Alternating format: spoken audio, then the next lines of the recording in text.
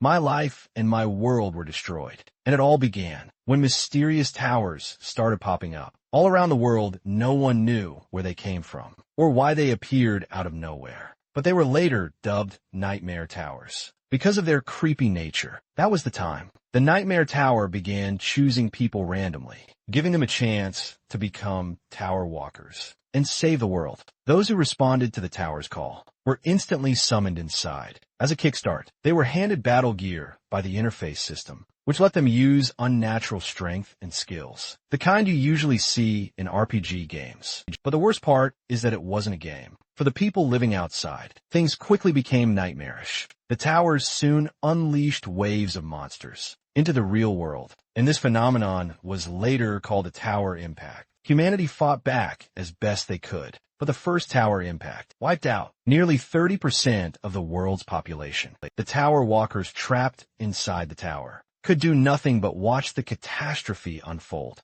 and see their loved ones die. Since they weren't really killing any monsters within, the tower became overrun with them, and eventually those monsters broke into the real world. But to make a change, they all decided to ascend and kill monsters with the help of the powers and skills they've been given in order to tempt them and steer them off course. The tower cunningly offered an opportunity like no other. They were given an object known as the regression stone. As the name suggests, it allowed tower walkers to go back in time to the moment before the tower impact happened. Their memories and experiences would remain intact. After regression, some didn't hesitate for a second and cashed in on this chance, while others felt suspicious of the stone. Turns out the folks who used it didn't actually travel back in time. Instead, they were transferred to a parallel universe with a different timeline. So basically those who returned to the past weren't fixing anything for this current world. They simply abandoned it. As they kept ascending the tower, things only got worse, especially after the second tower impact. So instead of dying a pathetic death at the hands of monsters, many decided to abandon their world and regress. The fate of this world was left only to the brave souls who resisted the temptation of the regression stone. But little did they know what awaited them was death. On the 98th floor of the Chamber of Hellfire, J1 was utterly defeated along with his comrades. Yet, they didn't give up fighting until their last breath. Eventually, our boy managed to slay the Tower Guardian at the cost of his friends' lives. His one and only friend, the one he cherished most, also chose to abandon this reality. With his final breath, it broke Juan's heart to see his friend make such a pitiful choice. But the protagonist didn't waver. He pushed forward and eventually reached the 90th floor, where he had to face the Guardian, the frostworm Velchus. It's been 10 long years since he reached the 90th floor, fighting that monstrosity, though the 90th floor nearly destroyed him. He knows that without the equipment, abandoned by the other tower walkers, who were once his friends, he'd have been dead long ago. Right now, he's back in the lower levels of the tower, meeting a blacksmith named Jay. The blacksmith is shocked that our protagonist actually wants to challenge that monster again. J1 doesn't hesitate before confirming it. He's not backing down until he finishes what he started. Here's a little context about this place. Some time ago, the tower walkers reclaimed a village on the 50th floor after finally defeating the dragon that ruled it. That village is now called Adipose. Of all the blacksmiths who once lived in Adipose, Jay is now the only one left. Jay is even sad because the demand for ore that had always came from the lower level floors has almost extinguished Jivan. Thinks to himself that this kind of outcome had been bound to happen. Sooner or later, after all, there are barely any survivors left. Jay pauses for a moment and then asks if he's noticed anything strange during his recent travels through the tower. And J1 recalls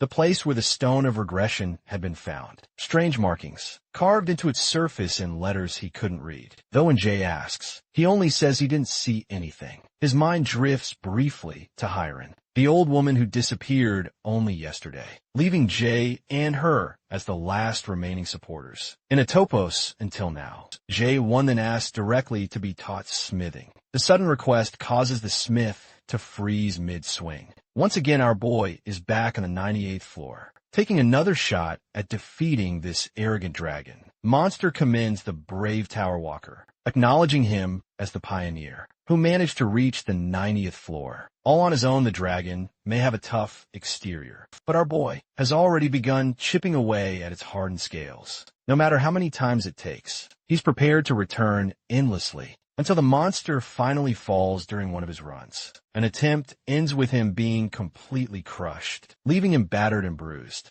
At this point, even the mighty dragon can't help but acknowledge the resolve burning within this young man. Jaiwan carries an unyielding desire, a singular obsession, an obsession to defeat this monster and make his friend's sacrifice truly meaningful. However, the dragon believes defeat is inevitable and failure is the only fate awaiting Jaiwan. But our boy lunges forth after breaking free from the ice, fully prepared to prove the monster wrong. He takes his stance once more, relying on the only technique he knows, which is piercing the dragon. He even finds it funny that the kid keeps charging in with the same old trick. You see, Jaiwan wasn't as fortunate as other tower walkers, who started their careers much earlier, giving them opportunities to obtain unique skills. And hidden class as Jaiwan had nothing to his name, so he poured everything he had into one simple, yet devastating technique. The art of piercing, he pierced his targets relentlessly, repeating the motion tens of millions of times. This refined mastery even earned him several nicknames. His piercing only grew faster, stronger, and more precise, eventually evolving into something comparable to a hidden class skill. And because it isn't an actual skill, Jae-hwan can use it endlessly, without consuming spiritual energy. Unlike hidden abilities, even so,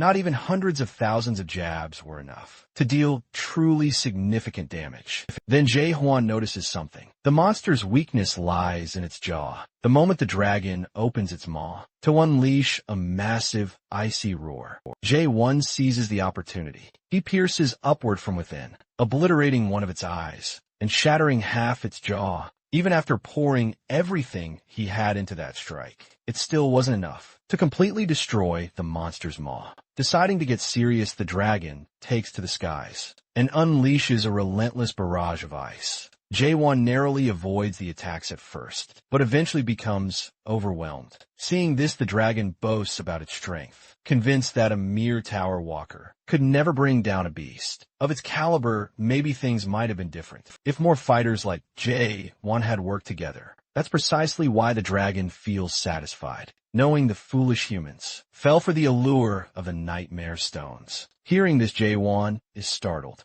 and demands the dragon explain more about these nightmare stones. Instead of answering, the monster begins crushing everything beneath its massive paws, leaving Jae-won no choice but to retreat for now. Jae-won is left with barely any HP, and a single swipe would have been enough to finish him off. Still, he is curious more than ever. He needs to learn more about the nightmare stones and what that dragon truly knows. To get the answers he seeks, he spends half a decade fighting the monster. At last, his efforts bore fruit. The nightmare of the 99th floor is defeated, and the victor sits right over the monster's devastated body. Now, before the monster's life extinguishes, Jae-hwan demands to know the truth about the nightmare stones. The dragon, however, doesn't give him the satisfaction. He says Jae-won can only learn the mystery behind them by reaching the last floor. With those final words, the monster dies, and our boy earns the Ice Dragon Sword as a reward.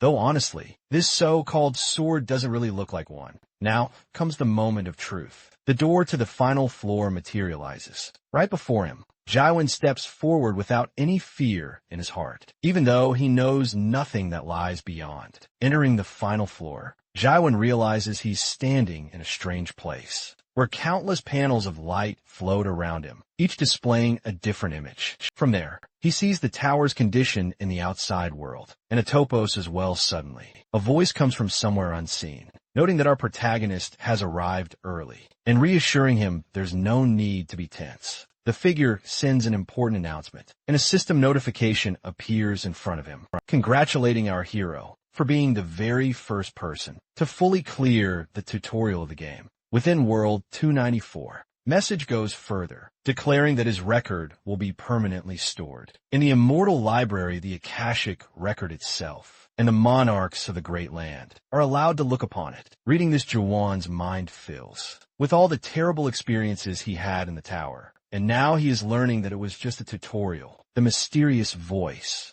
observes how shocked our boy has become, and warns him not to let it bother him too much, or else he will face the consequences. A huge wave of water crashes into Jaewon as a beast with glowing eyes emerges into sight. The creature comments that he has already gone further than he should have, yet praises the amount of control he's shown. For a human, praise doesn't last, because the beast suddenly stops mid-sentence as our protagonist rises from beneath the water. The figure notes how quickly Jae-hwan has recovered, much faster than expected. He doesn't waver as he demands to know who the being is. The figure only laughs in response, admitting it got too excited and completely forgot to introduce itself. It tells Jae-won he should be proud of reaching the 100th floor, alone for the first time in history. At last, it gives its name, revealing itself as Beast Rain, the demon who rules over the Nightmare Tower. However, our hero can't ignore the thought that this was all just the tutorial, and then asks if there must be a real game waiting. Beyond, the demon confirms he's right, but insists that before they move forward, they want to show him something.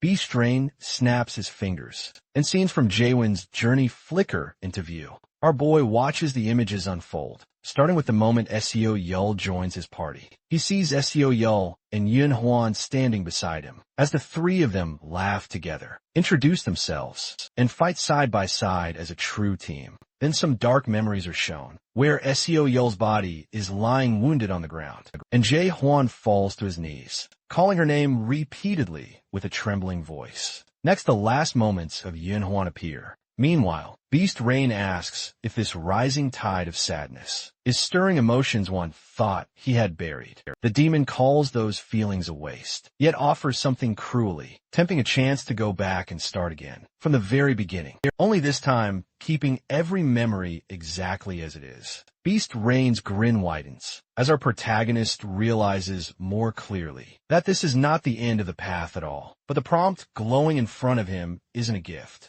Either it's nothing more than a trap, since he thought he could save the world. If he climbed the tower, he recalls the system window that named him as the chosen tower walker, supposedly destined to save the world. From the very beginning, there was no way to stop the tower impact, and they had been tricked into climbing. Saving humanity was their only hope. Jaewon rejects the offer instantly, declaring with firm resolve that he will never return to the past. Beast Rain mocks his refusal, claiming that no one can cling to what's already gone, because regression is impossible in both the tower and the Great Land. The name, Stone of Regression, flickers across our boy's thoughts, but the demon shatters the illusion right away, explaining that the so-called regression stone was never what people believed it to be. In truth, it's the Nightmare Stone, a cursed gem that drags anyone who touches it into endless dreams, woven by a dream demon. Its words cut deeper as it laughs again, saying humans are probably the only creatures foolish and desperate enough to fall for such a trap. Our hero connects the pieces and understands the truth in full. The main game that Beast Rain spoke of is nothing but an endless loop, a cycle that repeats without ever truly beginning again. Without the slightest hesitation, Jae-won presses no, declaring firmly that he's already uncovered the real truth of the tower. The tower itself is just another dream. With his decision made and his path clear, our protagonist swears he will hunt Beast Rain down, no matter what, and climb to the next floor. Waiting beyond, Beast Rain keeps pressing Jae-won and insists that the tower ends here. But our protagonist ignores him completely, refusing to even acknowledge the claim. The demon shifts to taunting, suggesting maybe he is only pushing forward because he is greedy and wants more than just memories as a reward. Then tries to tempt our boy by offering hidden treasures. Still, Jae-won does not consider it for even a second. Beast Rain wonders if he wants to go back to his world,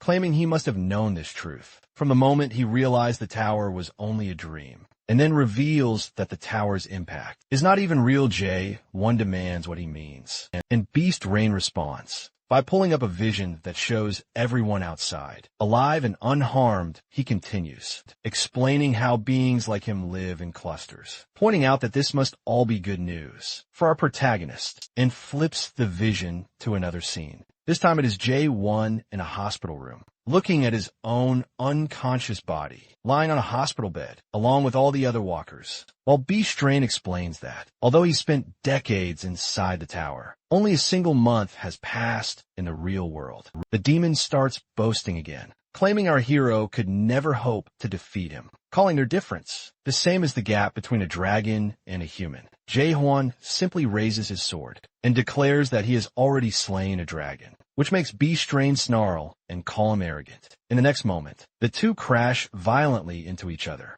Later, Jae-1 steps into a building, calling out for Jae but hearing no response, and his mind drifts back to all his battles with B-Strain. 72 days have passed, and he never managed to land a killing blow. Yet despite all those fights, the demon never actually killed him either. And now, our boy realizes it is because he never intended to. With that in mind, our protagonist swears to keep going, no matter how long it takes. Meanwhile, B-Strain thinks deeply about Jae-won as a product worth selling, a seed that refuses to grow the way he wants. Normally the process is simple. Pick out the good seeds during the tutorial, nurture them through the main game, and watch them develop, but this one is the exception. Resisting all progress, no matter what is done, the demon considers killing him, but the thought of damaging the soul and drawing the attention of the harvesters holds him back instead. He decides to raise him carefully and make a fortune, imagining himself rising into the upper ranks and clearing all of his debts, especially since even gods, who usually avoid demons, have shown interest in Jae-hwan.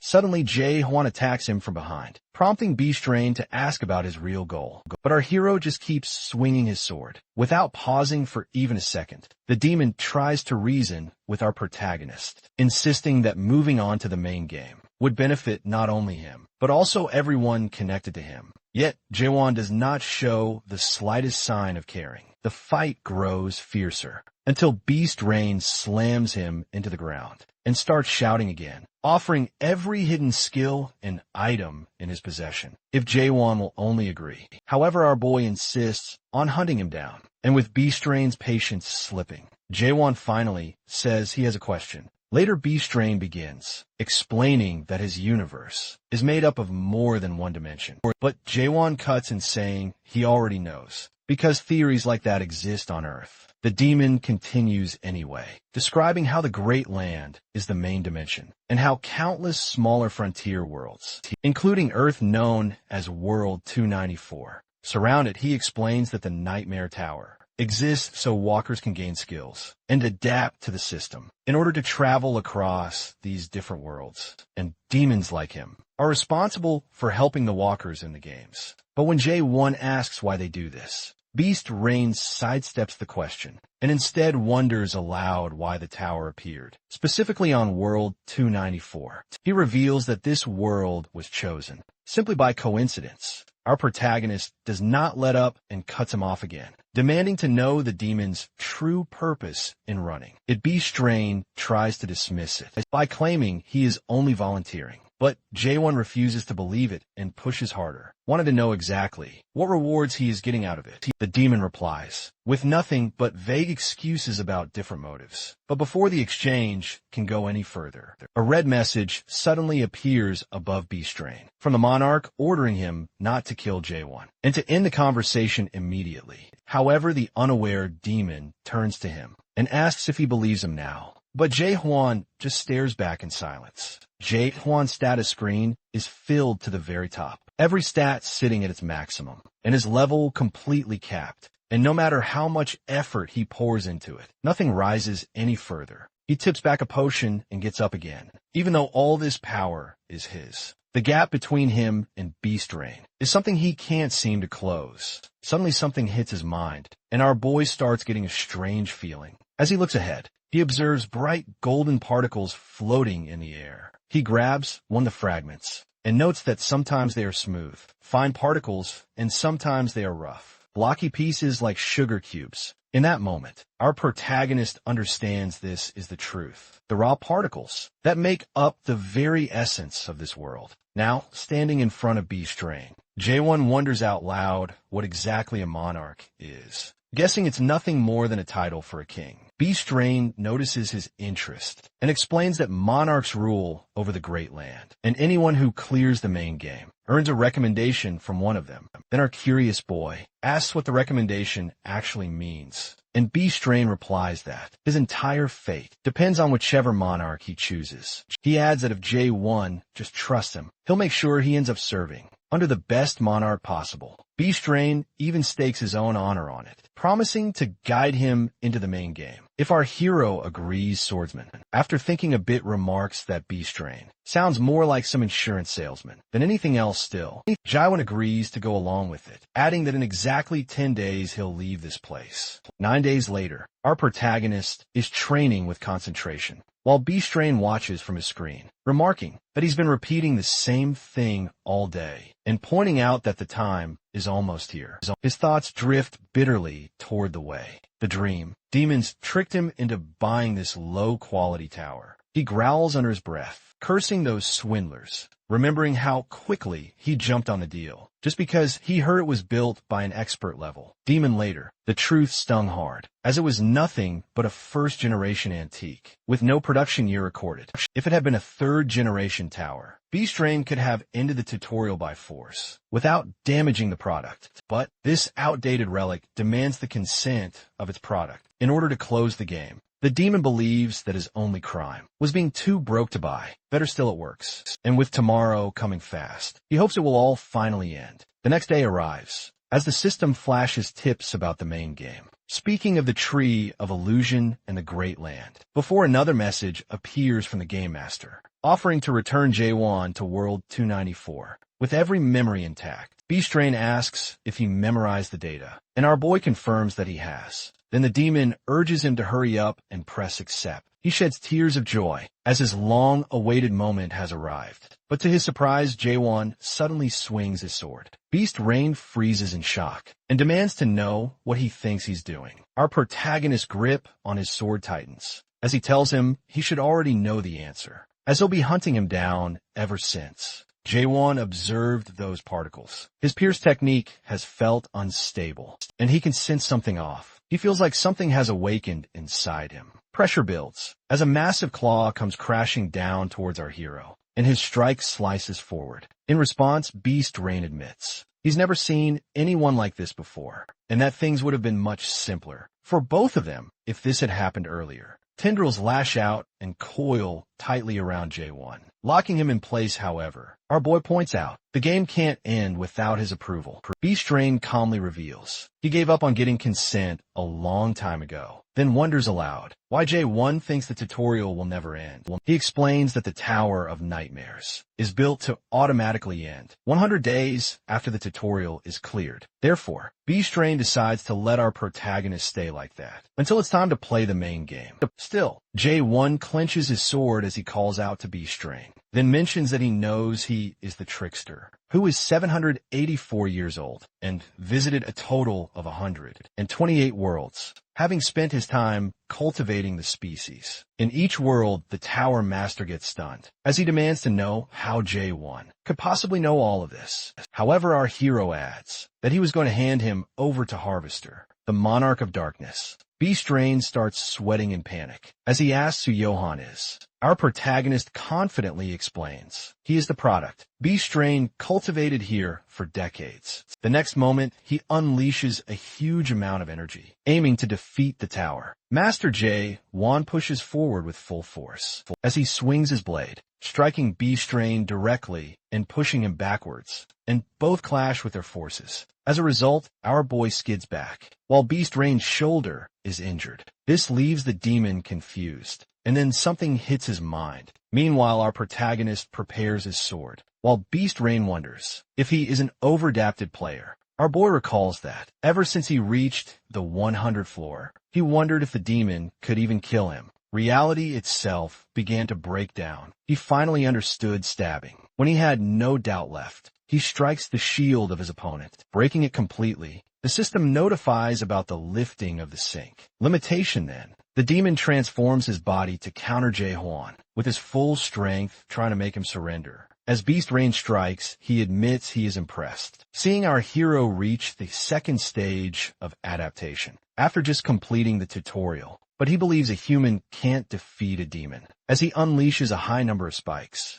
The spikes hit Jae-won, and his blood flows. But still our protagonist clenches his sword, and decides to stab his opponent. No matter what, he keeps stabbing as the count climbs higher and higher, until it finally reaches 10 billion times. Finally, Jae-hwan manages to land a powerful blow towards the demon, making his opponent realize something. However, it's too late for Beast Rain to do anything, as our protagonist successfully defeats him and points his sword towards the demon. He states confidently that humans are not just things for demons to trade and sell. With unshaken resolve, Jae-won declares he will destroy the tower and climb to the next floor, and then to the top the ceiling begins to shatter, as he declares that he will see the end of the world. The demons have formed a system window pops up, with his info filled with just question marks. Beast Rain scrambles in desperation, pleading with him not to do this, claiming that there is nowhere left to go. However, our hero refuses to listen.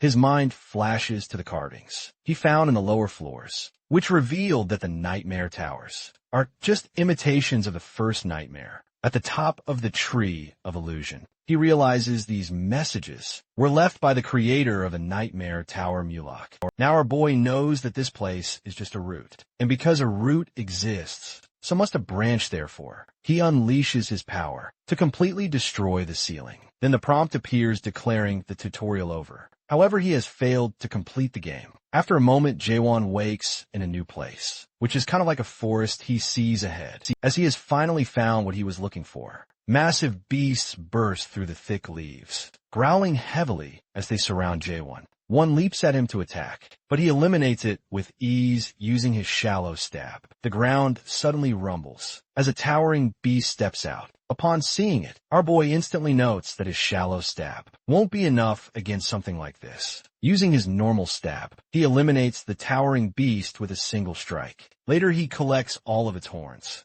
Unexpectedly, a yell rips through the air, and strange ant-like people appear from the trees, one of them shouting and pointing directly at him. Jae-won figures they came here for horns, so he holds out the horn as if offering it for answers. But no one reacts instead. The one in front charges with a blade, and our protagonist quickly dodges, while warning them to chill out, or he'll eliminate them all. When they keep attacking, he decides to strike them down. After a short time, all of the ant-like people are lying unconscious on the ground while our boy is sitting on one's body, demanding it to talk. The creature bites down on its own tongue, leaving him staring silently. Later, Jae-hwan starts checking through their belongings and finds a small dimensional backpack, which the system explains will give him 70 cubic feet of space. To store his belongings, he notes that the system hasn't worked right since leaving the Tower of Nightmares. He had assumed it would function the same across every world, even in the Great Realm. But that clearly isn't the case. While searching, our protagonist also finds some odd, colorful stones they carried.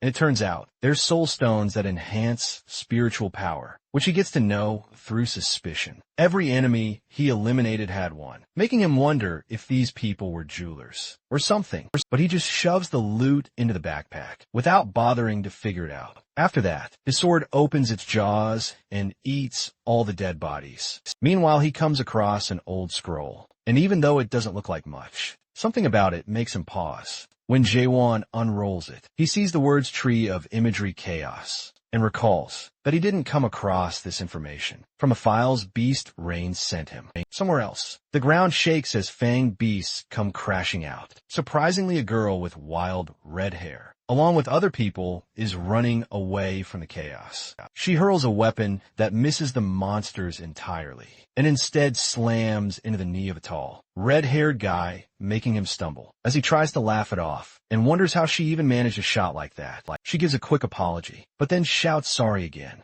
this time not to him, but because there's a two-horned beast barreling up right behind her. She's sprinting toward two guys, who yell for her to stop, but she just keeps running forward. Up above, Jaewon watches the scene unfold from a rocky ledge, and notices right away that the red-haired woman has the most power in her group, but their teamwork is a complete mess, and he can't help wondering how they even made it through the Tower of Nightmares. In the first place, the red-haired warrior finally charges forward, with flames bursting around him, and the girl joins him with a grin. But her first reckless strike nearly clips her teammate. He recoils and yells at her, while she just shrugs it off without a care. And that's when our boy suddenly drops down from above. Jae-won drives his blade in, one clean stab through the monster's skull, sending blood spraying as the beast collapses. When he steadies himself, he sees the red-haired warrior staring at him, with a tight jaw and eyes locked onto him. Once the chaos fades, the girl's teammates walk over to Jae-hwan and casually ask if he's cool with them taking it. Her friend looks hesitant, quietly pointing out that maybe they shouldn't, since the horn is worth a lot. They explain that normally it takes 10 people to bring down a two-horned beast. However, our hero doesn't say anything, though he remembers that the one he killed earlier had 5 horns. He figures that monsters with more horns are stronger. The red-haired girl steps closer, as she demands to know who he really is, saying that even across all of chaos, nobody could ever take down a two-horned beast in a single blow like that. She presses for an answer, wanted to know where he came from, and Jaewon looks her straight in the eye, asking what chaos is. The girl freezes on the fact that he doesn't know what chaos is. The red-haired warrior stares directly at Jaewon and immediately starts firing off questions, asking for his name, why he's even here, and how he's somehow able to speak with them. However, Jaewon only gives short replies in return by nodding and shaking his head.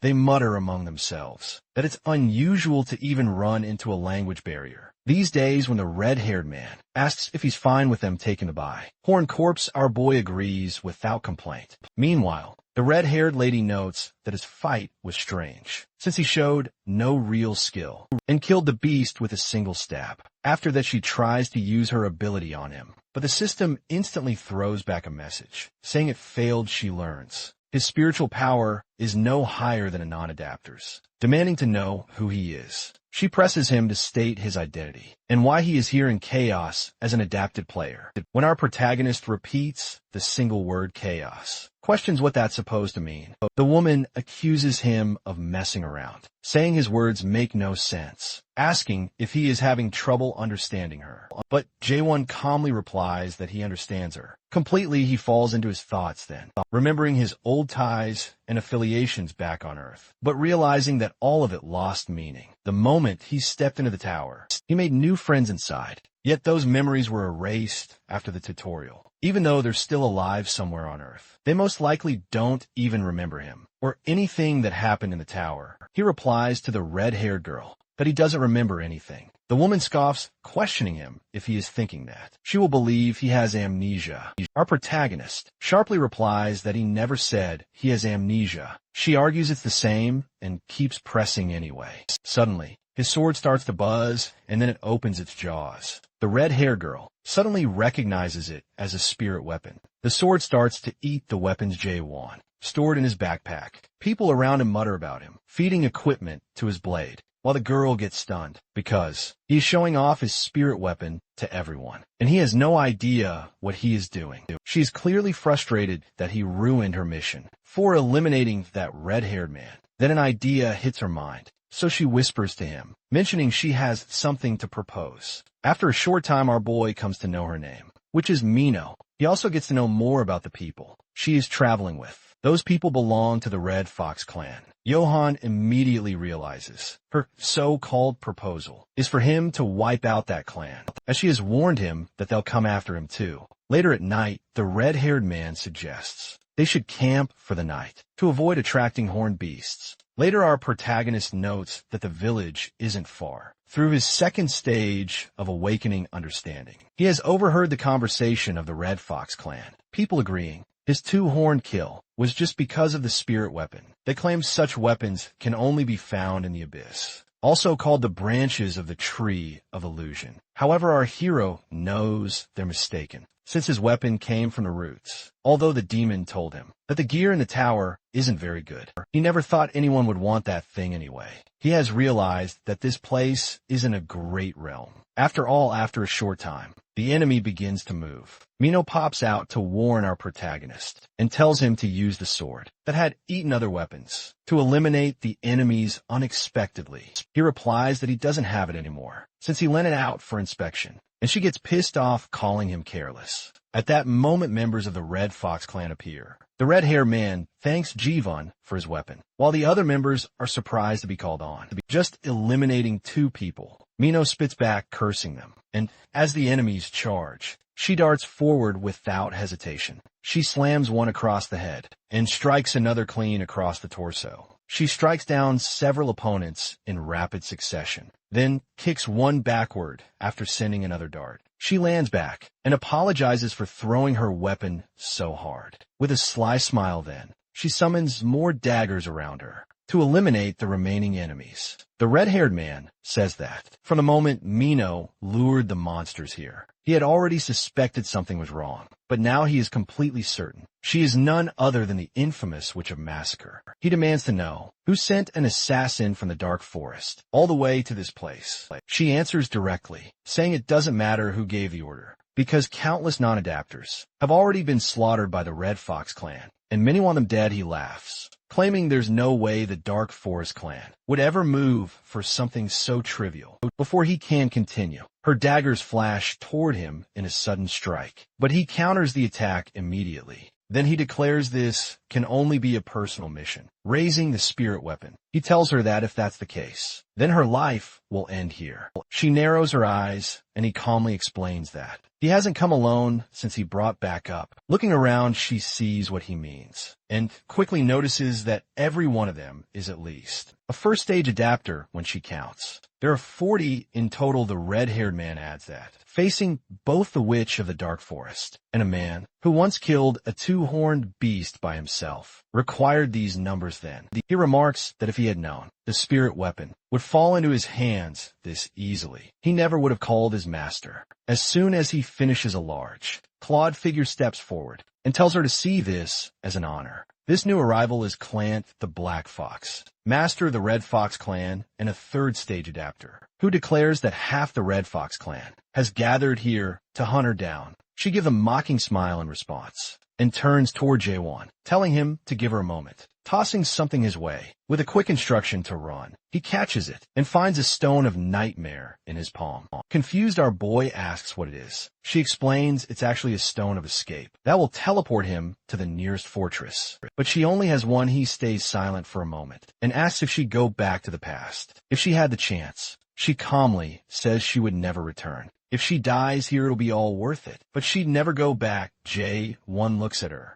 and assures her she won't die today. And he moves, striking the enemies with his 2nd sword, and strikes them down in quick succession. Right after that, a heavy attack slams into the battlefield as the Fire King unleashes his technique. Still, our protagonist charges forward at full force, invoking Oblivion, the 3rd stage of awakening. He slices straight through the incoming wave of flame, and force their clash creates shockwaves that tear across the field as weapons collide. Even though the Black Fox presses his attack with overwhelming strength, the counter pushes him back. When the dust settles, Jae-won is the one standing, who gets his spirit weapon back from the red-haired man a moment later. A massive blue slash rips across the battlefield, scattering the enemies that still remain, while Mino stands watching the scene unfold. She then calls his name when he turns toward her. She steps closer and asks about his true identity, though he replies she already knows. Then he points out if she has also lost her memory, which makes her grow uneasy. Then she demands the return of her precious stone. However, he mentions he has lost it. Her voice sharpens as she questions how he could lose something so valuable. Yet he simply tells her to search for it herself. Later, Mino does exactly that, overturning everything she can, but the stone remains missing, which makes her regret giving a precious stone to a stranger. Although our boy watches and tells her again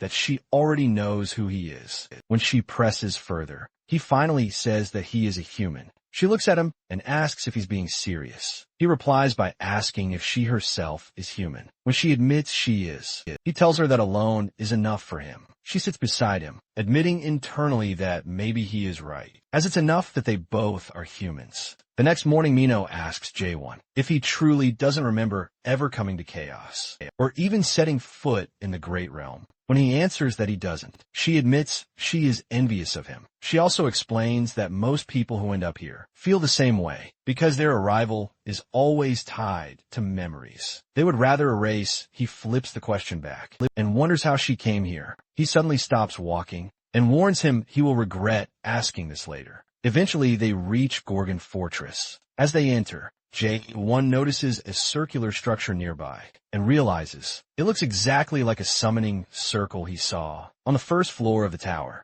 He moves closer, and right then a red light flares. A crowd of terrified people appears inside, screaming and begging for help. Mino glances at the group and remarks, "How many have come at once?" She mentions that's how she ended up in Chaos, and not to ask anyone in Chaos how they arrived. Then she welcomes him to the world of the dead Chaos. Won connects the dots and concludes that those who die in the Great Lands end up either chosen by the gods of the Abyss, or they're chosen by the masters of the Great Realm. The chosen ones achieve glory in battle, but most fail and end up in Chaos, the stem of the tree of illusion. Next, Mino explains that if someone dies again in Chaos, the death becomes permanent, and they get absorbed by the tree of illusions. For nutrients, those who die don't spill any blood, as they're already dead. Our boy realizes he has ended up living with the dead. Mino explains further that nightmare towers are the roots. Chaos is the stem, and the abyss is the branches. These are all the places of the tree of illusions. With this information,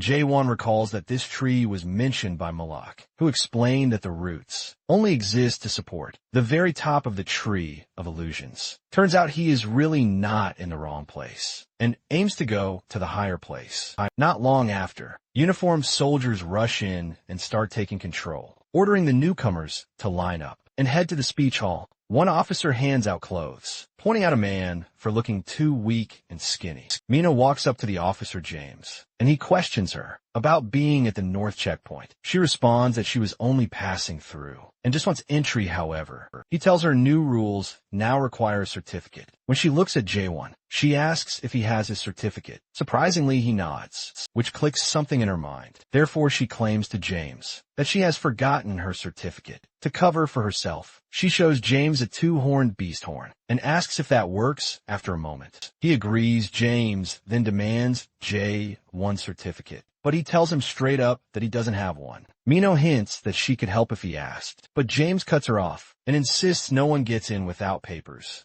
Jaewon acknowledges and starts searching for something in his backpack. This makes Mino think he must have decided to kill the guards to get inside. Therefore, she immediately comes between our hero and James, as she is about to explain something while panicking. However, a commanding voice cuts her off, asking what's happening. The soldiers all freeze as a man in uniform appears. Chief Carlton, the one managing the checkpoint. He walks up to James and demands an explanation. James points at J1 and says he's trying to enter without a certificate. Carlton doesn't hesitate and says entry is impossible without proof of identity. He explains the inspector is allowed to refuse anyone who lacks it. He even starts reading fortress laws and uses his legal code to make everyone kneel down. Then he also brings up the Restraint Act. However, Jaewon uses his blade to slash his legal code, skill barrier from himself and Mino. He interrupts Carlton and asks what's actually on the certificate. Carlton says it lists one's identity records and skill data. J1 replies that he doesn't need one because he refuses to show him anything about himself. The chief is confused, as his legal code isn't working on our protagonist. Therefore, he decides to detain him under the law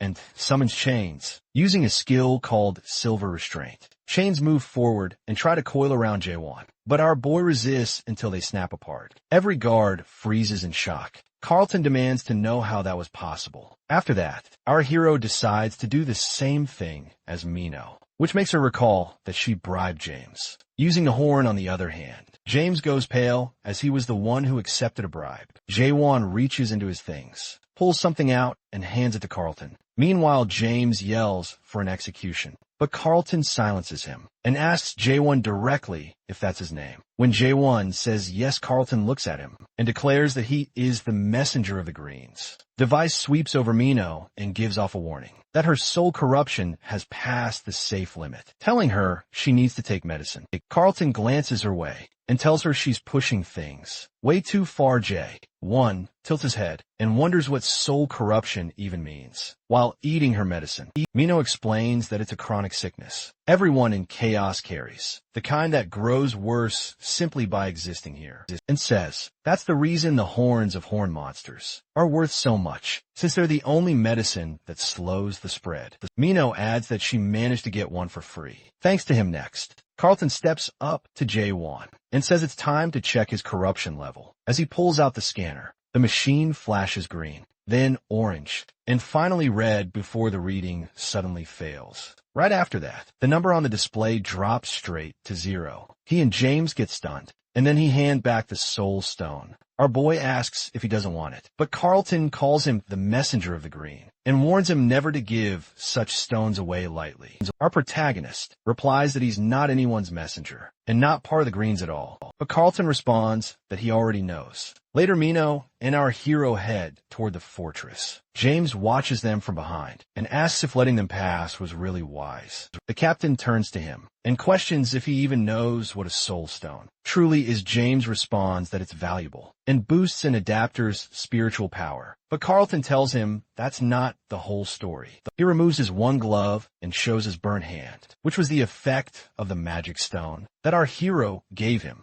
He explains that only a green can carry one without falling into corruption, while anyone else is consumed by it. He points out that J1 doesn't seem like a green at all, yet he handled the stone with no problem. James asks if that means he trusts him, but only his soul, since the device never fails. The only time it can't read is when a soul is completely pure. He states that our protagonist's soul is the purest in all of chaos. So whether he's a green or not doesn't matter, because what they need is simply someone who can handle the stone. When James brings up their master's condition and asks if it's connected, the captain says he doesn't know. However, he brings up rumors of someone at the gate taking bribes, and James freezes, realizing he has been caught. Meanwhile, inside the gate, our boy thinks about the process of getting Mino inside, remembering how Carlton listed out the regulations and told her he'd let her go only because J1 asked. He warned her never to try bribery again. He then tells J1 that she'll recover soon.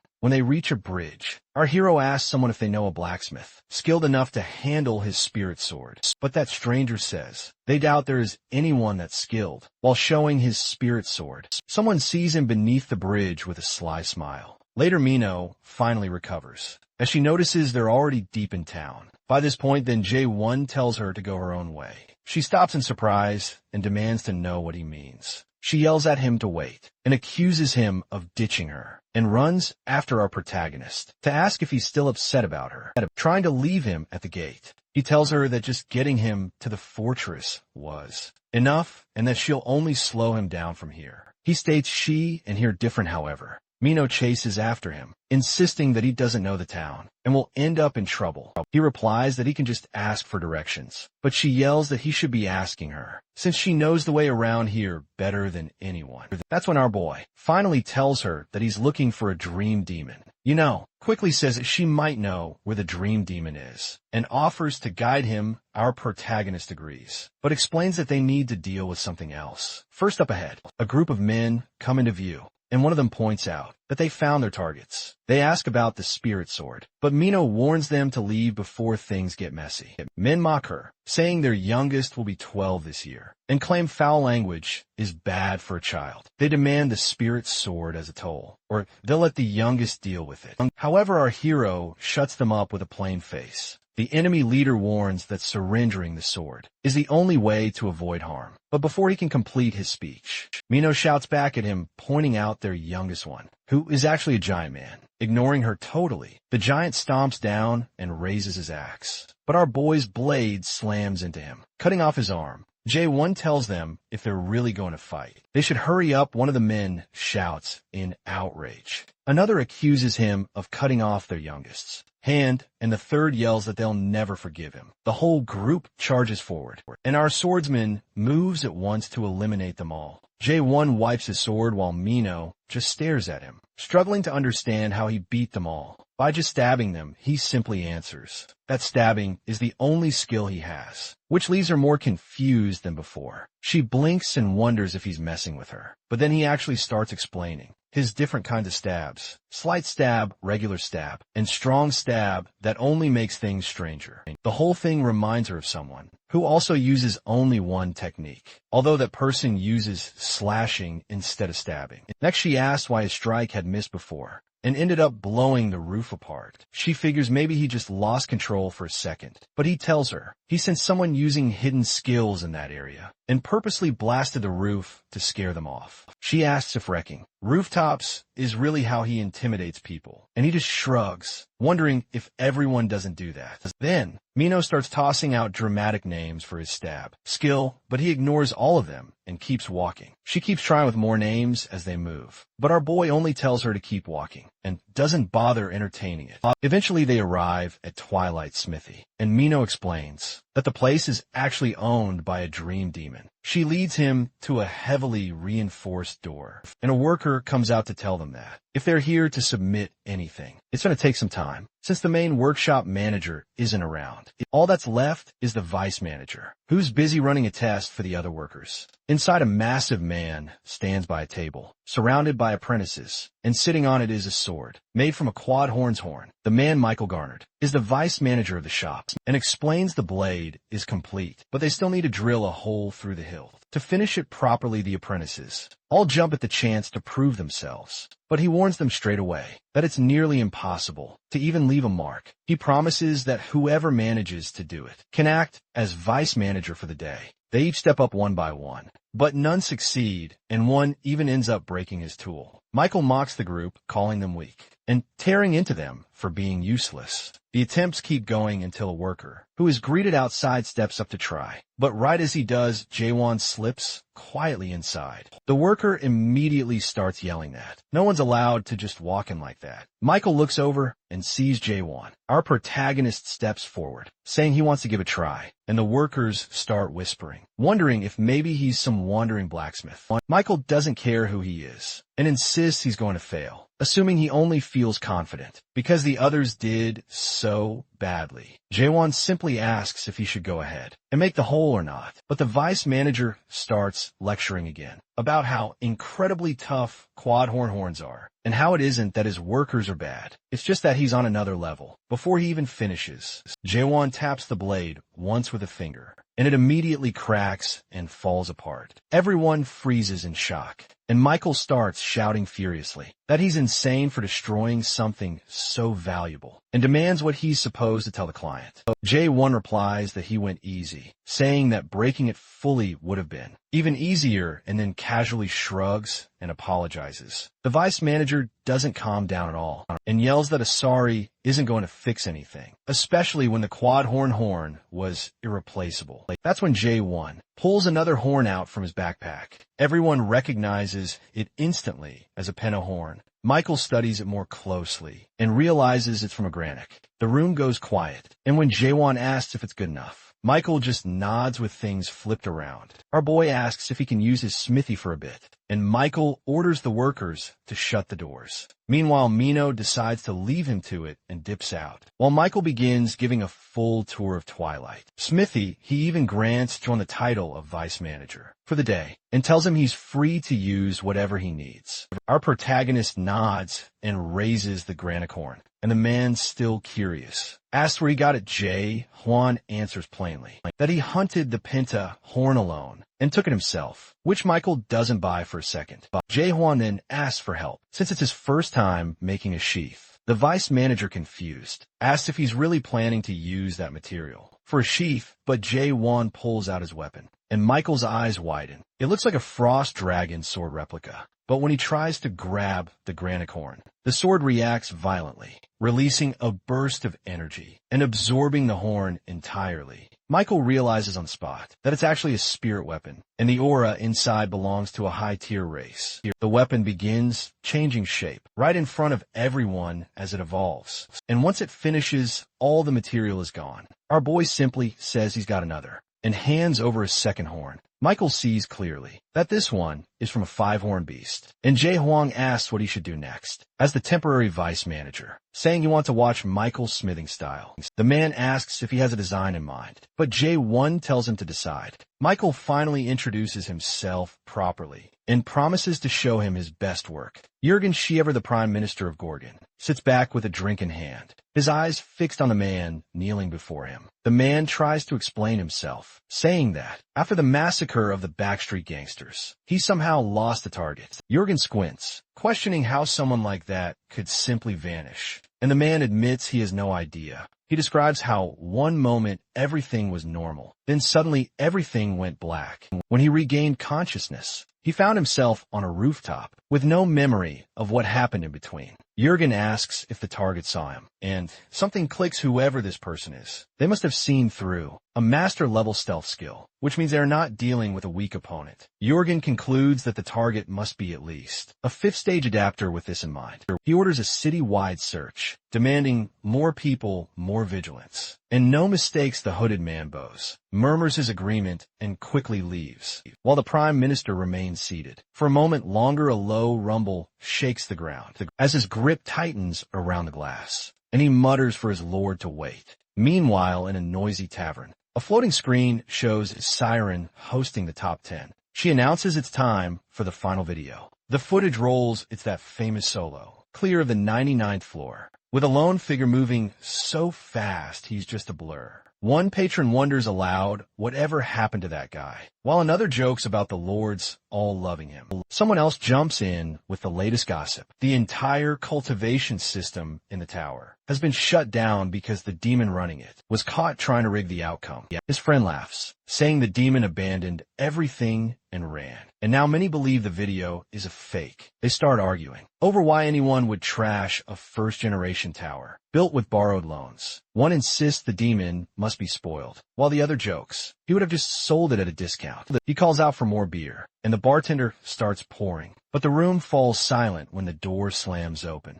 All eyes turn as Mino enters. Tall and fiery, she strides straight to the counter. She takes a seat, and before anyone can speak, a man approaches complimenting her looks. He tries to flirt, but she isn't interested. With a glare and a surge of dark energy, she tells him to leave, and he quickly backs off. Still seething, Nino mutters about feeling awful and tosses a gold piece on the counter, demanding enough alcohol to knock her out. Later, she suddenly starts shouting about Jae-won, venting about how full of himself he is. Our boy's name keeps coming up as she rants, until the bartender sighs, mentioning that everyone's heard enough about him. Already that's when Claire, the tavern owner, steps in. She asks why Mino is being so dramatic, when she isn't even drunk yet, and questions why she sticks around. Someone she claims to hate, snaps that it isn't like that, but admits that every time she sees Jae-won, something inside her ignites. She recalls how our protagonist walked straight into chaos, sword swinging, destroying everything in his path with no hesitation. She can't shake the memory of how he looked at her, repeating his words that they are different.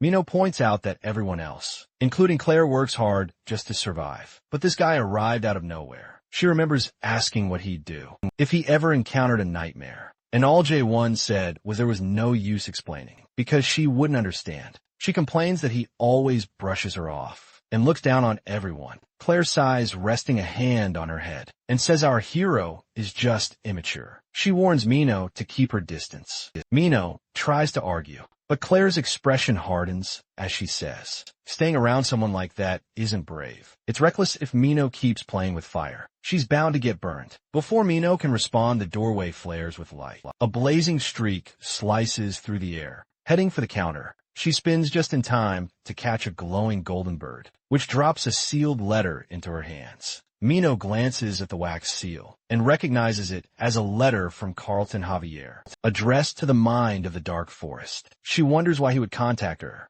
but before she can open it, a massive figure steps out of the crowd. He locks eyes with her and asks if she's the Witch of Massacre. Her eyes widen as a sharp, clawed hand shoots out, grabbing her wrist. Mino smirks, admitting that's her. But the man yanks her closer and tells her he has a job for her. She's going to listen whether she wants to or not. Elsewhere at Twilight's Fall, the ground trembles as an explosion of energy blasts outward, sending dirt and rubble flying. While Michael is hurled back, a booming voice roars through the chaos, warning that he isn't allowed to enter this place. Michael struggles to lift his head, dazed and shaken, just in time to see a monstrous figure rising before him, a terrifying beast radiating overwhelming presence. Frozen in place, he cannot move. Before he can gather his thoughts, Jaewon's voice cuts through the air. Our protagonist looks down at him, reminding Michael that he was supposed to be smelting the sword, and that if he truly wants to help, he had better follow through. Michael slams his tool against the horn again and again, but no matter how hard he strikes, it doesn't leave even the faintest mark. He finally admits the truth, that the item's level is far beyond what he can manage. Jiwon shakes his head and tells him it isn't about level at all. Before the craftsman can even react, our boy grabs hold of his head and forces the first stage of awakening to ignite, the one called doubt. Then, without pause, he drives him into the second stage, understanding which opens Michael's eyes to what really stands before him. And the horn in front of them suddenly begins leaking, an unnatural matter, and Michael stumbles back as black mist spills upward until it floods the air out of the darkness. A penta horn slowly emerges. It suddenly crashes into the ground with a force so great the earth splits and bursts around both Michael and our protagonist. The fighter shouts at him, demanding he pull himself together and actually fight. If he plans to do anything at all, he stares at the beast, realizing in shock that this is its true form, and starts questioning why he has wasted all his time using such small and meaningless skills against something like this. It feels too unreal, and he convinces himself it must all be a dream. So if he just wakes up, then everything will disappear. Muttering under his breath, he bolts for the door, but the massive shadow of the pentahorn, combined with the sound of our boy's voice, makes his legs lock and freeze him on the spot. Jaewon exhales, ready to move, and in a sudden blur, Michael bursts through the doorway instead, yelling for help only to stop cold when he sees an endless flood of undead creatures, calling him vice manager, standing in the hall. A giant eye appears, fixing its gaze directly on him, while telling him he is not even qualified to look at this place. Then the ground suddenly splits apart, throwing him backward and leaving him stunned and disoriented. Our protagonist doesn't let him recover. Grabbing Michael's hammer, he charges forward and smashes down against the pterodactyl's horn, using the opening to surge closer. He darts in a striking range, slipping past the snapping jaws. And when the beast lunges again, he is already there, driving his fist forward with all his strength. Toward its face, the battle explodes in noise, and Michael's roar joins the chaos. As the struggle rages on later outside, Michael asks if one is simply going to walk away, and the other responds that his role here is complete. Michael offers to name the sword, calling it Doc Bull, and when our hero asks if that means the lone hero, Michael insists it is the perfect name, before turning to leave the others bid him farewell. But suddenly Michael calls out again, demanding to know what he looks like in Jaewon's world. Our boy turns back, and with a simple answer, he tells him that he looks human. As Jaewon walks ahead, he notices Mino following him. She wonders aloud if he's worried she might be plotting something. When he bluntly asks if she is, she replies directly that her plan is to kill him. He doesn't flinch, and only questions what she expects to gain from it. As she steps closer, she hands him a small bundle, explaining that it's clothing, partly as an apology and partly because she's tired of seeing him dressed like that. She then asks what he intends to do, now that he's failed to track the dream demon. Our boy mentions that Michael once brought up a way to trace it, and once he does, his plan is to head to the Tree of Imagery and search for the path into the abyss. She presses him again, questioning why he would go that far, and he simply asks if she's really that curious. Mino warns him that even if he reaches the abyss, those who return are forever marked as warriors of the abyss, Our protagonist says he has no intention of coming back. She grows uneasy and demands to know who he thinks he is to even try. She accuses him of moving forward without caring about anyone else, calling him inconsiderate, cold worse. Mino adds that he doesn't see the people here as human. Maybe they aren't as strong or brave, but they're still human just like her. Jaewon recalls his moments with her, and using his awakening skill, he notices a message above her, warning not to get any foolish ideas, and threatening the life of an old woman if she breaks their promise. He wonders if those people have hostages to get their hands on him. Meanwhile, a hooded figure watches. Our hero considers whether saving the hostage is worth the risk, then decides it's meaningless, since saving them would change nothing, because suspicion shows him the truth of this world, where numbers and data control everything, and people sell their souls for higher numbers.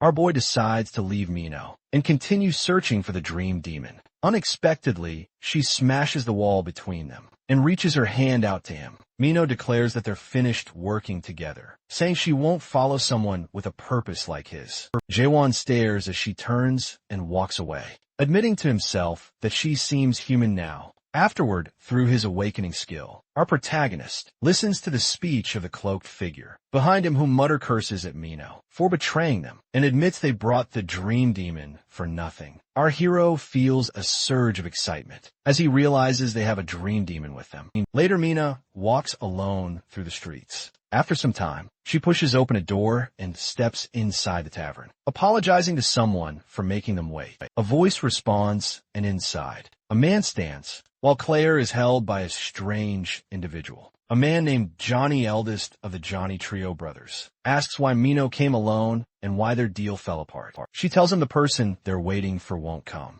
since his goal is to destroy the world. Suddenly she launches forward. Spears of light shoot toward him, and Johnny laughs, calling her insane. As shadows rise beside him, one lunges to attack, but she blocks with a spear and retaliates, forcing it to swing and knock her across the room. He orders his ally to seize someone, but she warns they'll be hunted by the dark forest if they do. Johnny replies that there's no branch here to stop them, and says she and Claire will be dead before anyone even finds out. Blue energy bursts in her hand, forming 7 pink spears that spin together as the 7 daggers of a Quran. She attacks, but unfortunately, Johnny blocks and sneers that it's just another trick, promising to tear her apart. Then he pauses and she remembers when Jaehwan once asked if she would go back to the past. She knows she would, if it meant ending up with him again. Johnny raises his weapon high, while she wonders if she would have lived long enough to see the world fall before his strike lands.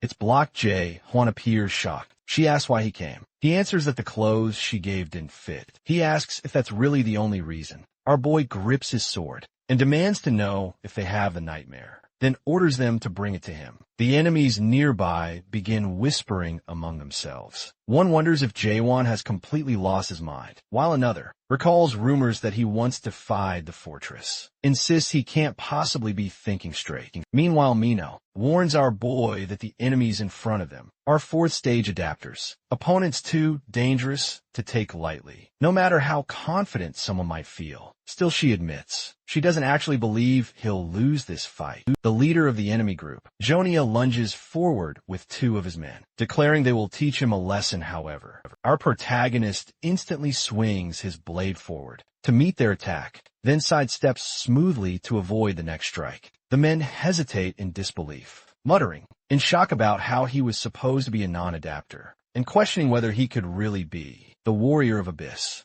Johnny tries to reason that a 4th stage adapter should be about the same level of threat, though at least the beast had managed to withstand an attack like this, before Claire suddenly cries out in pain. One man urges his comrade not to hesitate, and to finish it, striking the captive hard, while ordering her to stay quiet. Mino turns to Claire, urging her to hold on just a little longer, and promising they will save her. She then looks directly at Jaewon and asks if he can do it. Our boy wonders why she's even asking, since he came only for the nightmare and nothing else, but still shouts for them to attack quickly. Skeletal figures rush forward, while Claire roars for them to move faster. Jaewon raises his glowing sword, and as he does, a brilliant blue beam shoots into the sky, Far away, soldiers spot the pillar of light, and Carlton recognizes it immediately, ordering his men to move out. Back at the tavern, a man bursts in, shouting about the barrier breaking. Orders fly as Johnny is told to surround the place. Soldiers scramble into position. An armored squad pushes inside, and Carlton steps forward,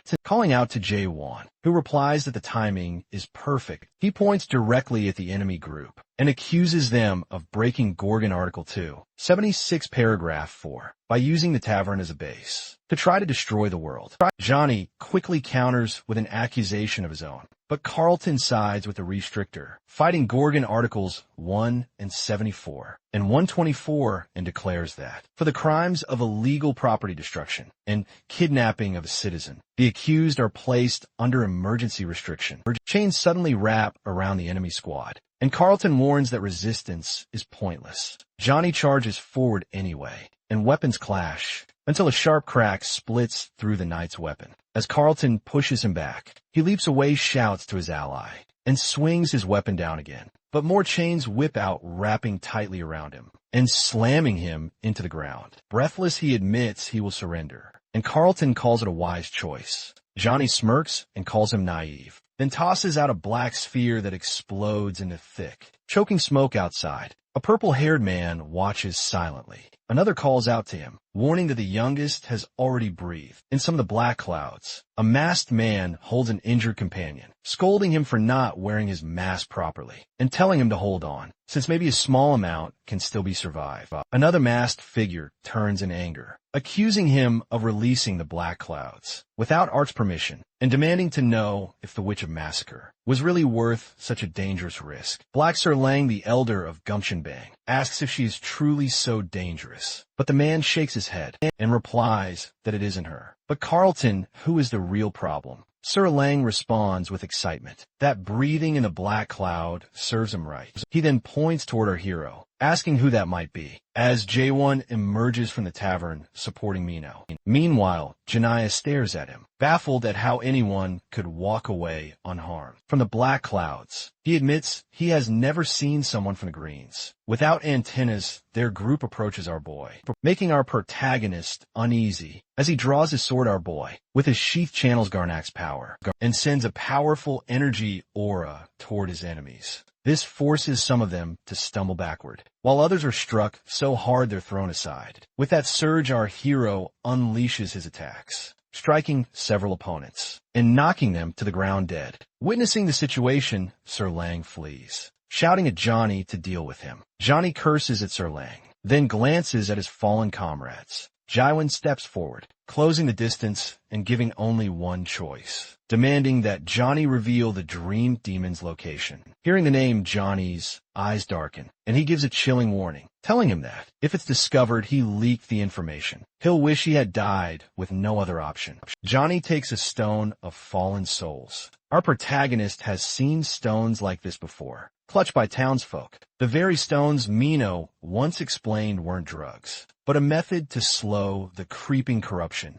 that eats away at the soul. However, Johnny's body convulses violently as the unleashed power rips through him, twisting his flesh and reshaping his bones, until something monstrous stands in his place. What rises is an undead beast, charging through the streets with wild strength and eliminating people in its path. Now Johnny has transformed into that monster, can see the truth of the world he lives in. As he observes, he wonders what he was so afraid of. Now that he can do anything he wants, he sends his tentacles to attack our boy. But when he sees Jae-won as human, he questions how a human can exist in this world. Meanwhile, our hero isn't able to see Johnny's true nature, even with suspicion still. He ignores that and focuses on his enemy. Using his spirit sword, he instantly strikes down Johnny. In his final moments, Johnny suddenly glimpses his past life before his body disperses into the air, leaving our protagonist hoping to find the whereabouts of the Dream Demon from those remaining at the tavern.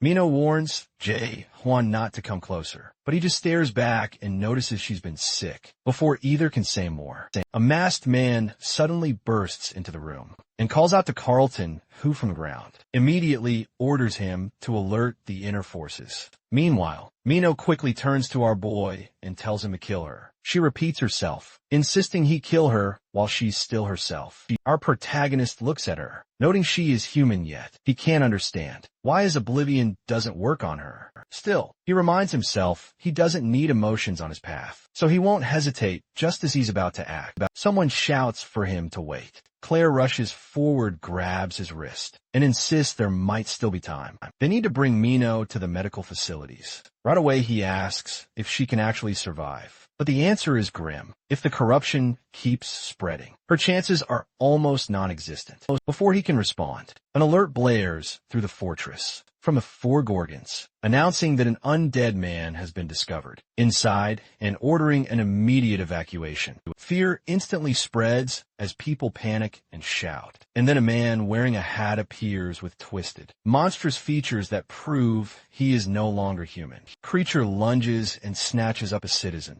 and almost immediately, another one charges into the area. A man in a red robe steps in to annihilate the undead. Inside the medical facility, Claire turns to Juan, wondering aloud if he is the man Mino mentioned, the one who ignores every rule, judges only by his own standards, and decides for himself what it means to be human. She says she knows people like him because she's seen them before, then explains that the people here have not adapted because they never had the choice. Our hero answers that it is because they lack courage. But when she presses and asks courage for what, he says nothing instead. She tells him there's one thing he has to do and warns that he should leave because it will be dangerous for those around him, and she can't stand people like him. This causes our boy to recall past hardships. While this is happening, a guard asks how much medicine is left for Carlton, and another admits most of it has already been used, just to calm him down, leaving almost nothing. James instantly demands that every last bit be brought to him, so the medics rush to prepare it. Juan watches as the medicine is administered, but even though the medic works quickly, it does nothing to purify the chief, and they can only beg him desperately to hold on. Our protagonist then demands to know if there is any way to bring someone back after turning into an undead man.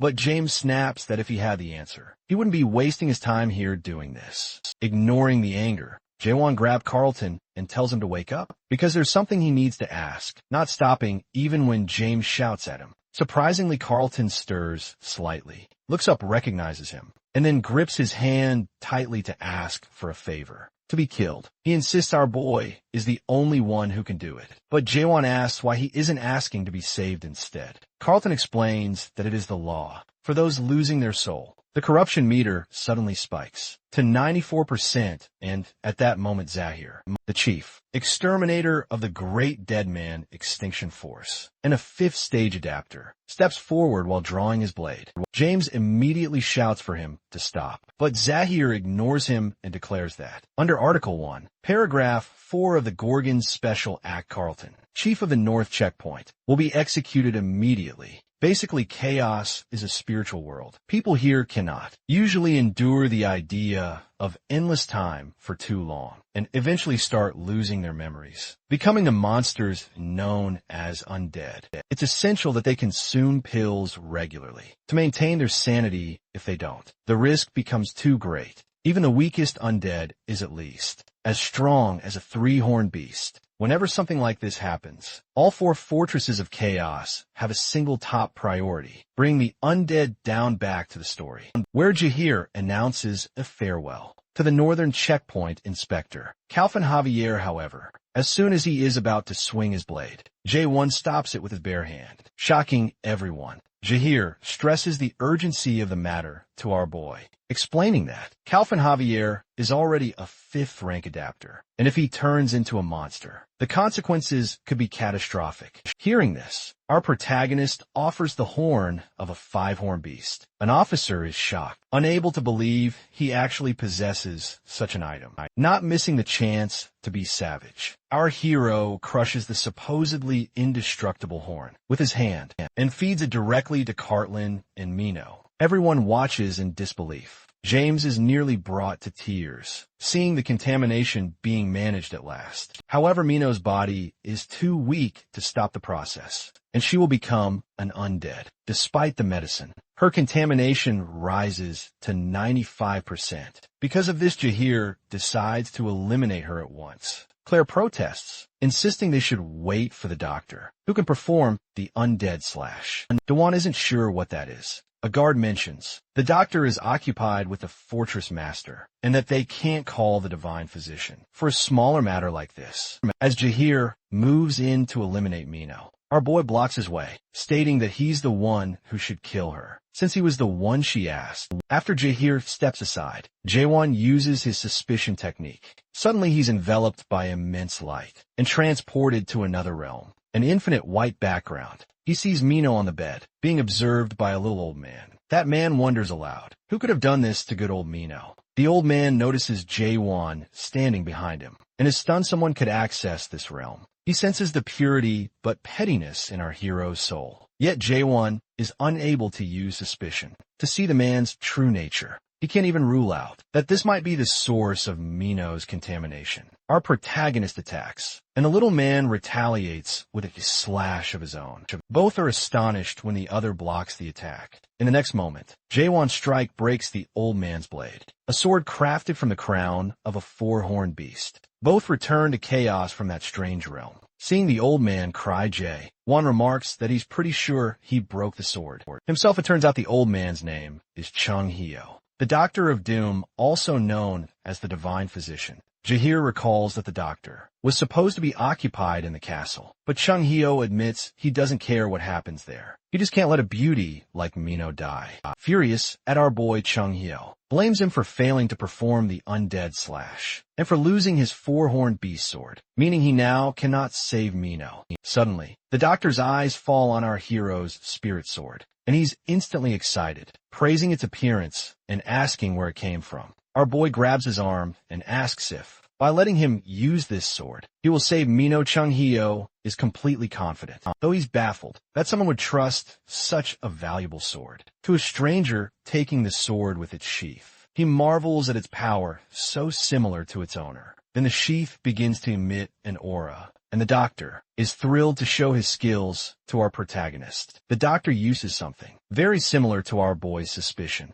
to uncover the true nature of things. Unfortunately, the doctor collapses before completing the undead slash, admitting that he doesn't have enough mana. The sadness on his face reveals what this means, and it gets worse as the realm they're in begins to collapse, indicating they're almost out of time. The doctor's sketch of Mino starts fading away. However, our protagonist grips his blade, making Chung Hyo uneasy, as he's certain no one can copy his undead slash. Our hero ignores him and decides to try his best, even if it's only an imitation. Still, the doctor tells him it's useless. One can't just mimic the spell. After seeing it once, he scolds our boy for attempting something the average person cannot even imagine. Jaewon isn't skilled at slashes or anything of that sort, but he believes the old man is simply being loud for no reason. He tells him to be quiet so he can concentrate. He focuses on every feature of good old Mino to draw her sketch moving across the vast canvas. He thinks about her mischievousness, her warmth, her trusting gaze,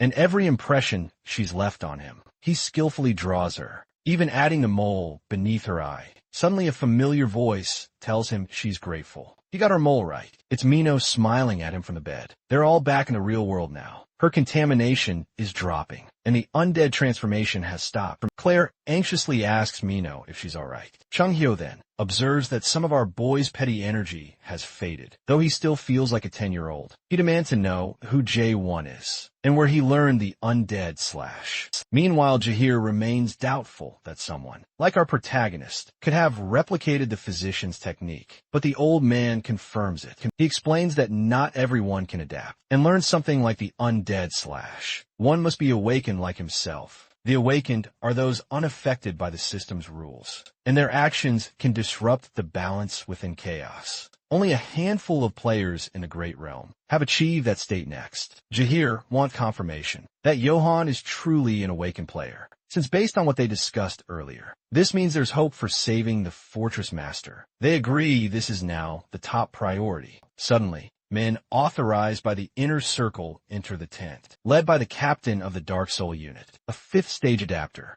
and head of the Guardians of the Prime Minister. Jahir grows confused, as the Dark Soul unit has nothing to do with the undead, or their cure unexpectedly. The Dark Soul captain kneels before our hero, calling him the Messenger of the Greens, and introducing himself. The Doctor and Jahir are both puzzled, since Jaewon doesn't look like any messenger of Nuk Myong. However, the Dark Soul captain asks him to go with them to the castle. Later at the castle, the Prime Minister, Jorgen, greets our swordsman and introduces himself. Saewon only gives his first name, which makes the Prime Minister chuckle, finding our boy as reserved as Chung Hyo. He then asks if our protagonist is truly a representative of the Greens. Our hero shakes his head without hesitation, stunning the Dark Soul captain. Meanwhile, the Doctor points out that our boy can handle stones of the fallen souls, something only those from the Nakmyeon clan can do. He wants to know how Jaewon is able to handle the stones, and where he found them in the first place.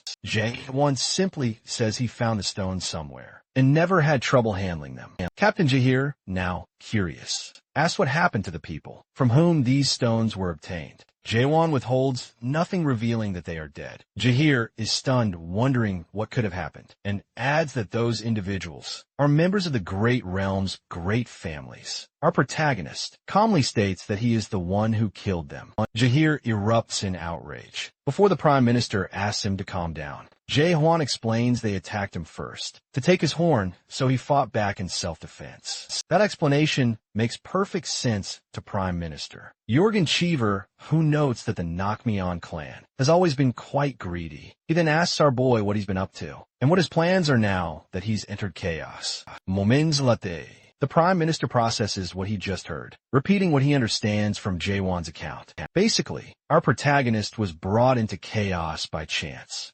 encountered one of the great families, and by another stroke of luck, stole their soul stones through that same chance. He entered the fortress and continuously encountered stories of fighting and combat that others had only heard about. Our boy's most recent feat involved conveniently mimicking the Divine Doctor's master. Undead slashing, as well. The story seems highly unlikely, and the Doctor wonders if the Prime Minister actually believes him. Chung-ho remarks that if the Prime Minister believes what Jae-hwan is saying so easily, he must be under the effects of being away from the fortress master for so long. The Prime Minister then asks whether his physical body is alive. Jae-hwan is stunned. He now realizes that after escaping the tower, he was essentially a spirit, so chaos must have taken him for someone who just died, landing him in this place. He's curious how Shiver figured it out, and how he knows he isn't dead. Shiver's thinking is straightforward. Nobody arriving in chaos describes their death the way our hero described it, being brought here by something out of his control. Shiver understands that Jae-won feels threatened by someone,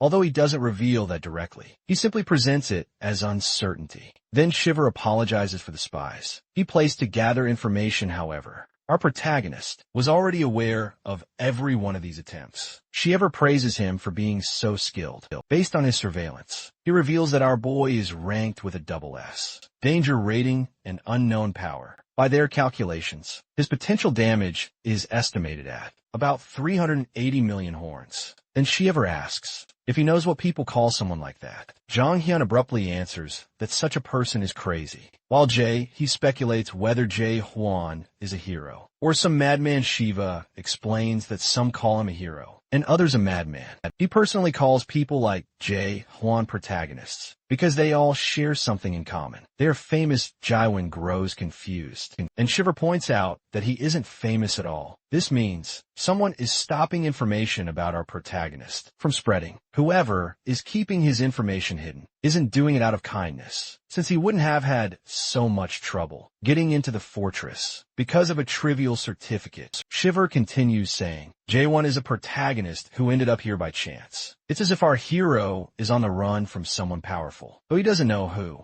He wonders if it could be the Master of Darkness, or one of the 12 Masters of the Great Realm. Next, Shiver proposes that Gorgon is willing to offer asylum and won't ask any questions. However, Jaewon suddenly asks if Gorgon Fortress is strong enough to withstand the wrath of the 12 Masters. Shiver senses an opportunity and asks if that's who he's running from. Our boy only replies that it might be one of them. This turns out to be good news for Shiever, as the masters are not allowed to interfere directly in anything that happens in chaos, and J1 wants to know what price he will have to pay. Shiver only wants him to save the castle lord. About 2 hours later, Chung-ho, our protagonist, and a Dark Shadow Guard are going downstairs. The Dark Shadow Guard mentions Calvin. Javier and Mino are recovering in the medical room, then turns to confirm if J1 really prefers to stay at the training grounds instead of a VIP suite. Jong-hyo, however, wants to fight our hero to see which is better, his slash or Jae-hwan's stab. But our boy doesn't take him seriously. Seeing Jae-hwan's lack of interest, the old man changes tactics and mentions the expert tower he cleared. Jae-hwan pauses and asks if he knows something. The old man, though, isn't giving anything away for free and says he'll only talk if Jae-hwan can beat him first. Chung-hyo doesn't believe our protagonist has any chance of winning. Later, Jae-hwan secures a decisive win. The doctor, however, demands another round. Jae-hwan glances over the damaged training hall, which is the direct result of their fight. He believes the fight is already over, but the old man tries to intrigue him by claiming he has a finishing move that could even kill Jae-hwan, a move he has been holding back. The doctor, speaking from within a hole, asks Jae-hwan how old he is. Our protagonist replies he is around 60, and the doctor yells, insisting he should pay some respect, as Chung-hyo is at least 1,000 years old. He says Jae-hwan should at least consider that. He's been practicing his slash for nearly 1,000 years, compared to Jae-hwan's 60 years of stabbing still. Our boy says it doesn't even seem like the doctor has practiced for 10 years. This angers Chung-hyo,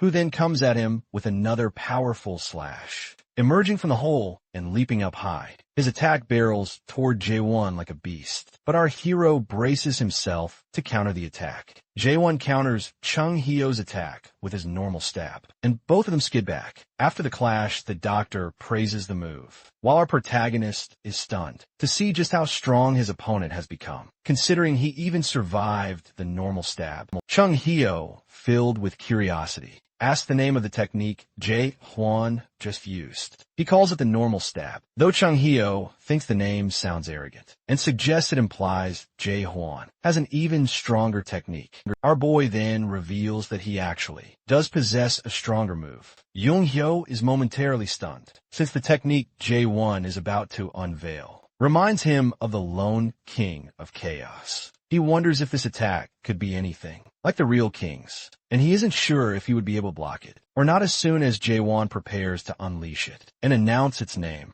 Chung-hyo abruptly declares him the winner, a crazed look on his face. Meanwhile, in the 5th zone of the Great Realm, Unbendable Steel Master of Steel, Hyo, demands to know what the Master of Darkness is doing. His aide, Nervous, reports that the Master of Darkness is currently in contact with Chaos. Hyo is surprised since all the Masters had agreed to stay away from Chaos. The aide, trembling, suggests Hyo see it for himself. He presents footage of Jae-hwan clearing the 99th floor alone. Hyo acknowledges hearing about the boy who beat an expert tower and assumes the story is fake, but soon learns Jae-hwan is the product of the Master of Darkness. That product didn't follow the rules. He refused to finish the tutorial and begin the main game, instead breaking through the ceiling and entering Chaos. The Master of Steel is curious how a mortal could do this, with a cultivator waiting at the 100th floor. What captures his interest is that Jae-hwan killed the cultivator. In order to escape, Hyu finds it unbelievable, but the aide insists the Master of Darkness from the 9th realm swears by it. It turns out this has been happening for some time. The Master of Darkness has been meddling with Chaos, and several zones have secretly been in contact with him. Curious about the 9th realm's actions, Hyo instructs the aide to notify those in Chaos that he wants to visit, though he makes it clear he has no intention of interfering. He also orders 10 gold-level elite guards to be assigned and wants Hyo's own warrior to join.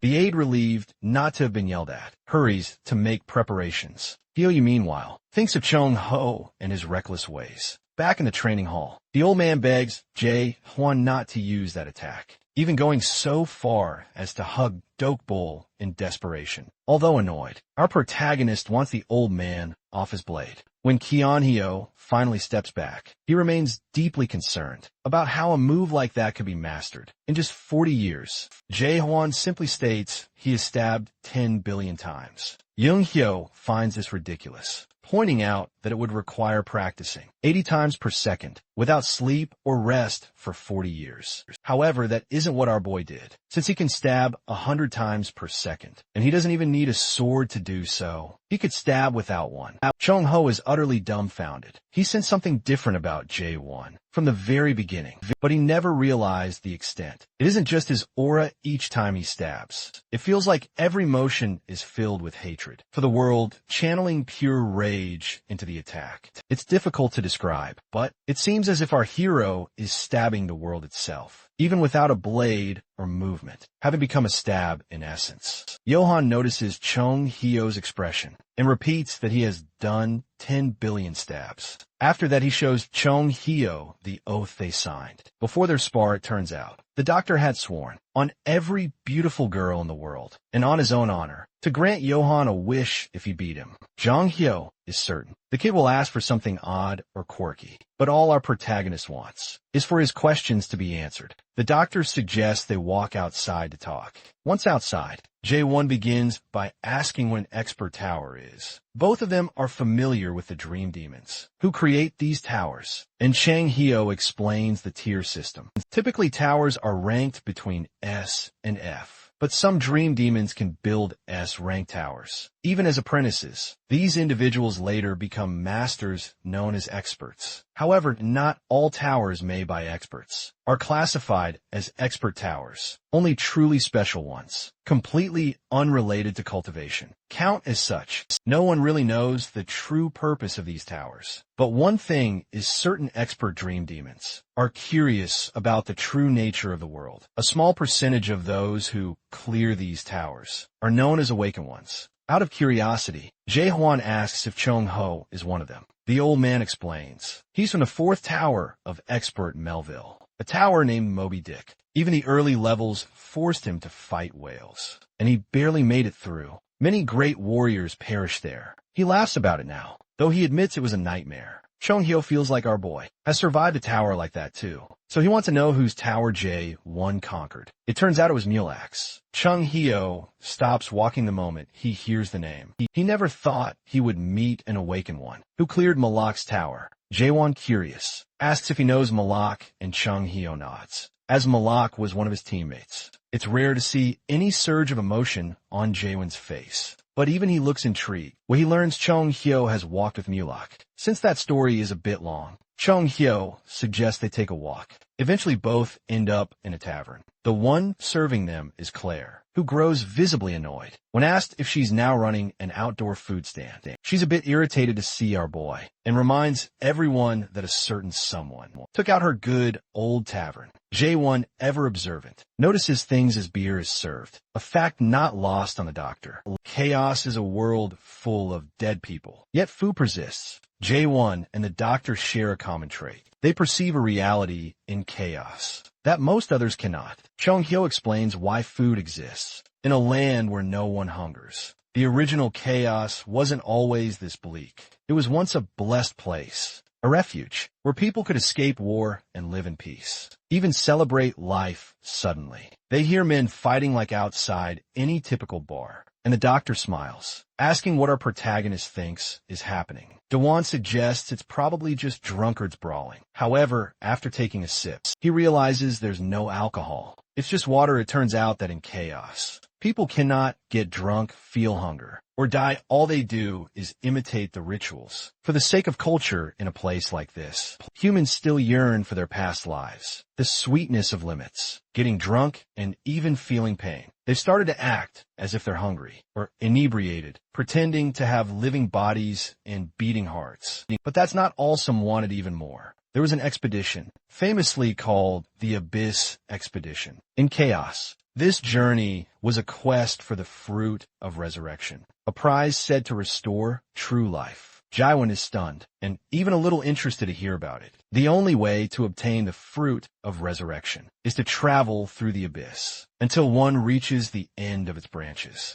At the time the expedition began, Chung Hyo had already awakened and was younger, about 150 years old. Unexpectedly, Malak led the expedition. A flashback unfolds as Malak speaks to Chung Hyo, praising him for awakening without losing his emotions. Chung Hyo, however, is angry and even hurls his blade at Malak, insisting that demons have no business being here. They should stay in their rooms, building towers. He's upset about the whole cultivation system. Malak, for his part, apologizes repeatedly for all the demons who made towers, then reveals his real reason for joining the abyss. Expedition, he wants to reach the end, find another tower, and put an end to cultivation. Chung Yu is utterly shocked. It's bizarre to hear a dream demon speak of ending cultivation, the very business they are known for, the only thing they truly do. One questions the doctor again about what happened to the expedition. Junghao at meet, he didn't go any further than the entrance. To the abyss he fell behind. Malak, however, is rumored to have reached the top of the illusion tree, from where fruit began to fall, allowing others to return to chaos. One wonders why the old man remains in chaos. Since he supposedly got the fruit, Claire returns to serve more food and gives the doctor a pointed look. As he twists the story, she explains the expedition was never actually successful, but the doctor disagrees, insisting Claire wasn't there and didn't witness its glory. He maintains they succeeded in collecting the fruit, and that he is proud of it. However, when they were returning, the patriarchs, the lords of the almighty lands, lay in wait to take all the fruit. Fortress masters and leaders of the 10 factions stood no chance against the overwhelming force those entitled rulers brought. They weren't a match. The fruit was taken back, stolen from them. Yet the monarchs still used the fruit when they died, and have continued to do so for over 9 centuries. Our protagonist figures. This is probably why everyone looks so defeated. All the time, no matter how much they pretend. They know they can't have real life for themselves, because the lords have claimed the right for themselves. Thinking of Malak sparks an idea in Jae-won's mind. Before he can ask the old man, Chung Hao has already passed out. How is that even possible? They were only drinking water. Claire clarifies that Chung Hao has been acting drunk for 1,000 years. She then adds that Mulak was never seen again. After that, he simply vanished. As Claire explains, James walks in, eager to thank Jae-won personally for saving his captain. Our boy remains expressionless.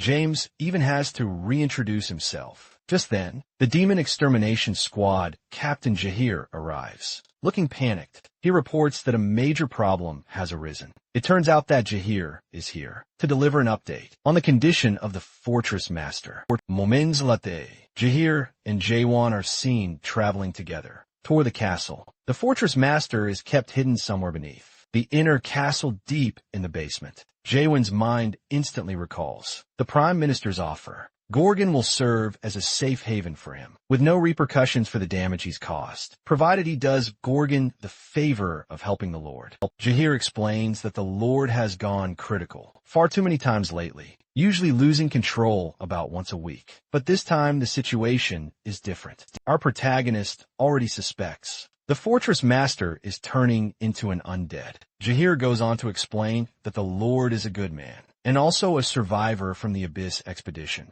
He is worried because Chung Ho still isn't waking up, and our boy is expected to perform the undead slash. However, all Jae-won has done so far is mimic the old man. Nothing more. As soon as they reach the castle, they begin to feel tremors beneath their feet. Recognizes this as the fortress master's doing. Suddenly they spot 2 tower captains standing ahead. Blocking their way, Jahir tries to explain the situation as briefly as he can, but the tower captain insists they have orders and cannot allow anyone to pass. Jahir finds this odd and starts to consider whose orders they might be following eventually, realizing that the 2 intend to go against the wishes of the heavens. To them, the only heaven is the forbidden heaven. The captains then wonder aloud if Jae-won is the one capable of performing the undead slash. Both captains prepare to attack, but before they can strike, Jahir pushes our hero aside to protect him. Jahir alone manages to handle the two captains, which even impresses our boy.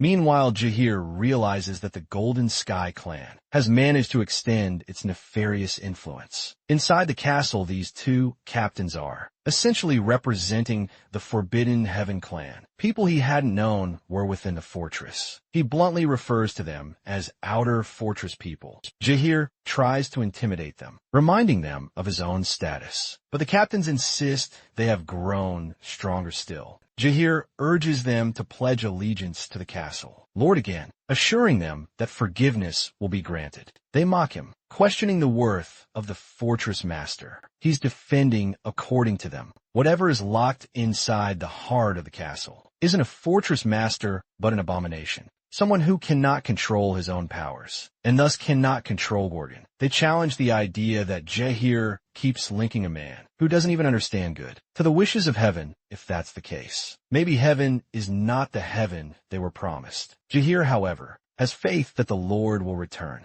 which enrages one of the captains, prompting a sudden ambush. After taking a hit, Jahir notes that two 4-stage adapters shouldn't be able to compete with a 5-stage adapter. Like him somehow, though, they continue to put up a fight. They speak of their own growth, but Jahir knows it's not normal progress. Suddenly, our protagonist tosses a drunken Chung Hyo onto Jahir. The captains then want to confirm if Jaewon is truly the one who can perform the undead slash. Using his awakened skill, our hero listens in on their inner thoughts. They doubt him, thinking he doesn't look like an adapter. His body is smaller than theirs, and he doesn't appear to have any special skills. The mystery in their minds is whether he can actually perform the slash. One even speculates that Johan probably can't land a single punch. Just to make a point, our boy asks if the next punch will suffice, then delivers a devastating uppercut, nearly taking off the bulky captain's head. Afterward, he turns and punches the masked captain. Damaging his mask, the masked captain retaliates, but our protagonist dodges easily. Noticing the strong energy his opponent is emitting, he considers a few possibilities. Maybe they're fueled by revenge, or perhaps there's some kind of transformation happening. Yet when he looks into their eyes, he sees only fear for an instant. Our hero wonders how these traitors could be so easily frightened.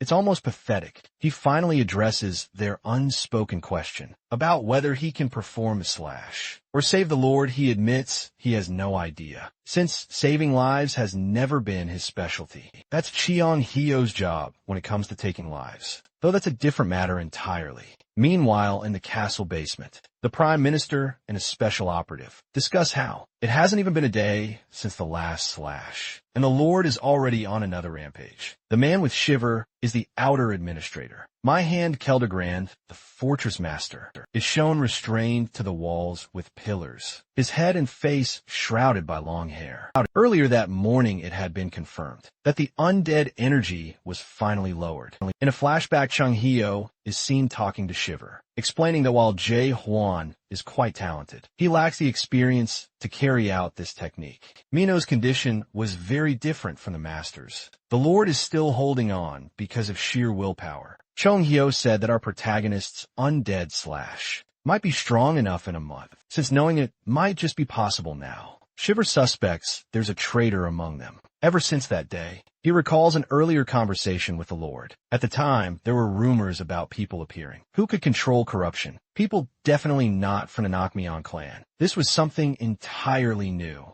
The master insisted on checking things out himself. The Prime Minister did his best to warn him, but the Lord wanted faith placed in him. He didn't want the captains involved, feeling this was something only he could handle. Despite the risks, he was a truly great man, and he knew he had survived the battlefield longer than anyone. Even though he lost the battle for the fruit, still he felt responsible for Gorgon's well-being. One moment the Lord's face is proud and glowing. The next it is dreadful, consumed by corruption. The outer administrator had been there, with him the whole time, making Shiver wonder if Mayhan had done something to the Lord. Back in the present, Mayhan advises everyone to brace themselves, calling it a critical juncture. Shiver insists on waiting for the doctor's return, but Mayhan has other plans. Thinking there isn't enough time left, Shiver suddenly feels Manhwa is implying they should kill the fortress master instead of letting that comment pass. Manhwa tries to reason that they won't be able to stop the Lord. If he goes full undead, Shiver's eyes widen. When Manhwa suggests using the undead seal, the Prime Minister is completely against it. This is a last resort, only to be used after the Divine Doctor arrives. However, Manhwa believes that at least the Master's spirit power could be preserved through the undead seal. Otherwise, things will spiral out of control. Shiver remains reluctant, pointing out that they don't even have the soul stones necessary for the ritual. Manhwa, however, reveals he knows the truth and tells Shiver to stop pretending. Suddenly, the Dark Soul Squad captain enters with the Soul Stone. Shiver can't believe it since the Dark Soul Squad is supposed to work for the Prime Minister's office. He realizes he's been betrayed. The outer administrator argues that the future is at stake, and Gorgon needs this. The Dark Captain presents the Soul Stone Box. Johan's Soul Stone Box. Mayan stresses the necessity of restraining the Master. Now before he becomes an undead they cannot contain. If they fail, it would mean Gorgon's end at its own Lord's hands. The pressure now falls squarely on Shiver. He remembers the devastation a mid-sized undead once caused, and the thought of an even larger one is terrifying. There's nothing he can do. The Master does have that potential, and the Divine Physician isn't here. Shiver tries one last time to argue, noting that only the Nakmion clan can perform the Dead Seal, and they have no chance of doing it perfectly alone. But Manhwa has already prepared for this, as if he's been planning it for a long time. Suddenly, volunteers in shady robes and faces covered in bandages appear ready to perform the undead seal. They don't look like Nakmion people, but Manhwa reassures Shiver not to worry, saying these people know how to perform the ritual. There's something utterly eerie and wrong about all this, not just the bandaged people, but also the speed with which they intend to lock the Lord's spirit into the Spirit Stone with no clear successor to chaos. Anyone who wields the Soul Stone could become the next fortress master of Gorgon. Shiver notices these bandaged individuals handling the Spirit Stone, just as Johan and Nakmi Young members do. He grows tense, wondering who they really are. Abruptly, he remembers his final conversation with the Master, those who can control soul contamination. Now he realizes everything happening isn't due to the Divine Physician's delay. It's been in the works for at least a year and a half, since the Master's soul was corrupted. Until now, it's all been Manhwa's plan. With this realization, Shiver orders his men to arrest Manhwa. To his dismay, they ignore him, revealing their loyalties have shifted as well. The Prime Minister understands. He has been part of a conspiracy all along. Within moments, Shiver finds himself on his knees, apologizing to the Lord, filled with regret that he couldn't do anything. The light has faded from his eyes. As the ritual is about to begin, he sees flashes from the Fortress Master's glory days. Suddenly the ground shakes, and the roof of the basement splits open. A massive section crashes down on most of those present. Leading the way through the chaos are Jaewon and Jahir. The Prime Minister's eyes widen in pleasant surprise as he sees the two arrive. The outer administrator demands to know what is happening. Jahir immediately cuts him off, telling him to stop pretending ignorance. They are fully aware of the Forbidden Heaven clan's conspiracy. Those two captains have already confessed everything. The captains outside express deep apologies to the outer administrator. But before anything else can happen, their bodies suddenly explode, leaving Jahir stunned. Ihan quickly claims no responsibility, stating the captains took their own lives. Jahir now understands clearly that this is not a misunderstanding. It is outright rebellion. If they don't stop the outer administrator and halt the seal, these traitors' intentions will become reality. Suddenly Jahir is shocked to find every sword in the room pointed at him, with Kianhai still over his shoulders. He demands an explanation. He's told that they won't let him defy Minister Mayan, the Golden Sky clan, or the outer administration. He must stay put until the seal is complete. The Huan Minwai remains composed, labeling these men traitors. Even now, our boy calmly considers his original instructions. He turns to the Prime Minister, pointing out that Shiver hasn't kept his end of the agreement. The supposed safe haven inside the fortress is anything but safe for him. He insists on renegotiating their terms. The Prime Minister is in disbelief at this turn, but Jae-won promises to eliminate all the traitors and restrain the outer administrator if Shiver will hand over Chong-hyo, so he can resume the Abyss expedition. His words leave everyone stunned. Mahin Keldegran recognizes that this must be the man who's become notorious around Gorgon lately, the one who killed an undead with a single strike. Mye Han wants to witness Jae Han's strength firsthand, so he orders all the guards to restrain him. Our protagonist's eyes glint for a moment before he snaps into focus, stabbing rapidly, his blade finding targets in every direction. Even the Dark Shadow Captain struggles to keep up with a multitude of simultaneous thrusts. Jae-han can manage the numbers are overwhelming, but for now he holds him at bay. As the crowd presses and our hero pauses, centers himself and transitions from shallow stabbings to his normal stab, an upgrade that immediately shifts the tide. For the first time, everyone witnesses the true force of his destructive stabs. He targets Mahin, who narrowly dodges the attack. Mahin realizes that if he hadn't moved, he would have been killed on the spot. Blocking might have saved him, but he was seconds away from death still. These people are nothing but scum in our boy's eyes. Listening in, our protagonist catches the whispered conversation of Mahan's men as they consider switching to Plan B, releasing the Black Cloud, even at the cost of killing everyone in Gorgon. Jae-hwan exhales heavily. He says to Mayan Keldegran that he likes people like him because they make his goal of destroying this world much easier without warning. He raises his sword to the sky, and a beam of light shoots upward,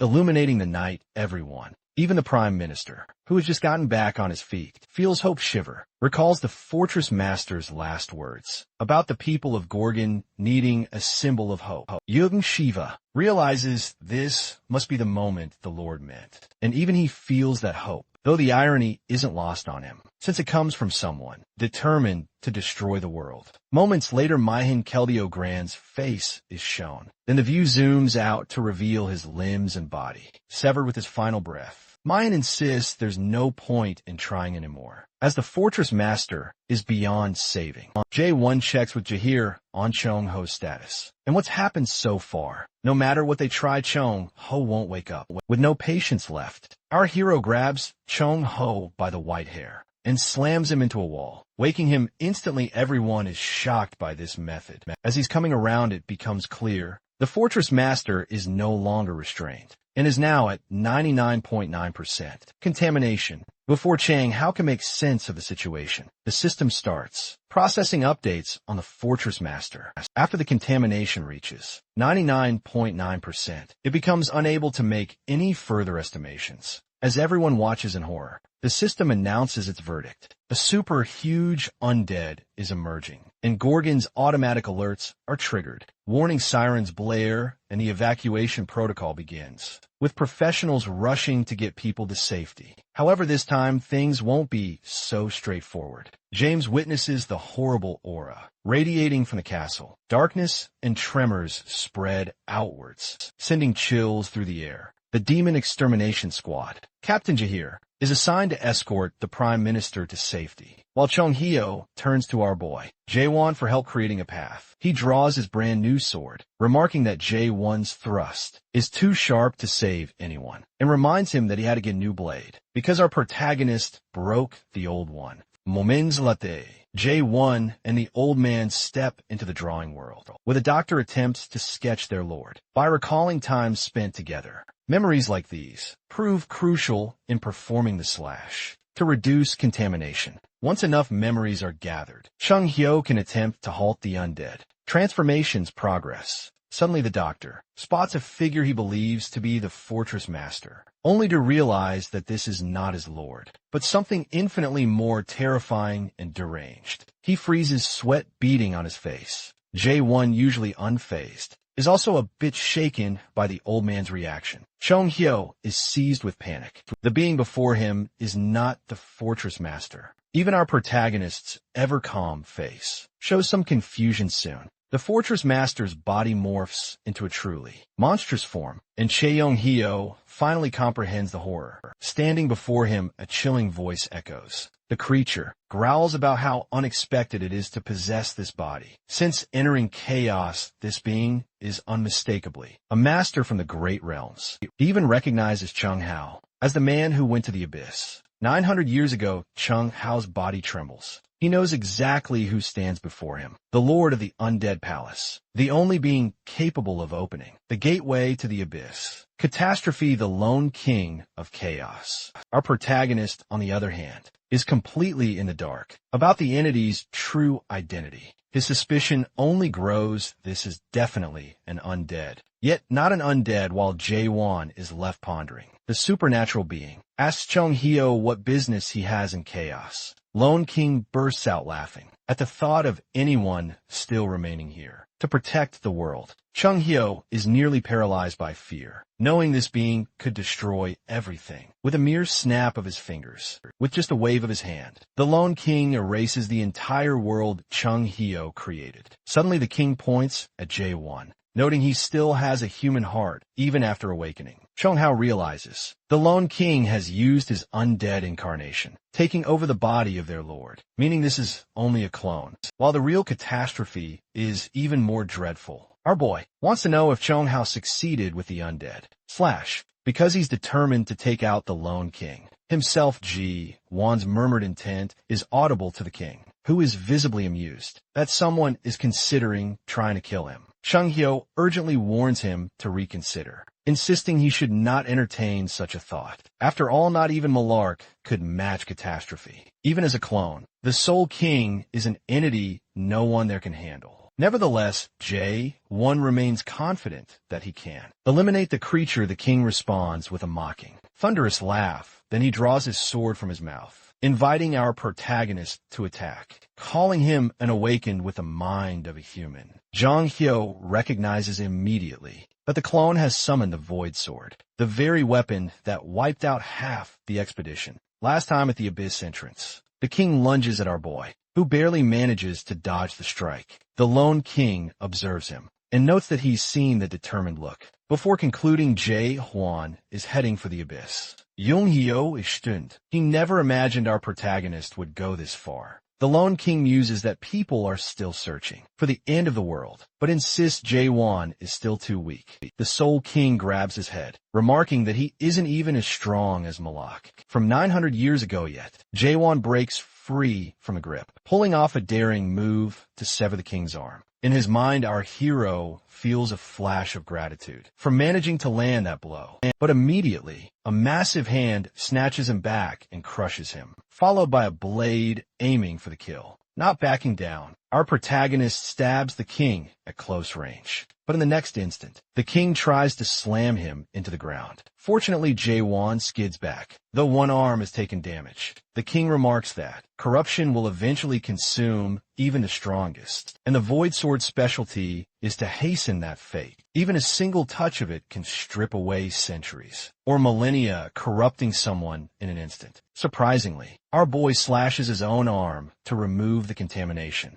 The king admires his willpower, noting that only someone like him could do such a thing. The Soul King then summons numerous blades, launching them at Jae-won. He notices that the sword in our hero's hand is an imitation of Mulag's blade. It's not bad, the king admits. For a mere toy crafted by a dream demon, their fierce battle continues, and Cheong-hyo tries to warn Jae-won about something, just as our protagonist slashes at his own soul to purge more corruption, but the king warns that Jae-won's soul won't last much longer. Our boy acknowledges this internally, realizing that even with all his suspicion, he can't find a single weakness in the Lone King, and those strange particles continue to disrupt his concentration. He recalls Chung-hao mentioning the White World, a special domain. It's a realm where he remembers those who are gone, bringing them back with imagination. Apparently, all awakeners have such a world, invoked by a special keyword upon awakening. A landscape shaped by their emotions and desires. The stronger the awakener, the more beings are drawn into that world. And suddenly, Jae-won seizes on an idea. His eyes widen, as he conjures his own world through oblivion. Seungo watches now, recognizing that Jaewon's world is a literal hell, an inferno born from pure loathing and rage. A massive eye appears in the sky above the lone king. The king acknowledges that this ideal world of Jaehwan's is quite fascinating. Now our protagonist has the upper hand, and the particles that once clouded his mind stop bothering him. But the clone remains hideously powerful. It seizes Jaehwan with its tentacles and pins him to the ground. The king remarks that our boy has been lashing out with random attacks, fighting without calculation. He gets right in Jaehwan's face to taunt him, before slamming him again. The ground cracks and shatters from a force. After a while, the lone king stands over our hero, pinning him with his foot. He notes that Jaehwan still clings to his hatred and admits that he hasn't met anyone like this in ages. Unfortunately, he decides it's time to end things. Void Sword rises poised to strike Jaehwan's face, when suddenly our boy's eyes snap open. In a sudden twist, Jaehwan manages to deliver one of his most effective attacks yet, swinging his sword and nearly cleaving the king in half. Rising to his feet, our protagonist announces that he's not ready for things to end. Just yet this declaration only enrages the king further. No matter how decisive a blow Jae-won lands, the king always manages to metamorphose into something even more terrifying. After being split in two, the monstrous figure mutates further, growing even larger for a time. Our boy is dominated, barely surviving as he wields his sword and fights back, clinging to the edge of destruction. The king now wants details. He asks why one is so determined to reach the abyss. At his core, the Soul King is curious about the boy's purpose. He's seen countless people climb higher, to create their own heavens, to build a better world, or simply to satisfy curiosity. For some reason, the king is fixated on uncovering Jaewon's question. Amidst the relentless assault, with our hero struggling to his feet over and over, this one question lingers in the air. When the king launches a void strike, that Jaewon manages to block.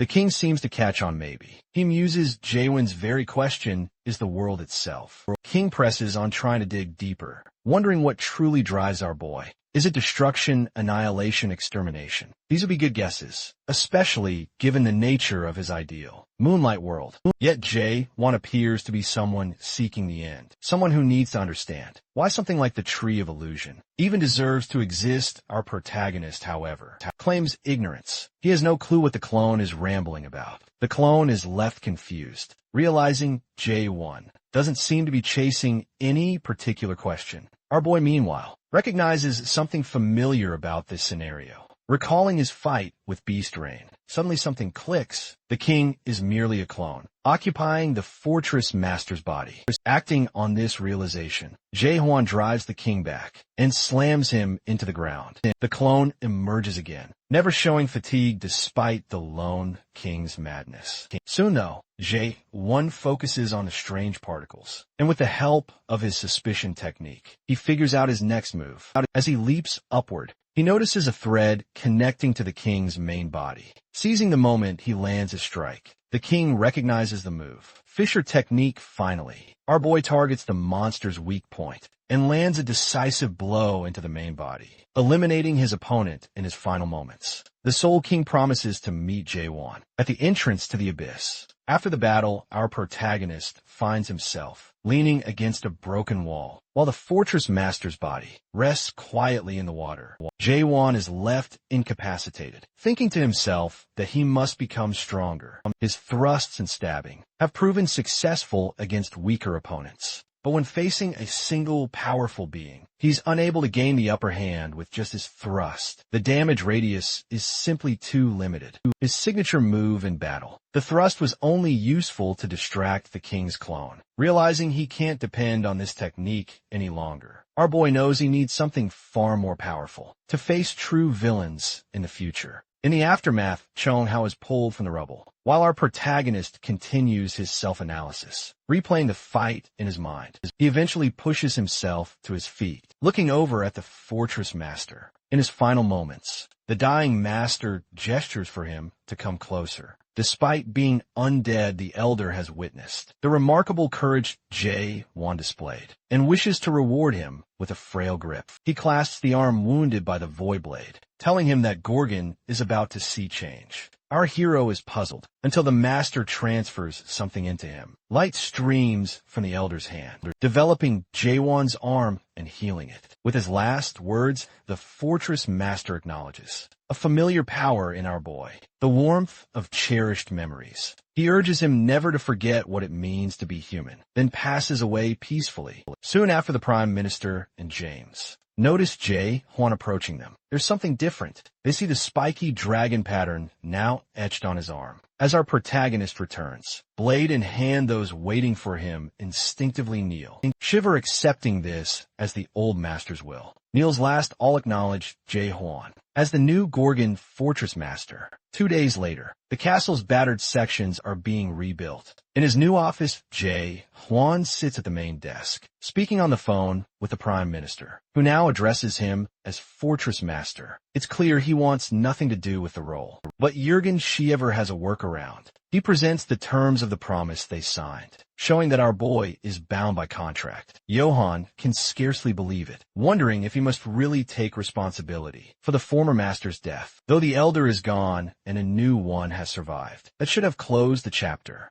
Yet our hero must now abide by the contract, protecting himself as Fortress Master. He asks Jurgen whether he can delegate the responsibilities or hand the title to someone else, since he's determined to climb the abyss and reach the top of the tree of illusion. Shiver explains it's not possible. Gorgon wouldn't accept such a move. One realizes he's referring to the tattoo on his arm. The only way there's ever a new Fortress Master is when the old one dies annoyed. Our protagonist watches as a thick stack of papers. His first duties lands on his desk, courtesy of the Prime Minister. Jurgen adds even more, expecting him to memorize the Constitution on the go. Among the documents, Jae-won finds laws forbidding any bad talk about the Fortress Master or negative propaganda, which explains the silence since his arrival. Before leaving, Jurgen suggests our boy check the desk drawer. He opens it to find a curled up piece of paper, left for the 17th Fortress Master.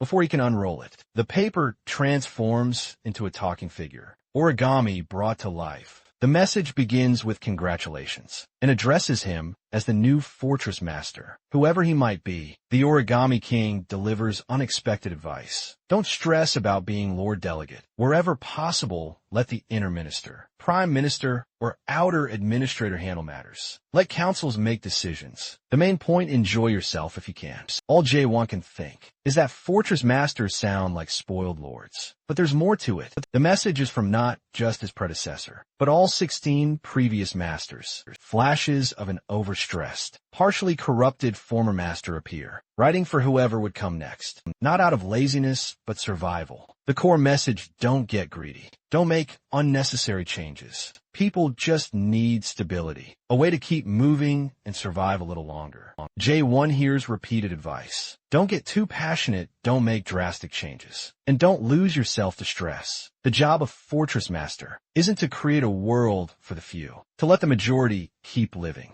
Suddenly our boy stomps the paper, infused with the spirits of past masters. He realizes their collective purpose has been only to maintain life as it is, never to hope for more, just a supervisor keeping things the same. But that's not his plan. He calls for Jurgen. The minister, curious, asks what he's thinking. The answer stuns him. Johann wants to eliminate the Fortress Master position. Altogether, Jurgen is baffled. So our protagonist asks what the fortress means to him. Jurgen answers honestly. It's a military fort that protects its people. Exactly, says Johann. But what if there are no more enemies? The idea makes no sense to Jurgen. There are always enemies of Gorgon. Yet our hero proposes a world where the fortress no longer needs to exist. Jurgen can't grasp it. The thought seems impossible, but our protagonist believes otherwise. As the new Fortress Master, he's determined to unite chaos. There are no funerals in chaos. Instead, goodbyes are called soul farewell processions.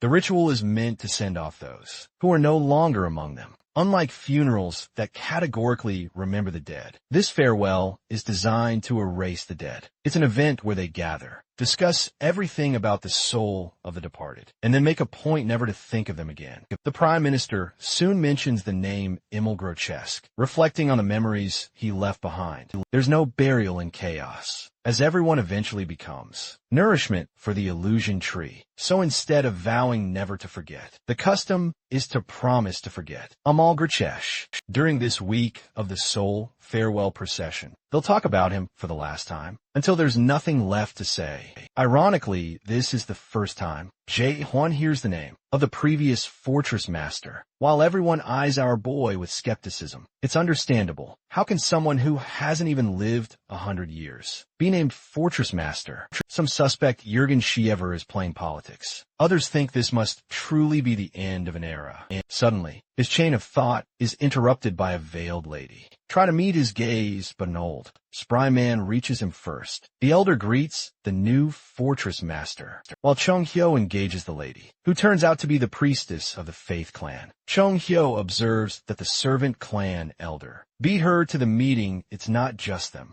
Everyone is openly discussing which side they'll choose when the time comes. Chung Hyo isn't worried about alliances right now. The servant clan elder, however, wants to know Jae-won's age. When he hears he's just 60, he jumps to various conclusions. Maybe the old master had a son, or perhaps there's some secret institution that produced this newcomer. People take note, it's not the sort of question you'd pose to the fortress master, especially since the elder already knows how our protagonist came to chaos. Nevertheless, he extends a hand of cooperation. This is John Ilin, vice clan leader of the servant clan. In his mind, he notes that the new leader doesn't even look like an adapter, something he plans to use to his advantage. Ilin remembers being turned away by a stubborn inspector at the northern gate. Sir Carlton Javier had restrained him for causing trouble, and the fortress master at the time saw him as a nuisance, especially since he tried to enter illegally and violated internal rules.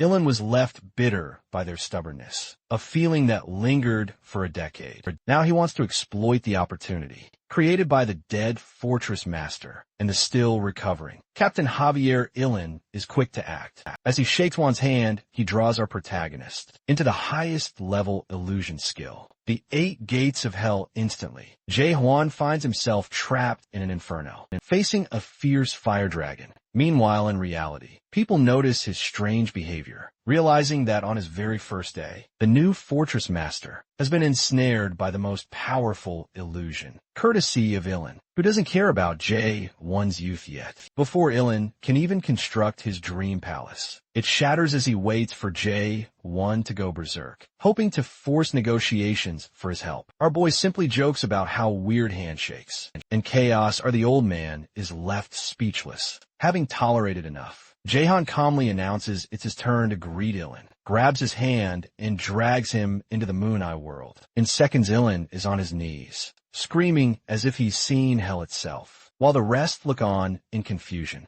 Jaehan could easily have him executed, but lets him go for now, so he can reflect on his actions. Jongyo is disappointed. He wanted to see some real action. The priestess, the onlookers, and the crowd are left with no idea what to think of this new fortress master. Soon it's time for the inaugural speech. The Prime Minister sets up the rostrum, amplifying Jae-won's voice with magic. It's his turn to address the masses. He starts strong, admitting he doesn't know who Amal Grochesk was, what he accomplished, or if he was a good master. He confesses he isn't their guy. No spiritual energy, no experience. Nothing to recommend him except luck. He clarifies that it wasn't even his intention to take the role. I don't want him as leader. And, conveniently, he doesn't want to be one either. He explains that after 30 seconds thought, he decided on a solution. Anyone who can defeat him in combat gets the Fortress Master title. Some in the crowd are instantly energized by this, especially Kaiman, leader of the Southern Sea clan. But there's a catch. Only those who take him on within a month will be eligible, and after that, the offer expires. There's another twist. Anyone who loses to him will automatically join his Abyss Expedition squad, leaving within 2 months. The crowd priestess Ilin Jahir Chong Hao stands in shock at this unexpected announcement. The Prime Minister had accepted Wan in his heart. As the fortress master the moment he saved Gorgon from the Forbidden Heaven clan,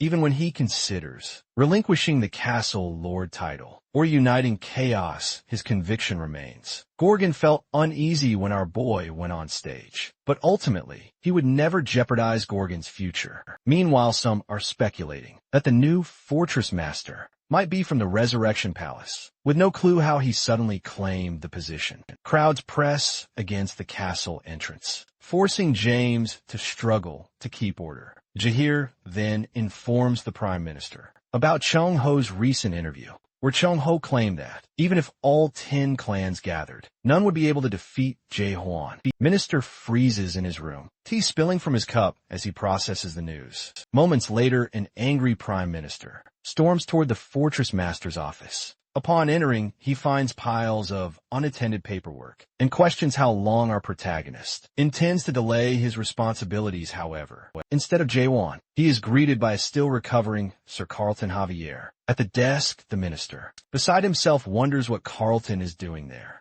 as he should still be hospitalized. Meanwhile, our hero is elsewhere, blowing up statues as part of his training. They observe various versions of Carlton, immortalized in stone, and seeing them shattered feels like a waste. Chung Hyo, ever practical, calculates the lost fortune. Those artifacts are highly valued in chaos, and he could have easily impressed someone with them. Suddenly, Jae-won mentions to the old man that he's been working on a new technique, immediately sparking Chung Hyo's interest. Soon the fortress master prepares his sword to demonstrate the attack, earning Chung Hyo's admiration. Even during the setup, it's as if he's about to imitate one of Chung Hae's legendary lashes. The old man jokingly suggests calling it Chung Hae's thrust and homage, but warns that if he insists, Jae-won might just make the name famous by attacking him before Chung Hao can scold him for such an absurd idea. Jae-hwan launches the attack at him. The old man is stunned, unable to believe the fortress master actually struck him. It seems that ever since our boy took the position, he's lost what little restraint he had. However, the attack doesn't hit Chung Hao. Instead, it lands on the Lightning God clan leader Wang Yong, who had been lurking nearby, ready to ambush them. A flashback reveals that Wang Yong had been asking around for the new fortress master's whereabouts. Once he discovered the training grounds, he planned to attack and claim the title for himself, preferring assassination to a fair duel. In his mind, such an approach still counted as a one-on-one assault. Moments later, as he regains consciousness, Wang Yang finds himself face to face with the fortress master and the divine doctor. He's shocked to see Chung Hao present, confused about the situation. The lightning upstart hadn't even recognized the fortress master, surprised to learn that it was the black-haired man. Beside Chung Hao, the old man points out Yang's scheming nature while introducing him to Jae Hwan. But Yang feigns ignorance, insisting he's never met either of them. Still, something about our protagonist unsettles him. Nevertheless, with the fortress master right there, Yang stands up and declares he'll return soon to challenge Jae Hwan, again insisting this encounter doesn't count as a loss. The irony isn't lost. He accuses the fortress master of cowardice, even after attempting an ambush himself. Chung Hyo can only marvel at the audacity of this kid. That Jae Hwan pays it little mind, ready for another match if necessary. Soon Yin Yang charges up his lightning, preparing for battle, while the fortress master readies his weapon. True to form, his opponents always attack first, and Jae Hwan dodges their blows with ease. Yang is impressed by how quickly our hero evades, warning that nothing, not even the swiftest, can match lightning, or so he believes. After several exchanges, Yang notices that the fortress master remains unscathed. Finally, he resorts to the lightning god attack. Yet before he can complete it, Jae Hwan coolly observes that channeling all that energy into a single blow is far too slow. As the fortress master prepares his own move, the next thing anyone knows, Yin Yong sits with a fresh bump on his head, vowing to spread the rumor that Jae Hwan barely defeated the Lightning Clan leader. Though this is a bit of comic relief, it's also a calculated move to keep his reputation intact. Jang Hyun recognizes the opportunity. Stronger opponents will now be drawn to face the fortress master, which is exactly what they hoped for. It took Yin Yang 100 years to reach his current position. The Yun family, one of the 5 great families of the realm, counted him among its members, but only as a slave. Yang was one of those unfortunate souls who cleared a tower only to remain a slave for life. Most of his friends weren't as fortunate. Many were soul-died on the battlefield or perished as slaves. Yet somehow he survived for a century. Eventually he was promoted to servant, but that wasn't enough. This wasn't the life he envisioned for himself. After demonstrating loyalty for 100 years, Yang chose betrayal. He sold his trust, raiding the Un family's tomb library. That was where he acquired the lightning god's art. Later the price for using the lightning god's secret. Knowledge freely became clear.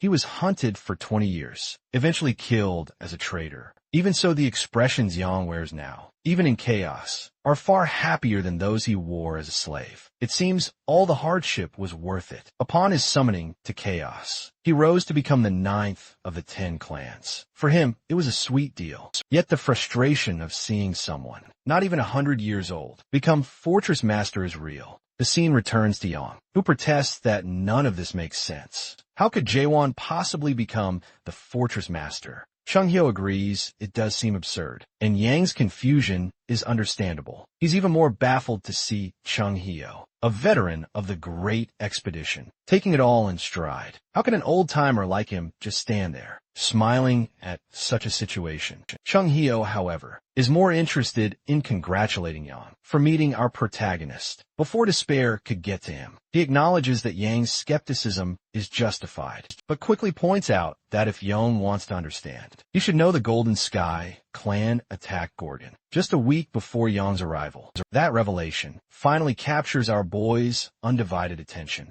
Zhong-yi describes how during the attack, the clan's own personnel turned against them. At that critical moment, with the Soul King descending into Amal Grotesque's body, it seemed like all hope was lost. Jaewon was the one who saved them. Yang is stunned utterly embarrassed, but he didn't know this before attempting an assassination. It's a bold admission, coming from someone who just tried to strike. From the shadows as they speak, someone bursts onto the training ground, eager to challenge the fortress master. It's the formidable Fire King clan leader Kang Hwang, accompanied by Kaiman, leader of the Southern Sea clan, both contenders for the title of fortress master. Kang Hwang insists on going first, but our hero doesn't want to disappoint either of them. Why argue over who goes first? He invites both to attack together. It's a classic first impression from the fortress master still. He urges them to hurry. He's eager to resume practice on his new technique. Chung Hyo, watching from the sidelines, can only facepalm, anticipating a chaotic day ahead. Kang Hwang charges in alone. The resulting fire show is spectacular, and the Fire King's skill is undeniable. But he can't land a single hit. Soon after, Chung Hyo's frustration is evident as he surveys the now charred training ground, silently blaming Jae-won for the mess. The duel's highlight comes when their swords clash. Kang Hwang is convinced our protagonist fears his blade, but Jae-won thinks the fiery clan leader should be more concerned about himself. With a grin, the fortress master launches a powerful thrust, jokingly asking if Kang Hwang is afraid of his own move. The attack is overkill. Kang Hwang is sent crashing into the wall. Breaking it, this spells trouble for Cheong Hyo, who will now have to explain the disaster to the Prime Minister. The fortress master himself isn't pleased, having specifically asked both Kang Hwang and Kaiman to attack together, but that doesn't align with a warrior's sense of honor. And besides, Kaiman hates the heat. Talk about coincidences. Jae-won's day began with a lightning wielder, then moved on to a fire-type warrior. And now he's facing a water-type. But our boy senses he's a cut above the rest. For once, he's the one to make the first move, which isn't usually his style. Kaiman blocks the attack directly. Remaining calm, the trait our protagonist finds unique. Kaiman stands out. He isn't trying to show off or dominate, just maintaining control when Kaiman finally counters. Jae-won swiftly dodges and leaps down from above. Southern Sea clan leader barely manages to evade and immediately admits defeat. Our hero feels a bit disappointed that Kaiman didn't show his full strength. But Kaiman isn't bothered with just that brief sparring. He knows he wouldn't have stood a chance. He's one of the clever ones, more focused on the upcoming Abyss expedition than on winning a match. Meanwhile, the Fire Clan leader and the Lightning Clan leader start bickering about who lost worse. Shang Yu quickly intervenes, reminding everyone to focus on the real significance of their defeats. Southern Sea Leader, on the other hand, remains unfazed. He never came to win a fight. His only interest is the Abyss expedition. It turns out he was close friends with the last fortress master, Amal Grochesk, and had wanted to join the previous Abyss expedition, but wasn't strong enough at the time. He confides to Chung Hyo that witnessing the previous failure firsthand left him desperate to join this time. Chung Hyo then wonders aloud about Kong Hoon's decision, prompting the Fire King to declare his participation in the expedition. He knows he has no other choice after losing. Just then Yun Yang dashes over to our protagonist, only for Chang Hyo to start scolding him. As our boy raises his blade, Yin unexpectedly kneels and swears loyalty. Jae Hwan finds it a bit unsettling and tells him to relax, but Yun Yang continues his declaration of absolute devotion, even if it costs him his already ended life. The irony isn't lost considering he's already dead. Unable to argue, Yin simply begs to be accepted even as a captain, promising not to steal any skills, and pleading for a place. Jong Ho then asks what will happen to his clan, and Yun replies that the Thunder God clan no longer exists. In chaos, only 7 members remain, including himself. Just a week ago, his entire clan was wiped out. Yun mentions that his clan was defeated just a week ago. Chung Hyo wants to clarify the situation. The Lightning God clan was wiped out. Yun fled to Gorgon, and by coincidence, the Fortress Master announced an open challenge for the title. Yun decided to fight, lost miserably, and now that he's powerless, he wants acceptance from the Fortress Master. Yun nods brightly in response. Chung Hyo, however, is puzzled. He wonders how such critical news arrived so late, especially since Mont, Cor and Gorgon are not that far apart. A week should have been enough for word to travel before they can dwell on it. Yun realizes the others have no clue about what's really happening. He asks Chung Hyo to repeat how our boy saved them. John Hill reiterates that the Golden Sky clan had tried to bring down Gorgon. Just saying these words makes him pause. A new realization dawns. The same Golden Sky traders who attacked Gorgon must have been behind the ambush on the Lightning God clan. He wants to confirm his suspicions, and it turns out the Lightning God clan wasn't the only target. The operation was far more systematic. Both the rank 3 Dark Forest clan and the top-ranked Heavenly Dragon clan were also destroyed. Kong Huang, Kaiman, and Chung Hao immediately grasped the implications. The entire Manta Core fortress has fallen to the Golden Sky clan. The fog of confusion begins to clear, only by blocking all communication. Could such widespread news be suppressed? Manta Core Fortress must have sealed off all channels. The Fire Clan leader struggles to process this. Essentially, Yun is explaining that 3 of the 10 clans were overthrown overnight, allowing the Forbidden Heaven to seize control.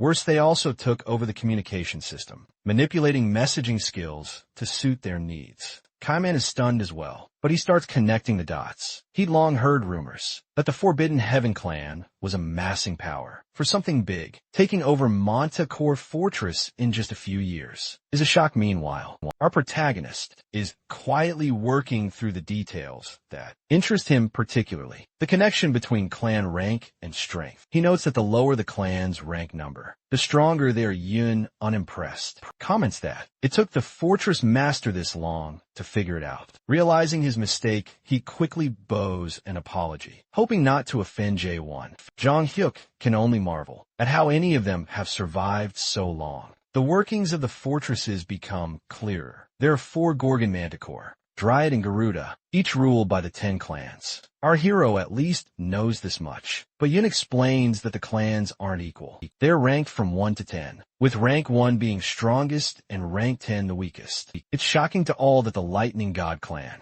rank 9 Dark Forest clan, rank 3 and especially the Heavenly Dragon clan, rank 1 have all been toppled by Forbidden Heaven, the supposed weakest at rank 10. The unnaturalness of it all makes Young suspect there's powerful support behind behind this sudden invasion. As talk turns to Forbidden Heaven's plans, one goes deep into thought. Initially, he believed their mischief was limited to kidnapping the dreamed even, but now it's clear they've gone much further, attacking Gorgon, seizing Manticore, and pursuing goals eerily similar to our boys. The destruction of this world. He wonders if they've hidden the mayor in Manta Core Fortress, remembering Johnny's refusal to disclose the mayor's location. Even after being decisively defeated, it's clear Johnny fears someone, preferring silence or even death. Over revealing the truth, the scene shifts abruptly. A figure lounges on a throne, surrounded by severed heads strewn at his feet. This is the brutal first appearance of Lim Jin-hong, the leader of the Forbidden Heaven clan. Lim Jin-hong is soon told by his men that the Heavenly Dragon clan leader has been apprehended and is now in prison. He also receives an update about the Dark Force clan leader, who is still resisting. Jin-hong throws his knife at one of the corpses, for amusement, laughing at the pointless efforts. It won't be long before they dominate that faction, as well he is a bit more interested in what happened to the Lightning God clan leader. One of his men replies that they haven't apprehended him yet, and suddenly, a knife is thrown at the man's shoulder for that news. Trying to control the pain, the man apologizes to the clan leader, and the clan leader acts as if he has shrugged it off, following it up with a question about the Lightning clan leader's current whereabouts. After they annihilated his entire clan, another man reports about the Gorgon situation. Jin-hong thinks on that for a moment. He has heard of this new Castle Lord, who decided to hold a contest for the title of Castle Lord, even piquing interest in ideas, such as the expedition to the Abyss. He remarks how crazy it is that someone still likes to talk about the expedition, even now in chaos. He also talks about how the clan leaders might have joined joint forces after the fall of Manticore, although this doesn't scare him as much, since they were always in small numbers, even while bringing down Manticore. The big loss is that of Myhin Keldegrand, who had put in a lot of effort to gather the foundation stones, and now he is gone. Even someone like Jin-hong knows that, taking on the responsibilities that the First Elder had on his shoulders, such as probably meeting the Master of Darkness. Pitch Darkness Monarch are no joke. It's hard to believe that someone so fresh could take down Keldegrand. Jin-hong gets a screen working and looks up this new Fortress Master Gorgon. Upon a closer look, he does find his face a bit familiar, as he learns that the new Fortress Master's name is J1. All of a sudden, the screen has a giant message on it. He almost goes into a frenzy when he receives a message on that screen from the Master of Darkness. The Master wants him to look for the runaway product. Jin-hong thinks it's stupid if someone like a Master couldn't handle this runaway product. How can those in chaos do so? Still, he orders his men to relay back the message that they will keep looking for the product.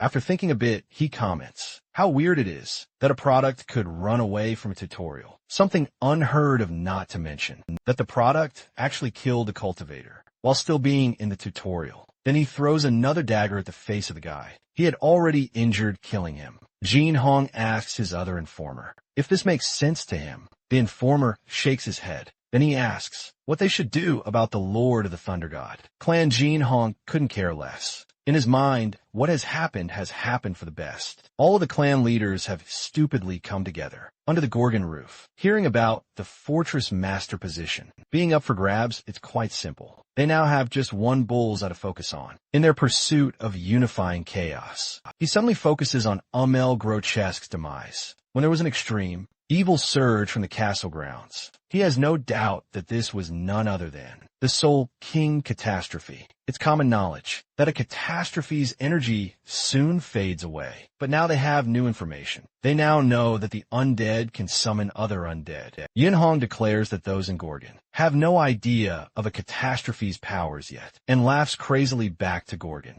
The talk among our heroes is about the Forbidden Heaven clan, and who could be backing it up. It only makes sense if one of the 12 masters of the Almighty Land is involved, even though Jin-hong makes a very good point that the masters are not supposed to interfere in chaos, since they have made a pact about it. After all, even he knows that no one, other than the 12 masters, could rival the 10 clans. Kong Huan, on the other hand, has heard that the Almighty Land is right now a battlefield of war, and someone can obviously take matters into their hands, intervening in chaos, due to the attention being elsewhere. Kang Hong thinks it's wise if they first contact the Resurrection Palace, the place where all the chaos fruits went, and the monarchs reside, obviously. What's happening means that the treaty has been broken. Even Chung Hyo agrees on that. Kang Hong motivates the idea that they should point this out in the Resurrection Palace. Kamen doesn't like the idea of trying to invoke help from the bastards at the Resurrection Palace. He give a wise take, considering that they don't even know if all of them are in on this. They wouldn't stand a chance if the entire Resurrection Palace is plotting to break the treaty simultaneously.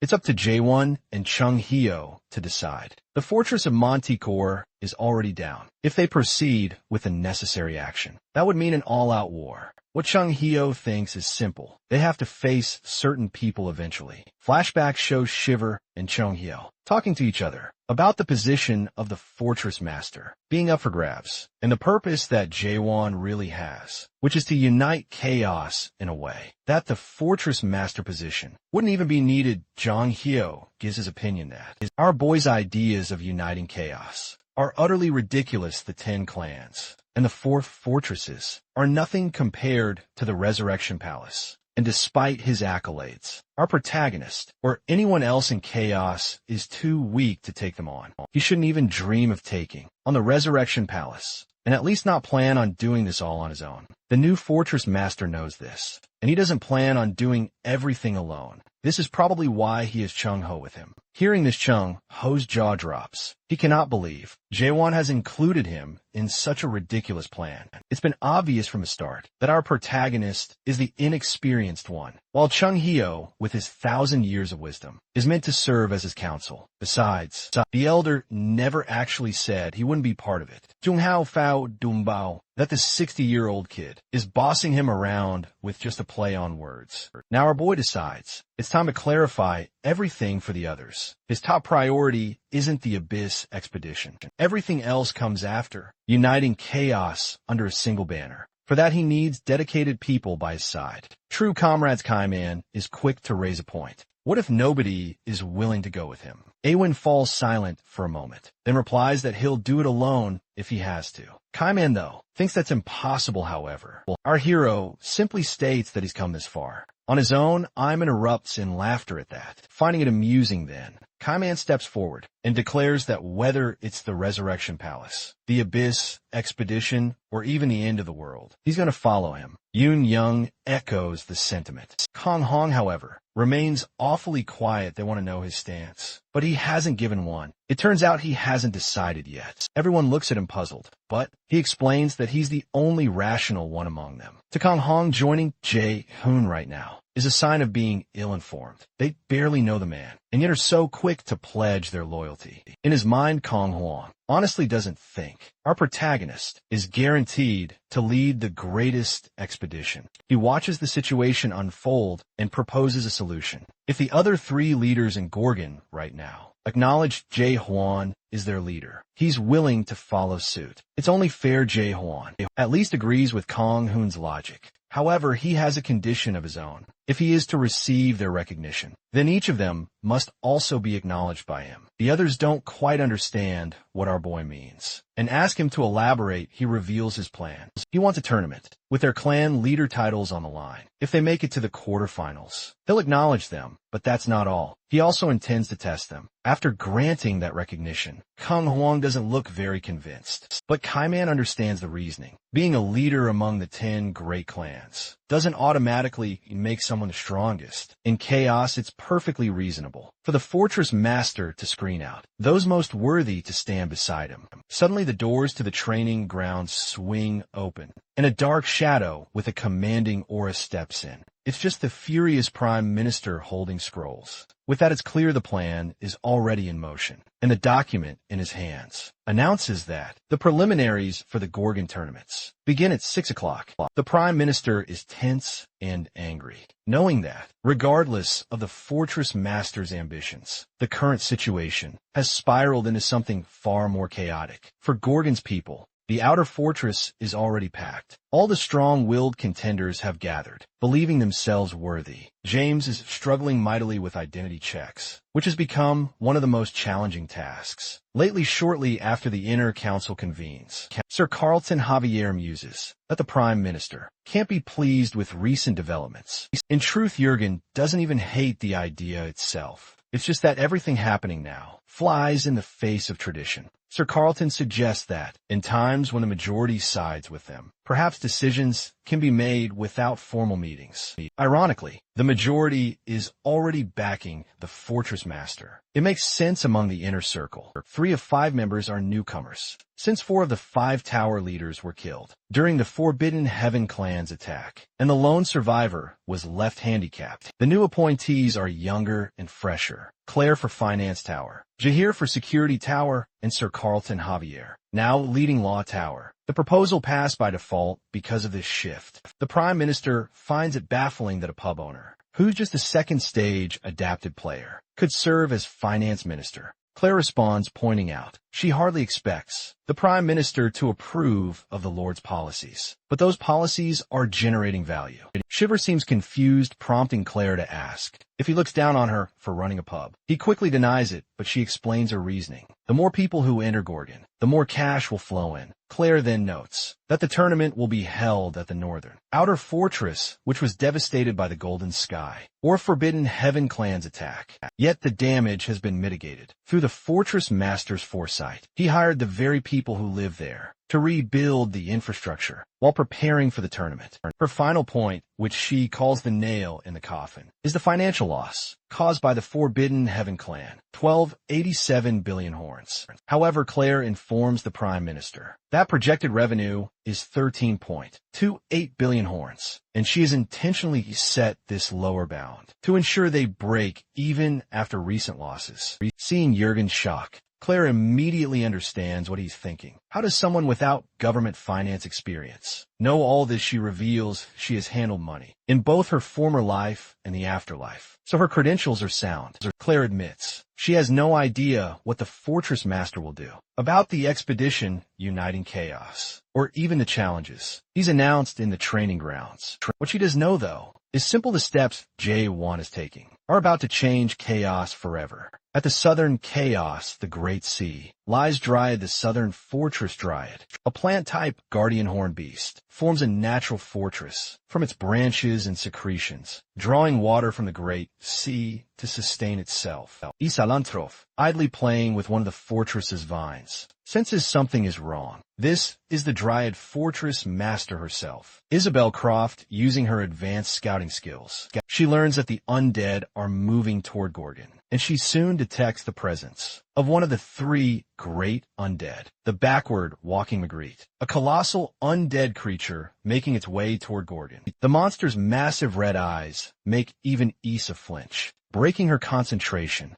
She knows she must alert the Gorgon Fortress Master immediately within seconds. An owl messenger is dispatched to Gorgon. Meanwhile, back in Gorgon, the tournament is officially underway. In a Coliseum arena in just 3 days, the competition has reached the quarterfinals. Among the particularly intrigued spectators is Shin Muguk, the Limitless clan leader. This tournament has proven to be fast-paced and thoroughly entertaining. Chung Ho, appearing in the background, remarks that the speed is due to the participants' high level of competence, evidently. These two have a history together. Suddenly, Chung Hyo's eyes widen as he looks at Shin. The clan leader seems much stronger than he was during their last encounter. Shin notices the same about him. What Chung Hyo can't understand is why Shin didn't participate, given his strength. Jin explains that he sees these as mere dogfights and prefers proper matches. Jung Ho scolded, pointing out that a clan leader like Kong Hong is already competing. The scene shifts to Kong, who is performing impressively, with flames nearly engulfing his opponent. Suddenly, his robed, armored adversary pounces from above. Defeating him, the onlookers are stunned, unable to believe Kong has been eliminated so abruptly. Shin and Chung Hyo find this odd, until Chung Hyo recognizes the technique used. The Steel Monarch's Azure Cloud Mystic Footwork. That means this fighter is one of Hyo's warriors. The implication is clear. The monarchs are interested in this tournament and have become involved with this decisive match. The pre-quarterfinals conclude, and the quarterfinals are set to begin. Shin wonders why the tournament is so rushed, but the answer is straightforward. Chung Hyo's friend, the Fortress Master, is just impatient by nature. Soon the crowd erupts in cheers for the Savant clan, and a man in a distinctive white uniform with a feathered gown appears. The chants reveal that this is Jae Gomian, the Savant clan leader and top military advisor, in chaos like everyone else. He knows Chung Hyo, and he winks as a greeting to the elder. Chung Hyo doesn't appreciate the gesture, but decides to wait until the tournament ends. To address it, Shin suggests letting it go, saying it's not worth holding a grudge. It sounds ironic, but it's true. Jaegil is just a 400-year-old kid. Chung Hyo should act his age, instead of harboring resentment. However, Chung Hyo won't have to wait long. It turns out, Jaegil's next opponent is none other than Master Juan. The identity becomes clear when the Gorgon's seal, that elegant tattoo, appears on his arm. Perhaps Chung Hee will see his grievances settled sooner than expected. On the field, the two engage in a notable exchange about geopolitics. Military advisor states that Jae-won's ideals are crystal clear but don't make practical sense. In the front row, Shin voices doubt that our protagonist can defeat someone as decorated as Jae-gao. Still, he senses something different. Though it's his first time seeing our boy, Shin remarks that Jae-won's energy is reminiscent of Chung Hyo's.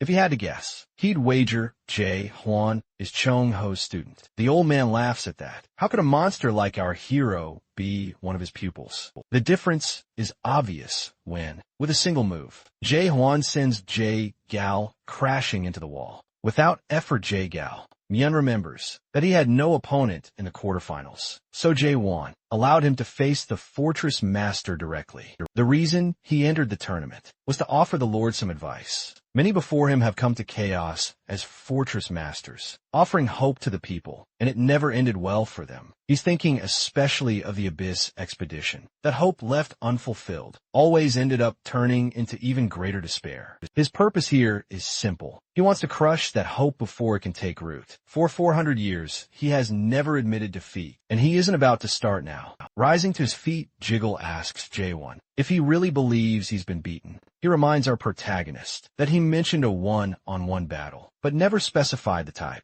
So he proposes a battle of wits instead. The crowd grows restless. They want Moon to concede his loss. Chung Hyo saw this coming. It's just a way to avoid admitting defeat directly. Muguk points out that there's a problem with a contest of wits. It's hard to determine a clear winner. Meanwhile, Jae-hwan wonders aloud what this game even is, making it obvious he's willing to participate. Instantly, the environment shifts around them bit by bit, until suddenly they're in an entirely different place. Now our boy finds himself inside a military strategy formation world. A notification window pops up, warning that he's a rookie here and offering a manual. He quickly realizes this is just a fancy strategy game, inspired by a frontier game, created by one of the 13 Masters Maris. It's a favorite pastime in the Almighty Land. Yun brags that he's practically the best in chaos at this game, and offers Jae-won some time to learn the rules, since he's new, but our hero thinks it's much simpler than everyone says. He's familiar with this scenario. 3 races fighting, collecting resources,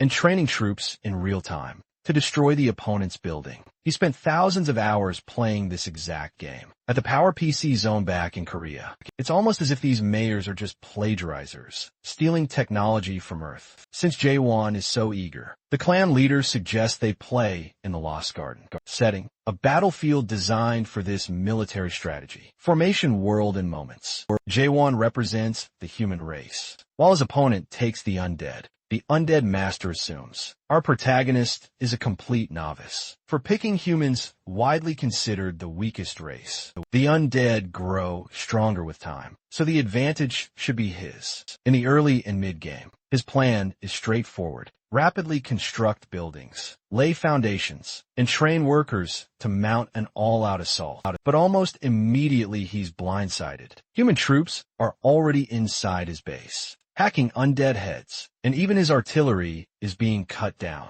He can't figure out why Jae-won attacked so early, or how watchtowers have popped up right inside his own camp. Moments later, the reason becomes clear. The hidden watchtowers are attacking his troops from within. If he tries to destroy them, he'll have to send his soldiers out, where Jae-won's farmers will eliminate them. But if he doesn't, he can't gather resources for his build regardless. He decides to push forward with his original plan. Unlike his opponent, our boy comes from modern-day Korea, where this technique is well known and often used, even if it's considered a nuisance by many. The audience quickly realizes that Jae-won has completely taken over the game. It was arrogant of the savant clan leader to assume the fortress master was a rookie. He tries to protest, saying, it's an unspoken rule not to attack for the first 10 minutes, so both sides can gather resources. But Jae-won simply points out, there's no actual rule about that. Moon insists it's tradition, but our protagonist doesn't care. No rule means no restriction.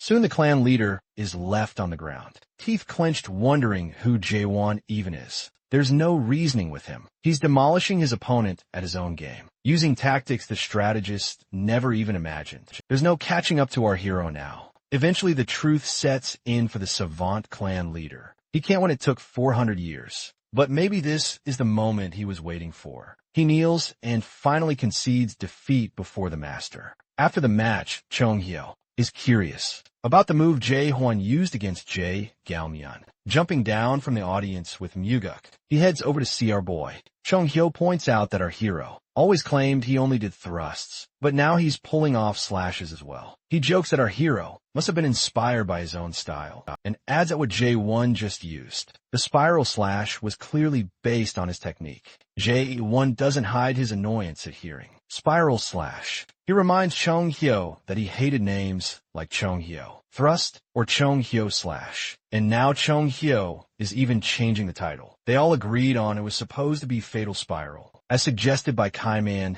Chong-hyo is shocked, saying he thought Jae-won didn't care about naming moves at all. Turns out our protagonist actually prefers that name. But enough about that. He's more curious about the skinny guy. Chong-hyo brought along this man looks strong, stronger than most, and Jae-won wants to ask him for a spar. Shin Muguk finally believes Chong-hyo. He realizes our boy is not one of those polite types who stick to protocol during introductions. Jung-hyo doesn't miss the chance to point out how this kid attacks the elderly instead of respecting them. But Jae-won just makes a face and says that around here, the older folks are the strongest, so there's no point in going easy. Muguk notes how animated Chong-ho is in this conversation, tossing out comebacks so quickly. He hasn't seen the elder this excited since the Abyss expedition 900 years ago. What's more, Chong-hyun reminds Muguk of Mulag, the one who once gave hope to the people of Chaos. Yet even that name carries the shadow of despair, the despair of the Abyss expedition.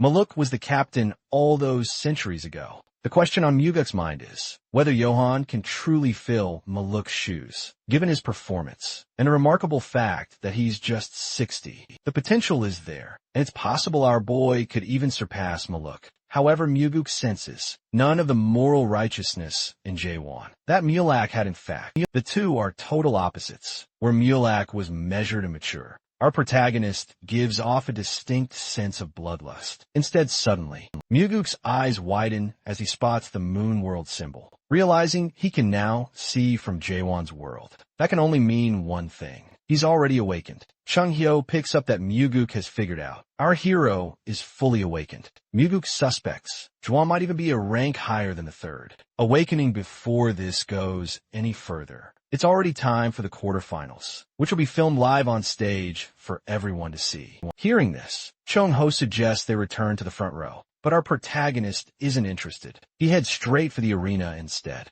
It's not his turn yet, but his impatience is at an all-time high. He surveys the remaining competitors. If he sets aside Kaiman and Yun-young, the rest are genuinely powerful, especially the one Chong Hyo and Muguk had discussed earlier. The steel master Hyo used subordinate. The woman with the chain sickle catches his eye as well. Before he can think more on this, Jahir steps onto the stage, reminding the fortress master that it's not his turn. Jivun's sudden appearance makes the crowd buzz with excitement. Grabbing the two-horn mic, he starts to announce his intentions. He's too bored, and things are moving too slowly for his taste. So he declares a change of plans, even throwing out the one-on-one rule. One of the opponents is in disbelief at what the new fortress master is proposing. We learn this is Ja Gakryong, the priestess clan leader. She immediately criticizes his move, questioning what right he thinks he has at this stage. To her, it sounds crazy. How would a group fight even work? How would they determine a winner?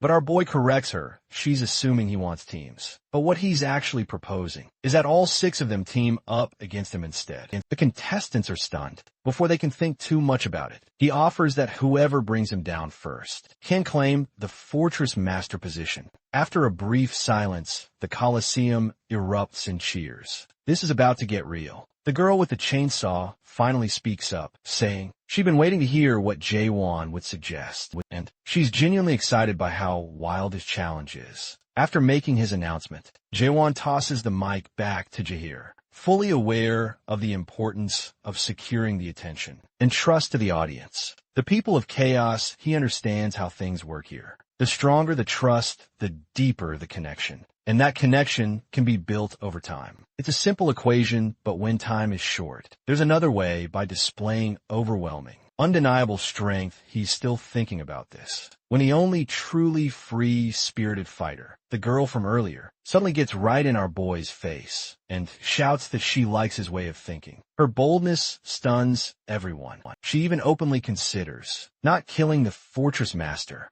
The crowd is left confused. It only becomes clear after she leaves that she's just forfeited. Before departing, she whispers something odd about not wanting to get caught up in trouble. With that thing coming, however, our protagonist doesn't really understand what she means. Out of nowhere, Yin Yang speaks up as well. He declares that he too is forfeiting, admitting he can't beat the fortress master. At his current strength, technically, he hasn't lost until the quarterfinals, so he still keeps his title as leader of the Lightning God clan. Kaiman disappointingly follows suit, also forfeiting and excusing himself with similar words, even praising our hero in the process. That leaves only 3 opponents left. G1 had wanted to display unmatched power now. Even if he defeats these 3, it won't be the dramatic display he envisioned. Still, if all 3 attack at once, maybe he can show something phenomenal, enough to cement himself as irresistible. Ja Gakryong points out that things aren't exactly going according to plan.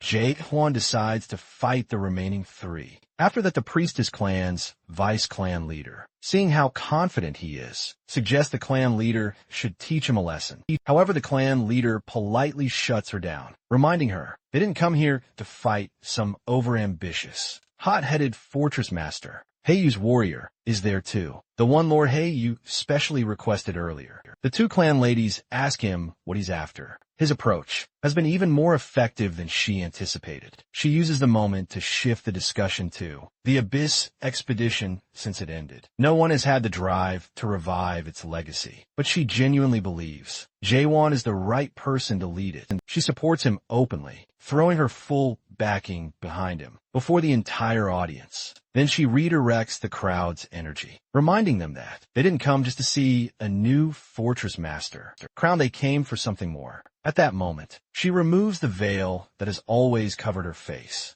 unveiling massive hypnotic eyes. Instantly, the entire atmosphere changes. A strange illusion sweeps through. Glowing butterflies begin to drift across the already enchanted audience. People's eyes go wide. Her gaze can dig into emotions, hidden thoughts, and their deepest righteousness. But our hero remains unfazed. He sees through her so-called righteous magic, recognizing that she's twisting the crowd's perception with talk of hope and desire. For a moment, he seriously considers ending her spell with a stab, but looking around, it's already too late. The crowd is fully under her control, chanting along with her. Just then, an unexpected voice cuts through the noise. It's the gentleman's sword. He has no sides, no bias, and he's just arrived all the way from the south, not for a fight, but just to observe. He makes it clear he's not interested in watching people bicker over a title. Apparently, Myung-won, as he's called, is considered on par with one of the 10 clan leaders. Sir Carlton Javier strolls through the hallway,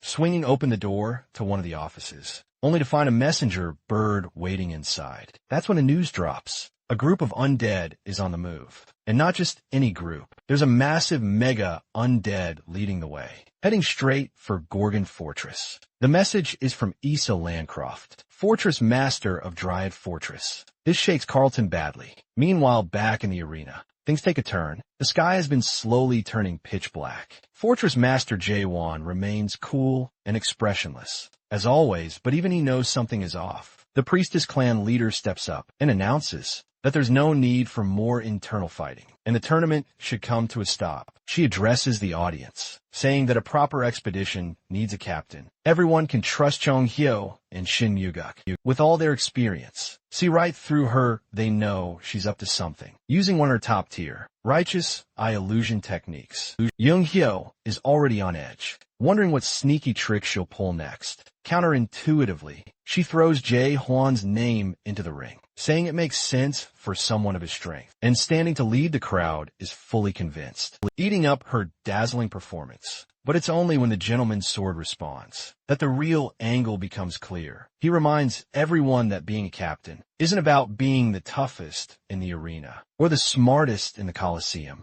The swordsman says the priestess could easily test whether Jae-won is even fit to lead. That's when she announces her righteous audit. To everyone else, this sounds like a perfectly fair idea. Even Jahir, who's usually level-headed, is swept up in her spell, clearing the stage, and announcing that the priestess will test the mortality of their fortress master. Up in the sky, she conjures huge magical arrows, aiming them right at our protagonist. She turns to Jaewon and directly asks if he's ready to be audited. That's when it clicks for Chung Hyo, who facepalms, knowing exactly how the clan master operates. Many people take this test to see if they're ready for the next step, but he's stressed, grinding his teeth, aware she's setting a trap. She's about to gaslight our boy, trying to shake his confidence and make him seem unfit. After all, who wants to follow a captain into the abyss, if he might just turn on his own squad for the greater good? One bad answer, and Jae-won could lose everything. Chung Hyun knows him well. He's never been the graceful, noble type, but before the elder can figure out how to stop this, the fortress master has already taken the bait. She even double-checks with him for a verbal yes, making sure no one can claim it was a setup later. For a moment, everything goes dead silent. The pause lasts long enough that someone in the crowd finally snaps, complaining about all the build-up. Suddenly the scene flips. Now our protagonist is in the middle of a storm, stuck on a ship in an ocean simulation. According to the clan leader, storms like this are normal in the ocean region. She points at a floating rescue board, gliding towards some people. Someone is drowning out in the waves. It's a classic moral choice dilemma. Play it safe or take a risk. Our boy reaches down and grabs one of the drowning people, pulling him toward the board. But here's the twist. The rescue boat has a limit of 10 people. If he brings one more aboard, the whole boat will sink then. Comes the notification, like a prompt straight out of game. Does Jaewon play by the rules and save the majority by letting the one go? Or does he risk everyone for the chance to save this last person too? There's no middle ground. He's got to decide. And quickly, the priestess turns to him and asks what he wants. What he would choose, it's clear what will happen. If he lets the drowning man go, people will throw a tantrum at our boy. If he pulls the man aboard, everyone will criticize his poor judgment. But what the priestess doesn't realize is that Jaewon doesn't play by the rules. He refuses to choose option 1 or 2, despite all her attempts. To prove he isn't fit to be expedition captain, he picks a third path. She is utterly stunned, not expecting him to find the hidden choice, the one that only appears if someone truly thinks outside the box. Unfortunately for the clan leader, the notification board suddenly reveals that same hidden option. It reads they'll rotate, each taking turns on the support board, with only 10 people at a time, and one person in the water for a brief period. It's a price everyone is willing to pay, so no one becomes fish food. This is probably the best judgment anyone could hope for, and it doesn't strip away the humanity from our protagonist. She realizes he's come up with the solution, and its genius. All signs point to a win for our hero. At least that's how it appears. She notes, however, that he still hasn't spoken up. The priestess clings to a last hope, wishing he'll try some other clever trick instead. But the fortress master surprises her by focusing on the real problem. It's the sea itself. So what does Jae-won do? He declares he'll split the sea, since that's what's swallowing his people. It works out for the clan leader, Except, of course, it really doesn't. Jong Hyo is the first to catch on to what he's about to do, realizing our boy is about to go way off script. And then, Jaewon literally splits the sea in two with Dartball. The clan leader's entire setup crashes down. Jaewon's solution is so far outside the box that he straight up solves the dilemma. Not long after, the people in the simulation are clapping for the fortress master, cheering him for the slick move he's just pulled. Meanwhile, the notification panel glitches like a cheap knockoff game and crashes entirely, announcing the audit is over. That's when the clan master breaks character. For a moment, it looks like she's about to curse out loud, unable to believe she's been beaten at her own illusion-ridden game before things can escalate. A sharp alert slices through the moment. This isn't a drill. Gorgon has made the call. Everything is shutting down. No more fights, games, or dramatic speeches. The fortress is locking down, and everyone, especially the crowd, needs to evacuate immediately. At first, people file out in a civilized way, confused by the sudden order. But once word spreads, there's an incoming undead attack. Not just any, but a massive, terrifying one. True panic erupts. The reality sets in the sky is darkening. Not for drama, but because an undead army is coming. Yin Yang can only whine about his fate, how he was the Lightning Clan leader and sole survivor, yet will now die in the Gorgon undead attack. As usual, Kang Ho Wong and Yin Yang start bickering, tossing insults as nerves get the better of them. In truth, Kang Ho Wong's legs are shaking, just as much as Yin Yang's. In the midst of the emergency, Chung Hyo and Shin Muguk focus on bigger issues. Shin is amazed that this kid, one not even a couple centuries old, is leading as if he's some kind of Cape Crusader. It's enough to put some of the old-timers to shame. Chung Hyo wants to focus on the present. He admits he never thought he'd see a situation like this again, not even after 900 years. Magoo completely understands the déjà vu. 6 of the 10 clan leaders are already here, and the situation mirrors that old death wish. From their visit to the undead palace, whatever they saw there, something they still don't talk about, might just be about to repeat itself. There's an old rule the veterans have spotted. When there's a medium threat, smaller undead follow when a giant one appears. So do the medium ones, but this time, King Catastrophe, the ultimate boss, has shown up in Gorgon. The Soul King was one of the main reasons they built the fortresses to begin with. As the story unfolds, the true horror of the Soul King, and a monstrous abomination he is, comes into view. Following him is an undead beast. Megadead level threat. The situation is beyond dire. Among the chaos, they see the creature with huge red eyes, the terrifying backwards walking Magritte, poised to unleash havoc upon Gorgon. The scene twists into a waking nightmare. Death spreads everywhere, devouring the place alive. Civilians scramble in panic, but most aren't fast enough to escape the horror. Rolling through Gorgon in the middle of the chaos, the priestess stands completely frozen, her body refusing to move. She watches, helpless as nightmare undead rip through people, tearing limbs and snuffing out lives without mercy. All her confidence is stripped away. Everything around her is sucked into a darkness that keeps spreading. There's one moment she can't shake. A monstrous, twisted undead snatches up an old man. Right in front of her, this isn't cinematic drama. It's cold, suffocating, and revolting. Though it seems impossible, her trembling is real. Her wide eyes are stretched even wider. But they're useless now. Her scream comes too late. Just noise, powerless to change anything. She's left pleading for reality to give her a break. Suddenly, the gentleman, Sword Myung-gwan, slices into the fray like a last hope. He hurls himself between the monster and the clan leader, but even he can't change what's happening. He doesn't save the old man. He can't even save himself. He's just stalling doom for a few seconds. The priestess screams again, watching the undead's claw nearly tear into his face. Then her world collapses into slow motion. She's caught on the fact that nothing matters anymore. Every action feels meaningless. Every what if is a joke, and she knows it. That realization breaks her worse than the monsters do. Watching Myung-won's fate, she understands something bitter. Free will means nothing if the universe is just mocking you. Hope is a scam drowned by the same outcome, death. Just as she's surrendering to being swallowed by the nightmare. Giving up, because even fighting back feels like lying to herself. An explosion of blinding light rips through the massive monster, slicing it clean in two. The shock is sudden and sharp. There's the Lightning Clan leader Yin Yang, utterly fed up with the chaos. He's trying to snap the priestess out of her trance. But it's not working. The girl's still locked in her own shock. Frozen and unhelpful, his tone is anything but gentle. The nightmare situation keeps spiraling, and her wide-eyed, existential paralysis is just making it worse. Yun Yang turns his attention to the rhythm of the battle. Kong Huang Kaimin and Yun Yang himself are working like clockwork, fighting for their lives. The priestess, rigid as a statue, watches them with confusion. He can't understand why they're pushing so hard. She thinks hope is long gone, buried under death and ruin. Watching them fight through the madness only baffles her more.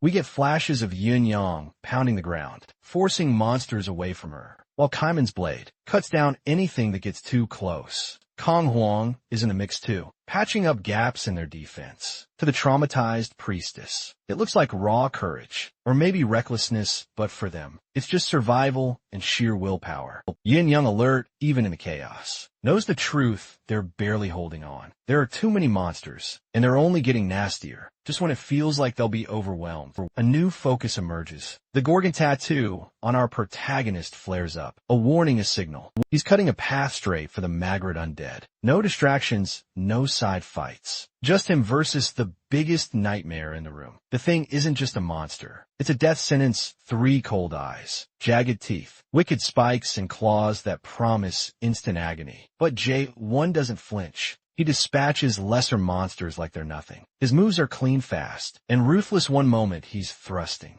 the next he's slicing, but he keeps his composure, never going full berserk. He knows this enemy is different. The monster bites at anything nearby, turning anyone not quick enough into instant carnage. So our hero keeps his distance, watching, measuring, waiting for the perfect opening. This isn't just a fight anymore. It's a test of survival and strategy. J1, ever the one to bend the rules, knows his best bet is to back up and go long range. That's the plan. Create space. Strike from afar, stay alive. But the Magret isn't brainless. It has its own long-range attack, and it doesn't hesitate. Whatever it's about to unleash is anything but pretty. Our boy barely dodges, scraping by as destruction explodes behind him. The monster readies itself for another round. Charging up again, that's when he makes the bold move. Instead of dodging, he braces himself, ready to block the attack, almost as if he's daring to test the very depth of hell. The battlefield goes quiet as the Magret loads its main mouth for a devastating strike. Cut to Chong Hyo, fighting his own monsters on a different part of the battlefield. He's far from panicked like the priestess, but his hands tremble not from exhaustion, but from memory. The last time something like this happened,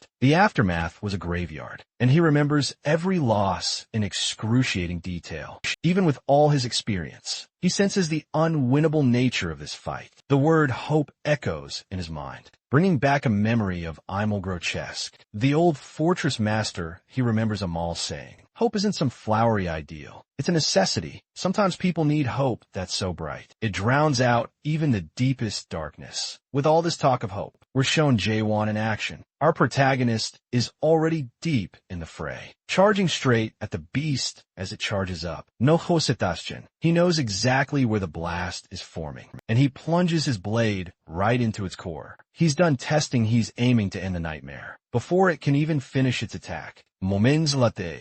A blinding flash slices through the battlefield, forcing everyone nearby to shield their eyes. It's coming from the exact spot where Jaewon has been locked in combat with Magret. Chung Hyo's gaze tracks the light, and what he sees next nearly freezes him in place. Our boy is standing there grinning like a madman, fresh off landing a heavy blow on the creature. The monster looks even more grotesque now, somehow more revolting than before, as if the hit peeled back a layer too far. Jung Ho Wat already past the point of trying to make sense of. Whatever Jae Hwan is, the guy just doesn't fit any logic. But the Magret isn't done yet. It lunges, its nasty tongue whipping out rib like spikes, wrapping around him, trying to end things on the spot. The jaws clamp down like a bear trap. Even so, our protagonist doesn't panic. He blasts his way out of the creature's grip, not giving it a moment to savor its catch. And it starts to glow in his eyes. His blade, poised to give a monster a taste of real pain. Chong Hyo recognizes what's coming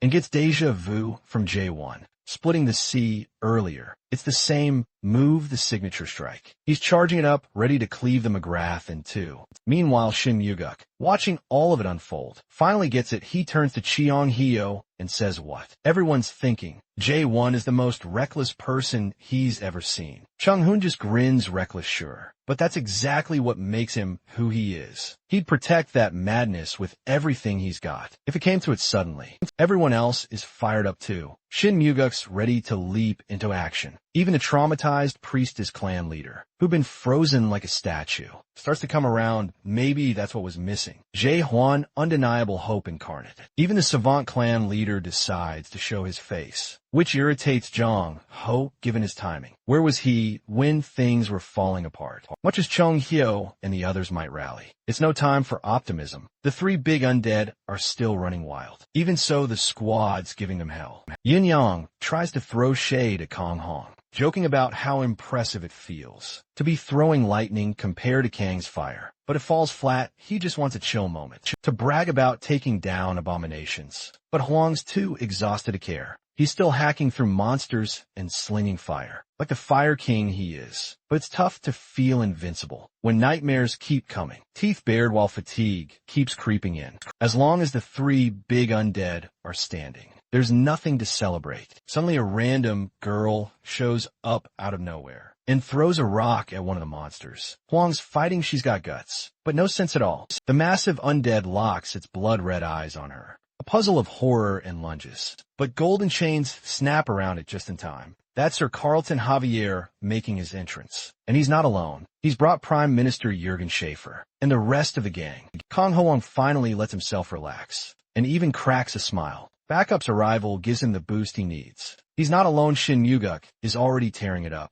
Everyone in Gorgon is out there, showing what it means to have real heart. We swing back to our hero. He's not just fighting, he's rewriting the rulebook. He carves a hole straight into the Magrite, then finishes it off with a gravity-assisted strike. His blade glows, lighting up the whole Gorgon fortress, as if announcing exactly who just dropped the hammer. Fast forward 10 days, the smoke has cleared. Damage is being tallied, and there's a wild buzz on the streets. Chaos is alive with the news. 3 of the great undead, including the dreaded backward Magritte, were taken down by the heroes of Gorgon. The entire population is alive with energy. The scene shifts to Mitchell, who's having a one-on-one with a trainee, or maybe a friend, breaking down what's happened in chaos, especially in Gorgon. He gives off this vibe that things are improving, but he challenges the other guy to think deeper. Mitchell asks what's really changed since the epic battle 10 days ago. The trainee doesn't get it first. Mitchell points out that sure, the monsters were beaten, but the aftermath is still rough. Infrastructure is a mess and life isn't easy. He's not just talking about the clan leader's base being there or the resources pouring into Gorgon's market. It's subtle, but below all the victory headlines and political reshuffles, people on the ground are struggling. The hero wins narrative isn't as clean as it sounds. The real shift is in how people act. There's a bit more cheer, like hope is allowed again. People seem alive, the opposite of what chaos usually is. But Mitchell isn't buying it. He shuts it down quickly. The boy's so focused on the future, he probably didn't see the path of devastation. Mitchell references that wild moment. The black sea of undead sliced open by a single sword. But that spectacle cost real lives. Many of them. Mitchell doesn't fully understand what went down either, but he's piecing it together. Everyone was there. People's eyes were full of hope that night. For real, they're clinging to the half-truth. That Gorgon's doing better now, which in his opinion is kind of foolish. What really bothers him is that people actually think they can live normal lives. In chaos now, suddenly, a massive explosion like sound shatters the calm. The trainee flinches, looking around, as if they've been dropped into a bombing run. Mitchell, calm as ever, with his great horn slung over his shoulder, doesn't blink. He tells him it's nothing new. It's been happening for 10 days straight. The younger guy, wide-eyed, speculates it must be because the 10 clans moved their headquarters there. He gets even more spooked as he realizes that could mean war is coming, or has already started. Mitchell doesn't confirm or deny it. Whatever's going on, it feels like war. Meanwhile, up at the training grounds, we see what Jae-won's been up to. He's not relaxing. The blade wielder has been grinding the clan leaders, training them hard, making sure when the expedition comes, they'll all be ready as sudden. The glass shattering sound hits the scene like a bomb. And Lim Jong-hoon's face freezes in sheer disbelief. The man looks like someone just told him. The sky's purple. He literally has to ask his subordinates to repeat themselves word for word, because he cannot accept what he just heard. Apparently some guys just took out a mega undead. There are only 3 of those monsters in all of Chaos. Slaying one isn't something you do casually. It's only supposed to be possible for someone ranked above a lieutenant general. So no, he's not buying it. He immediately orders his men to dig deeper and figure out what's really happening. Still stuck on it. He's convinced this is one big mistake or some kind of misinformation. What he doesn't know yet is that in 4 days' time, he'll be staring at the complete wipeout of the North Branch of the Forbidden Heaven clan.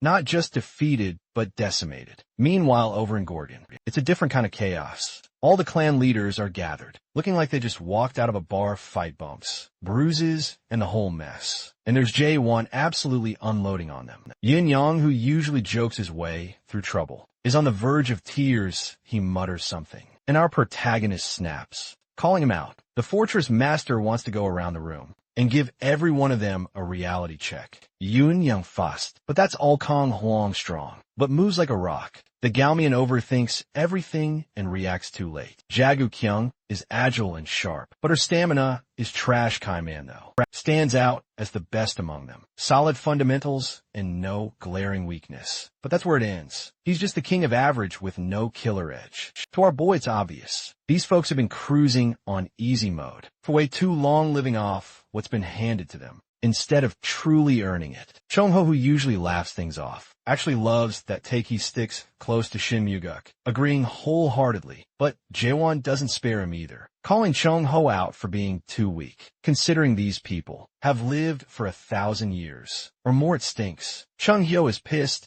but he knows Jae-hwan isn't wrong. His memories stretch back 900 years, when the 10 clan leaders were monsters. Minimum 7th stage adapters. No joke, leading the Heavenly Dragon clan. Top dog, even then, was a 9th stage powerhouse. But even with all those heavy hitters, the one who made them look like amateurs was Malark. The mayor, that guy, was on a different level. Yet even with all that power, the Abyss still chewed through them. Because the Abyss doesn't care who you are. It's built to break the best. Our hero isn't impressed with what just went down. He straight up shames the current group for getting this banged up just by wiping out a single branch of the Forbidden Heaven clan. If this is their state now, how are they supposed to face the real HQ in Mondeker? Forget the Abyss. They get destroyed just knocking on the front door. The fortress master's patience runs out. He decides right there and then, it's hell weak hardcore special training. Nobodax no excuses. That's when Jae-gal Moon jumps in, trying to inject some reason into the room. He gets the sense that maybe the fortress master is out of the loop about how adaptation works. So he dumps it down for everyone. Everyone here is an adapter, but the real grind starts after that.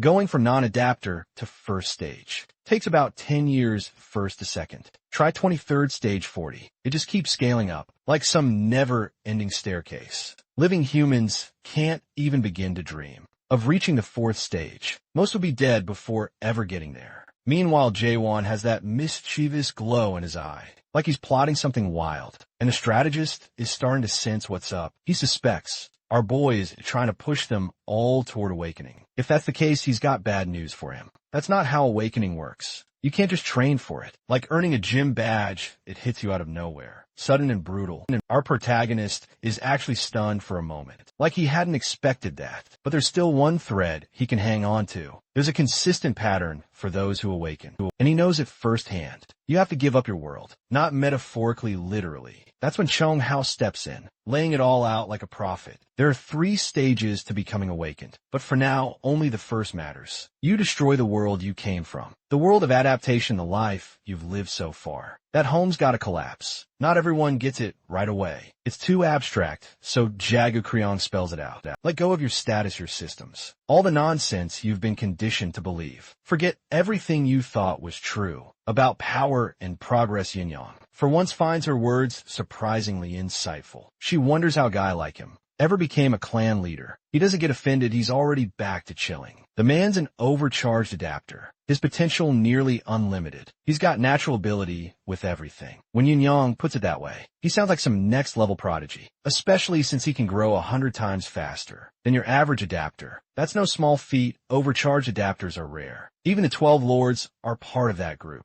Kong Huang rolls his eyes at this. Half of it, he claims, is just good marketing. He points out that everyone here is an overcharged adapter too. Except here comes the shocker. Kaiman isn't out of everyone. He's the odd one out, no special engine under the hood. That's wild considering how skilled he is, compared to the rest of the clan leaders. The thing is, Kaiman doesn't care about any of that. He's ready to toss away all his talent, his world, even his sense of self, just for power. The only thing he's determined to hold on to is his burning hatred for those 12 lords. That obsession fuels him. Jaegu Kyung steps in and tries to talk some sense into him, reminding the Southern Sea clan leader that he's talking about wiping out everything gone, vanished, erased. She brings up the Great Disappearance, which is yet another can of worms our boy hasn't even heard of yet. By now, Jae-won's used to this kind of lore surprise. He raises an eyebrow, curious about what's coming next. She explains that around 700 years ago,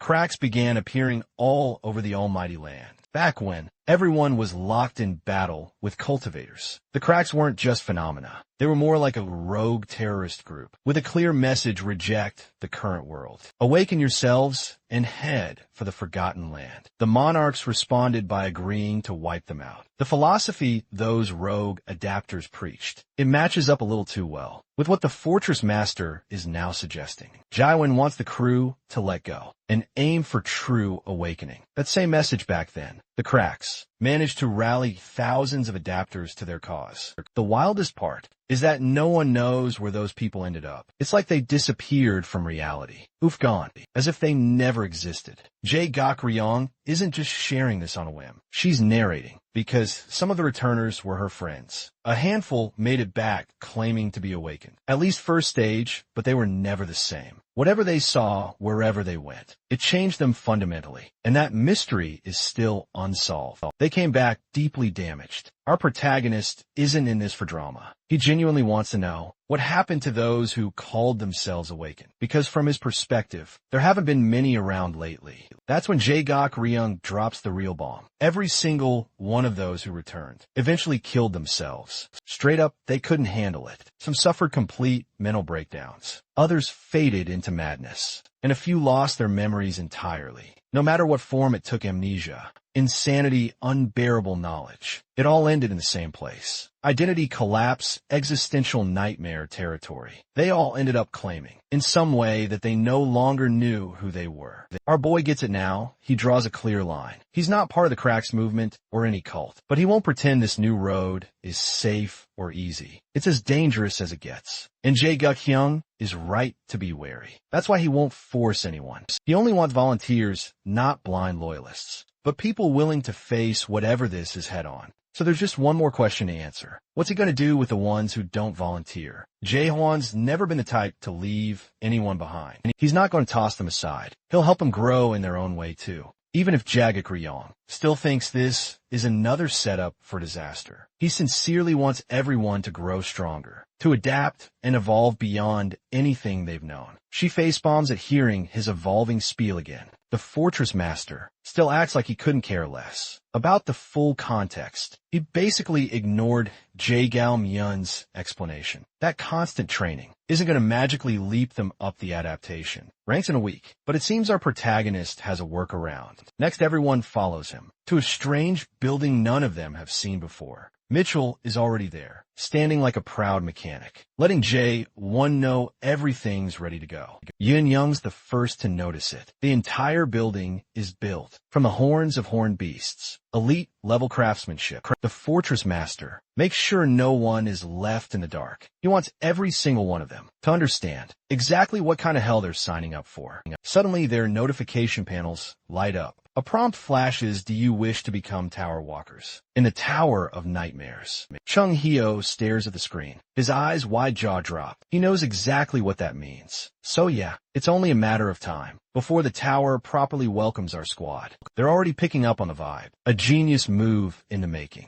Chung Hyo is especially impressed, quietly wondering how a human managed to pull off something only Maris are known for. It doesn't take long before the group starts pointing out just what kind of place this is. Kaiman notices right away. There's nothing above the second floor. That's exactly why our boy brought them here. In the first place, Jiggle Moon finds the whole setup both amusing and kind of an honor. He's already planning to break through no matter what. Even Yin Yang looks more serious than usual. Everyone's in because they want to level up. Enough with the admiration. According to the Fortress Master, if they want to stand around gawking, they can do that on their own time. Right now it's go time. Here's the deal. The training happens in a time-dilated environment where everything moves at 100 times slower than the outside world. 7 days outside means 700 days inside. Almost 2 years of non-stop grinding. But there's a catch. The squad needs to watch out for soul corruption. The denser the time, the higher the fatigue. When they push through brutal routines, the risk of corruption can spike past 80%. If that happens, it's instant logout. The loudmouth points out how Jae-won actually cares about them. Jaggak Rieng just stares at him like he's some big shot. Our protagonist's annoyed face says it all. Now comes the split he already knows. Some of them aren't down for the awakening process, so he divides them into 2 groups with different training paths. After the split, it's clear. Kaiman's the only one gutsy enough to put himself through hell. The others, they picked the alternate adapter route. With that decided, it's rumble time. Yoon Young can't go 5 minutes without irritating someone, showing off his speed by dodging all of Guk Yang's moves. He can't stand his smug attitude. Feels like he's looking down on her. Using his Lightning God Clan skills. That's when Kong Hong storms in, going full fire mode, blasting flames everywhere, and yelling that destruction beats speed any day. In his mind, smashing faces is far more satisfying than running from a brawl. The Savant Clan leader is probably the most full of himself in the group. He throws out the usual condescending remarks, claiming they're all weak and haven't made an inch of real progress. Meanwhile, Shin Yugok just watches silently as 3 of the 4 clan leaders go at it, like it's a grudge match. But before we dive too deep into the chaos, we flash back to moments earlier, seeing how the squad planned this whole thing. Kaiman was always going to choose the awakening process, but Gukryong doesn't get how. The rest are going to use this tower to level up, when everyone else is already maxed out, as adapters clan leaders are way ahead of non-adapters, and climbing higher isn't exactly easy. According to her, they'd need a god-tier skill book, or some divine revelation, to make even the tiniest bit of progress. Naturally, Yin Yang chimes in with his usual shady idea. Just steal the skill books. It's hard to tell if he's joking given his sketchy past, but no one has shocked our hero though. Has a different plan, he doesn't want shortcuts. Guk Ryong watches his calm, unreadable face and guesses. Maybe he wants to play sensei, but that's not it. He wants them to teach each other. Sounds cheesy, but Shin Muguk, of all people, actually thinks it's genius. Not just clever, but the kind of thing that makes you wonder why no one thought of it before. The thing is, these clan leaders are all proud pricks. Never would have come up with something so cooperative on their own, even now. Learning each other's skills is a long shot, because they just can't stop arguing about who's the strongest. But even with all that dysfunction, Shin Mugo got a gut feeling. These idiots will level up somehow miraculously. At least he hopes. Meanwhile, his thoughts drift upstairs to Kaiman. If anyone's really suffering right now, it's him cut to the swordsman, drenched in sweat, swinging his blade. He's lost all sense of count. Could be 10,000 swings, 100,000, maybe a million. By now his arms are running on pure muscle memory, waging war against himself. Even now the Fortress Master treats him like a rookie, reminding him to breathe between slashes, calling him out for skipping beats, saying he'll never hit real strength unless he fixes it. Kaiman keeps questioning the process. Is this really how you awaken? Is this what it takes? But J1 shuts down that kind of thinking quick. No room for doubt. They talk about why Kaiman's frustrated. It's just being stuck. The only sound beyond the coaching is the swish of his blade. He's not missing the other adapters. He's not even comparing himself to them. He just thinks he's not that talented, not built for this kind of change. But our hero doesn't buy any of that. He draws a line between Kaiman and the overpowered adapter brats, with egos the size of continents. The swordsman's not some cocky clan leader. He's got heart grit. That matters more consistency. Purpose and willpower beat raw talent every time. Awakening isn't for the gifted. It's for those who bleed for it. Just when Kaiman's about to doubt himself, the Fortress Master gives him a vote of confidence, makes it clear he trusts him, and asks for trust in return. That spark is all it takes.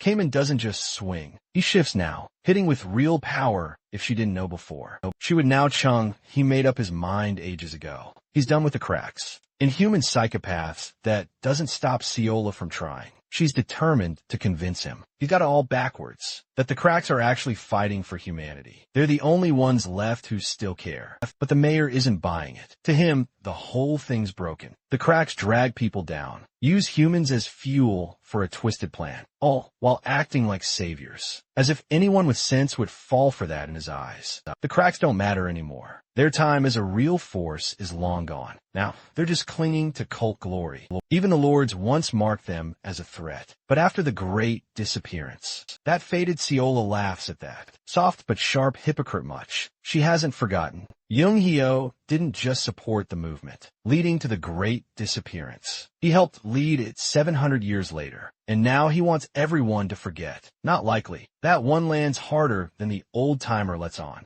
Chung Hyo tries to keep her composure, but she's clearly twisting the story to suit herself. He remembers things differently and points out the intentional gaps and misrepresentations, yet he still can't bring himself to meet her gaze. Staring at the floor hardly exudes confidence. There's at least a kernel of truth in what she's saying. Ciala, too, doesn't hold back. He saw everything unfold. The great disappearance happened right before his eyes, and he didn't intervene whatever transpired back then. Ciola wouldn't be who she is now if he hadn't played his part. The most disturbing part is that there are still real people in the crack, clinging to his grotesque techniques, as if they were gospel out there. They're trying to awaken by tearing each other apart, swinging sword stabbing, dying, and repeating it all in a deranged ritual. Round after round, the violence continues. His past isn't just a lingering shadow. It's still bleeding into. The present survivors keep swinging their swords, lost in madness as she pours a glass of wine. Harsh flashes of these scenes surface. People killing cult mates in a blood-soaked well. The worst part is that this brutality is the goal. Only a handful survive. After slaughtering their comrades, to deaden their emotions, they continue numb, swinging a billion more times, without feeling that numbness. That hollow inside is built into the process. Awakening requires tearing away what makes you human, just to see what remains.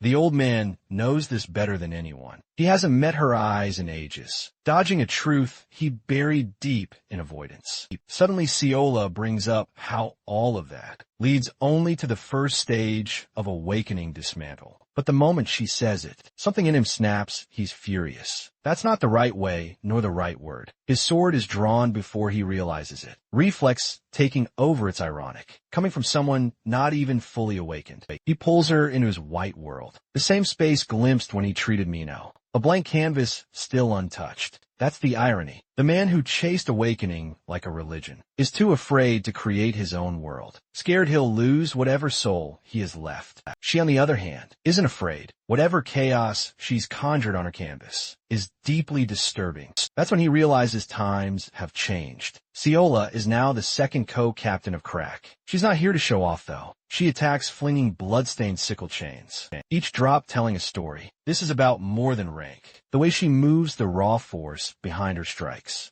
She might have reached the third stage of awakening. Then she unleashes her power. The blood on her chains pulls him directly into her unique world. A nightmare landscape. He's frozen, wide-eyed as if his soul stopped cold. The ground is littered with corpses from cult violence. Bodies hacked apart in slaughterhouse fashion. And then it clicks. This is the aftermath of the great disappearance. The sea of blood, the stench of massacre. This is her unique world. She gives everything. The dead don't pretend to live, and chaos never changes, even if neither can say it aloud. The truth remains: chaos has no hope. Ciola still makes her offer, wanting him back in the Crack. But the old master isn't turning back. He senses the shift she just triggered. Faint but undeniable change is coming, and he believes that his expression betrays him. This new fortress master, this unexpected hope, is dragging even the most stubborn veteran into belief. It's remarkable that neither the disaster 900 years ago nor the massacre 700 years back knocked sense into him. Ciola's anger boils over. Her voice turns bitter. She wants him to fail again. Hopes that blood-soaked defeat clings to him like a curse, praying he'll abandon his new allies, just as he once left the Crack regardless. Crack is watching. They're not finished with him yet.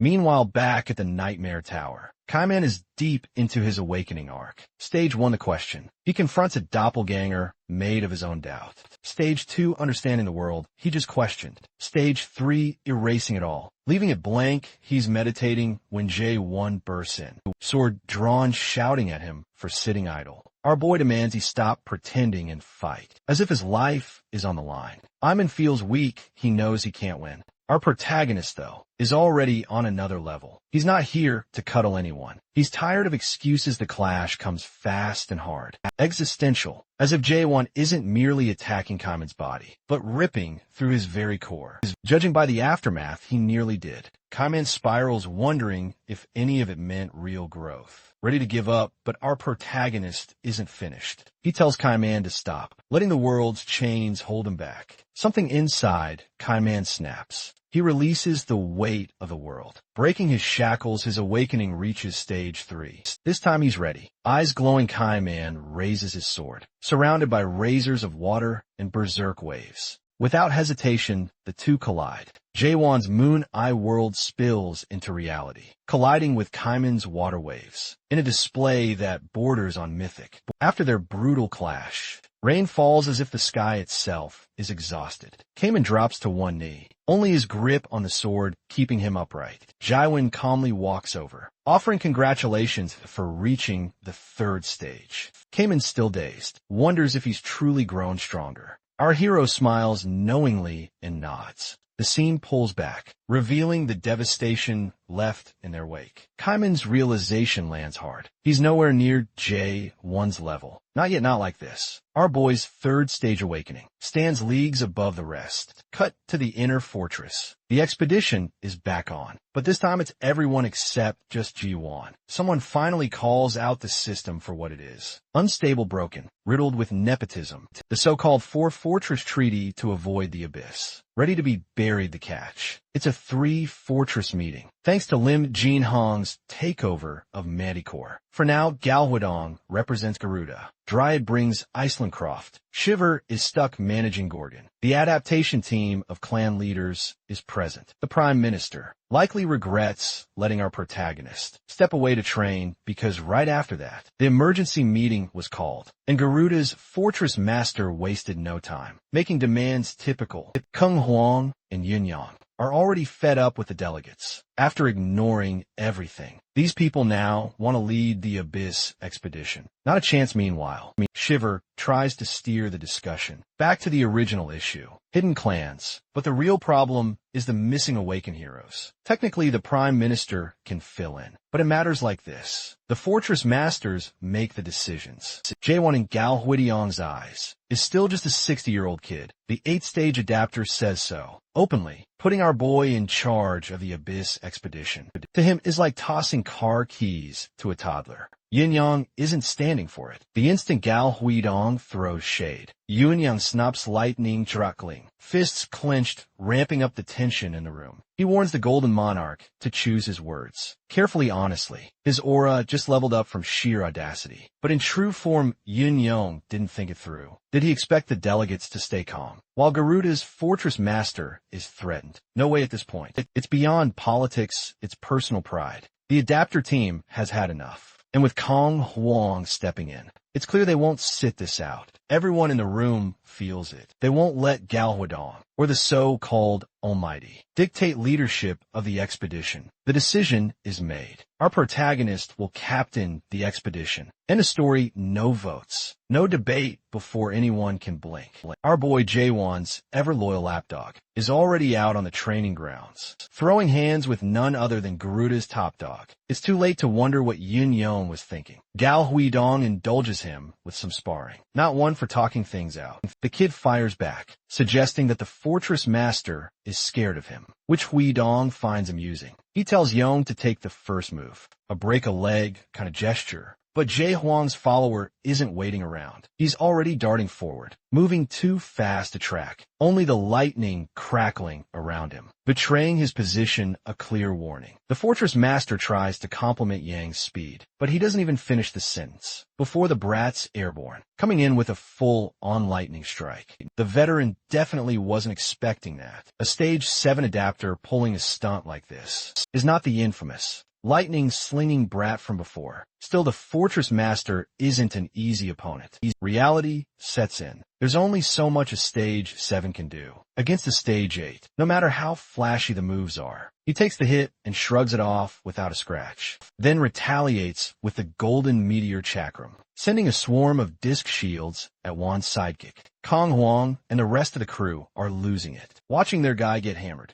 Meanwhile, the fortress master is already celebrating, picturing himself in the expedition captain's chair. But the joke's on him. Yang isn't down. Not even close, he's back up. Lightning still arcing around him, warning everyone that round 2 is about to get wild. The lightning kid points and tells his opponent he's about to see something unforgettable. As the meteor discs power up, he surprises everyone by unleashing a fire technique, one that's way too close to Kong Hoon's to be a coincidence. And Fortress Master isn't giving out gold stars, especially not after Yong follows it up with Jay Gilman's notorious 8 invisible traps move. He freezes, catching the implications. Some of these so-called clan leaders must have swallowed their pride, who trades away a legacy just to get their hands on someone else's technique. It's pathetic, but even the Fortress Master has to admit that pride doesn't pay the bills. Suden Li Young, knives in hand, closes the distance and lands a brutal hit. The Fortress Master's chest shows the dagger wound. That's enough to make him angry. Maybe the lightning brat pushed it too far, because now his opponent isn't holding back, with the meteor chakra accumulating and his aura swelling. Wan's follower realizes he's kicked a hornet's nest. Mayhem erupts. Delegates, security, and even the Fortress Master's own men scramble for the exits, trying to escape, before the spinning discs tear up the training ground and turn it into a rocky sandstorm. The destruction is immediate, but Issa Longcroft and Shin Muguk remain watching. The Garuda Master calls out the lightning brat, taunting him to survive this storm, catching a bolt of lightning. He suddenly realizes he might have spoken too soon. At the height of the sandstorm, Yang cuts through the rocky tornado, closing the gap with ease. He even gestures mockingly at his opponent, a sarcastic pat you on the head move. The Storm Slasher counters the Meteor Chakram with the Servant Clan leaders, Cloud Dragon series, Heavenly Sword attack in a flash. He's got his knife pointed at the Fortress Master's forehead. Shin Muguk steps in immediately, signaling that things are going too far.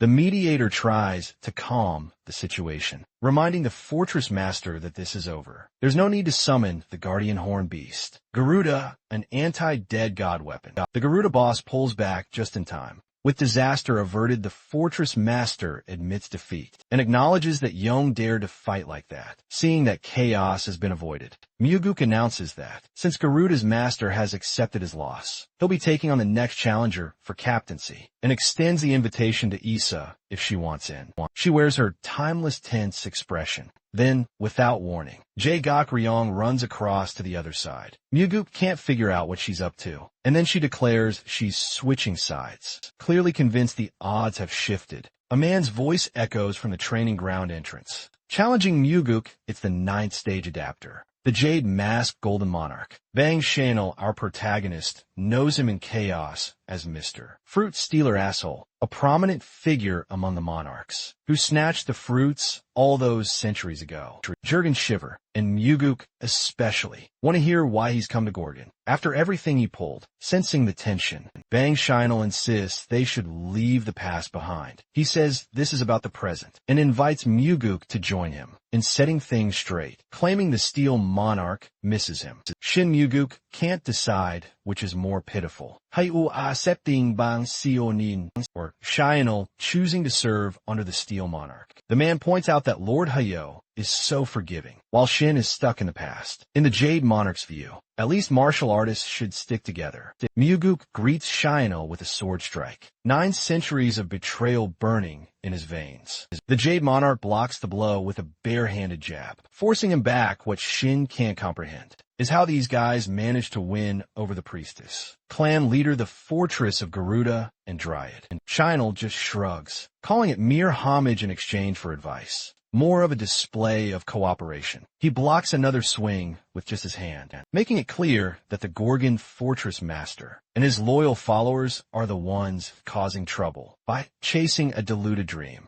Truly pitiful for the first time in a long while. Muguk loses his composure. He's been the calm voice of reason, but now he can't stop himself. Isa Lantroft observes, thinking his outburst is more than justified. Yet she experiences a flashback of a conversation with Hayo's warrior, who emerges from the shadows to speak with the Dryad fortress master. Isa appears torn, caught between doubt and a sense of justice. But Hayu's warrior reminds her that the forbidden heaven nuisance isn't a real threat. The bigger danger is the new Gorgon fortress master. This isn't just a gut feeling. If the Steel Monarch himself thinks Jaewon is dangerous, there's weight to the warning. Our boy has been striving to unite chaos for reasons nobody but he understands. And as ever with every new threat, there's that persistent, senseless hope of something grander. When our protagonist moves to bring chaos together, bloodshed will follow unavoidable. Hayu, warrior, tells Issa she knows this already,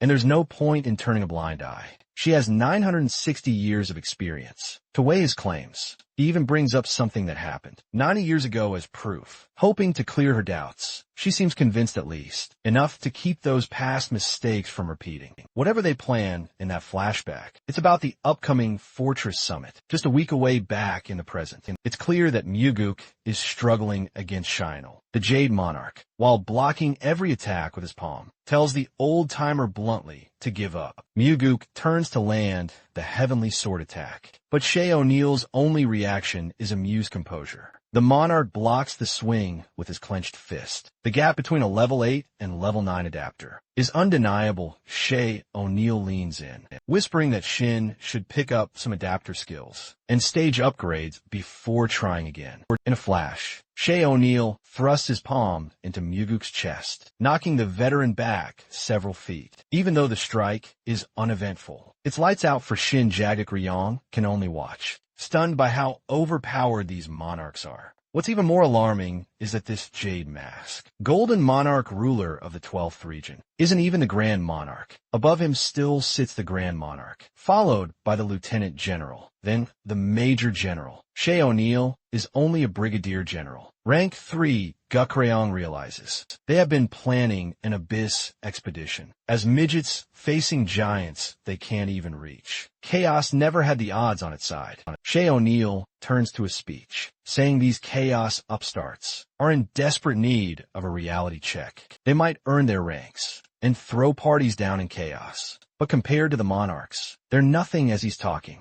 an attack nearly grazes him. Muguk battered, but far from finished. His back on his feet, surprising even Shay Neil. All he manages is to stab the monarch's hair, though the Jade Monarch warns him not to press his luck. Staying in the fight will only get him killed. Shin refuses to back down, spitting that the monarchs only won last time by stealing the resurrection fruits. Chaos lost comrade after comrade, and no one from that day has ever truly moved on. Shay O'Neill watches his old friend's persistence and considers that perhaps Shin has finally chosen death. Muguk charges fury blazing, aiming to cut him down with a sword strike. That's noticeably different. Shionel's face finally changes as Muguk switches to the heavenly destroyer form. Still, the monarch neutralizes it with his bare hand, activating the bottomless pit technique. Maybe they really are not worthy of reaching for the stars. Shaniel grabs Shin's face, reminding him that they couldn't change anything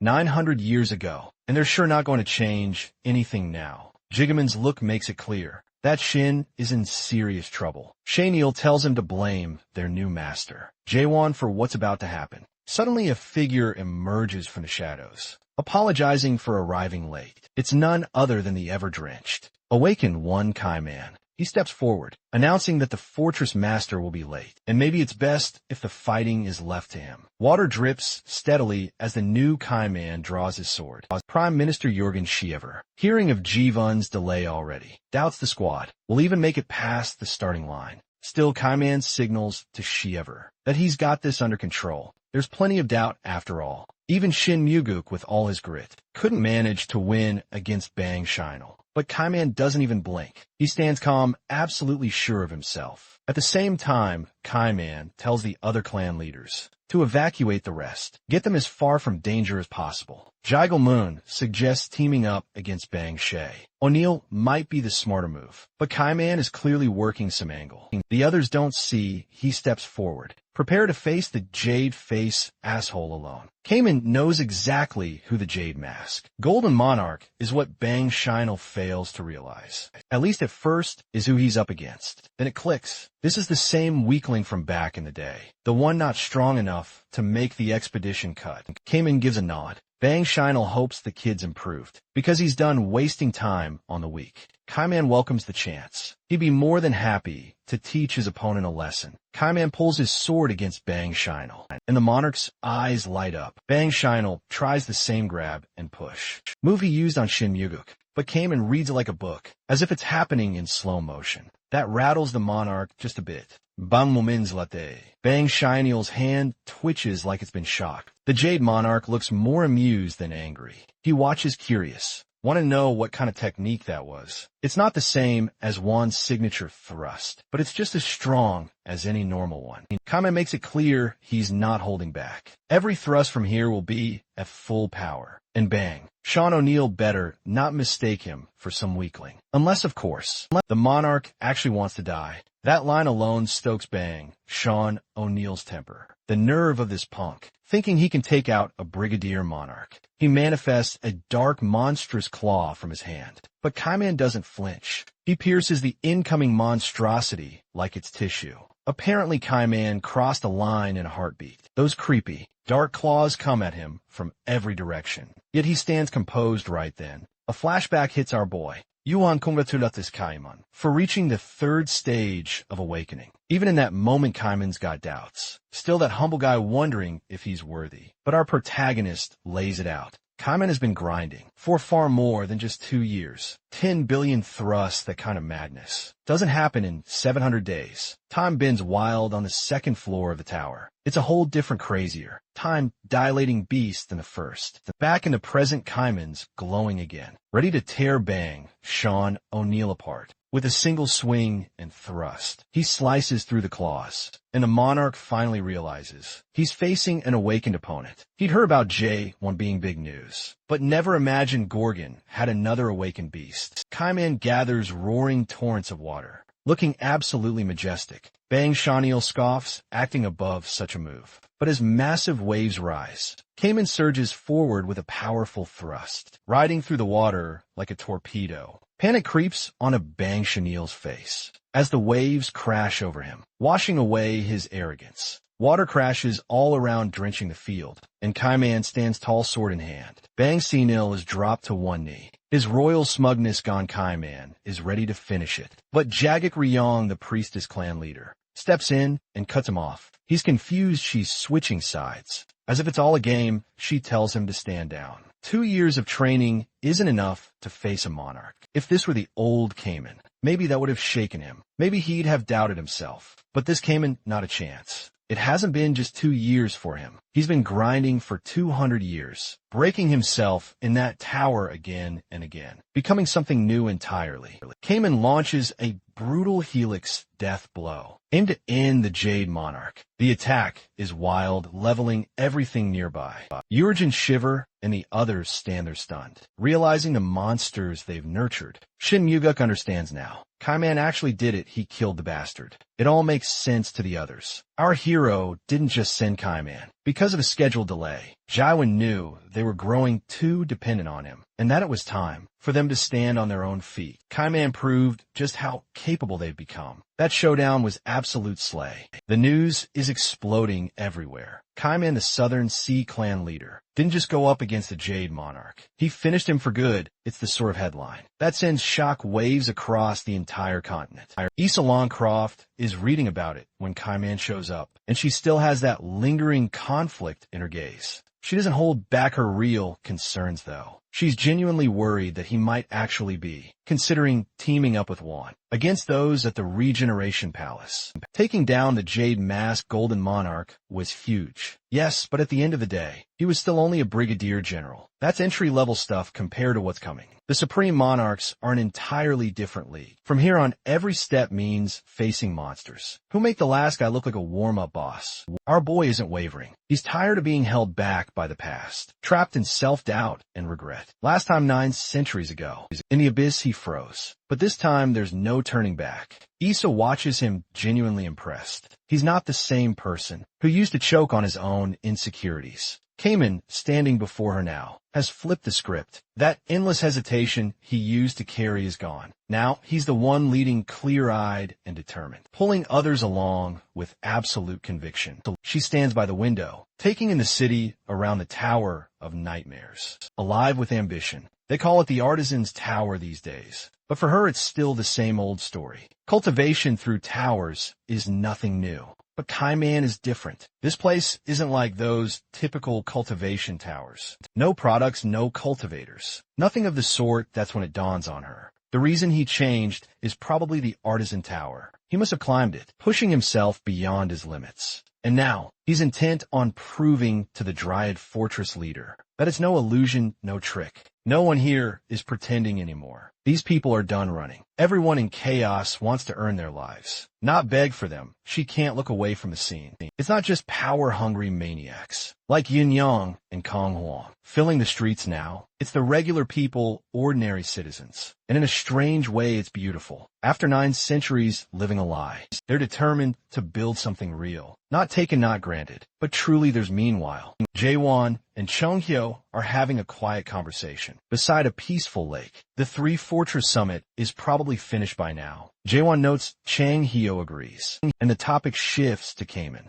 Jaewon teases that maybe Cayman's even stronger than his old friend now, which gets under Chang Hyo's skin. You might be annoyed, but the truth is, this kid is centuries younger and could probably best him in a fair fight. Then Jaewon gets serious. Why start over from scratch? Chung Hyo's awakening was brutal, violent, and traumatic. He never made it to the 3rd stage. Bailing before he could now, he wants a new path. A clean awakening, not one bathed in regret. Chung Hyo slips into memories of his time, in the crack of nights spent crawling out of the mud, with nothing but that same cursed word dismantle. No variation, no freedom. Just grotesque survival in a whirl of blood. First came dismantle, then assemble, and finally self-surrender. A cycle so rigid and cruel, it might as well have been carved in bone. We see flashes of him soaked in blood, repeating the same ritual again and again. He knows it wasn't a profound awakening. It was just a meat grinder with a fancy name back then, muttering dismantle every time. There were no questions, just instinct. The assemble stage never brought him pain. There was no space for feeling. But Jae-hwan, that guy's existence is built on questions. Everything in our protagonist's journey is a why. Life, world, purpose, why. That constant questioning tears him apart. There's even a glimpse of the eerie moon eye. Our hero walking through a world wrapped in barbed wire, filled with unanswered pain and unresolved questions. Even his so-called unique world is no escape. It's as real as it gets then. Out of the blue, Chung Hyo asks how old Jae-won is. It seems random, but he actually heard from Mitchell about the 3rd floor being completed. Mitchell mentioned that the time density on that 3rd floor is insane, much wilder than the 2nd. Yet Jae-won was only in there for 2 days. So what's the real number? Turns out it's 1,000 years. He probably made more swings in there than breaths outside. Chung-ho is floored by the answer. But he's not about to shower Jae-hwan with praise. To him, our boy is still just that same punk kid, with a fancy title, yet deep down, it throws him off. This guy lived through a millennium of hell, and doesn't even look satisfied. Who is he really? Then Jae-hwan suddenly stands up, announcing that it's time. to head for the Resurrection Palace, the one place that might finally offer a real challenge. Chung Hyo suggests waiting until Gorgon has more awakened barracks. Like Kaiman, but our protagonist has already run the scenarios in his head. He knows the monarchs aren't just waiting for new awakeners sit around, and they'll strike first. The plan is simple. Make a move before the enemy expects it. He doesn't want to raise the place. Just grab the key pieces in the Resurrection Palace. Chang Hyo gets it. The real target is the mayor's treasure, an artifact that blurs the line between the living and the dead. And then there's the narrow gate, a passage into chaos while alive. If they destroy it, the monarchs lose their monopoly. Without hesitation, Jae-hwan and Chung-ho make for Manticore, where the path to the Resurrection Palace begins. Chung-ho knows this won't be easy. They're walking straight into a trap, set up for Jae-hwan, but that's just how it is.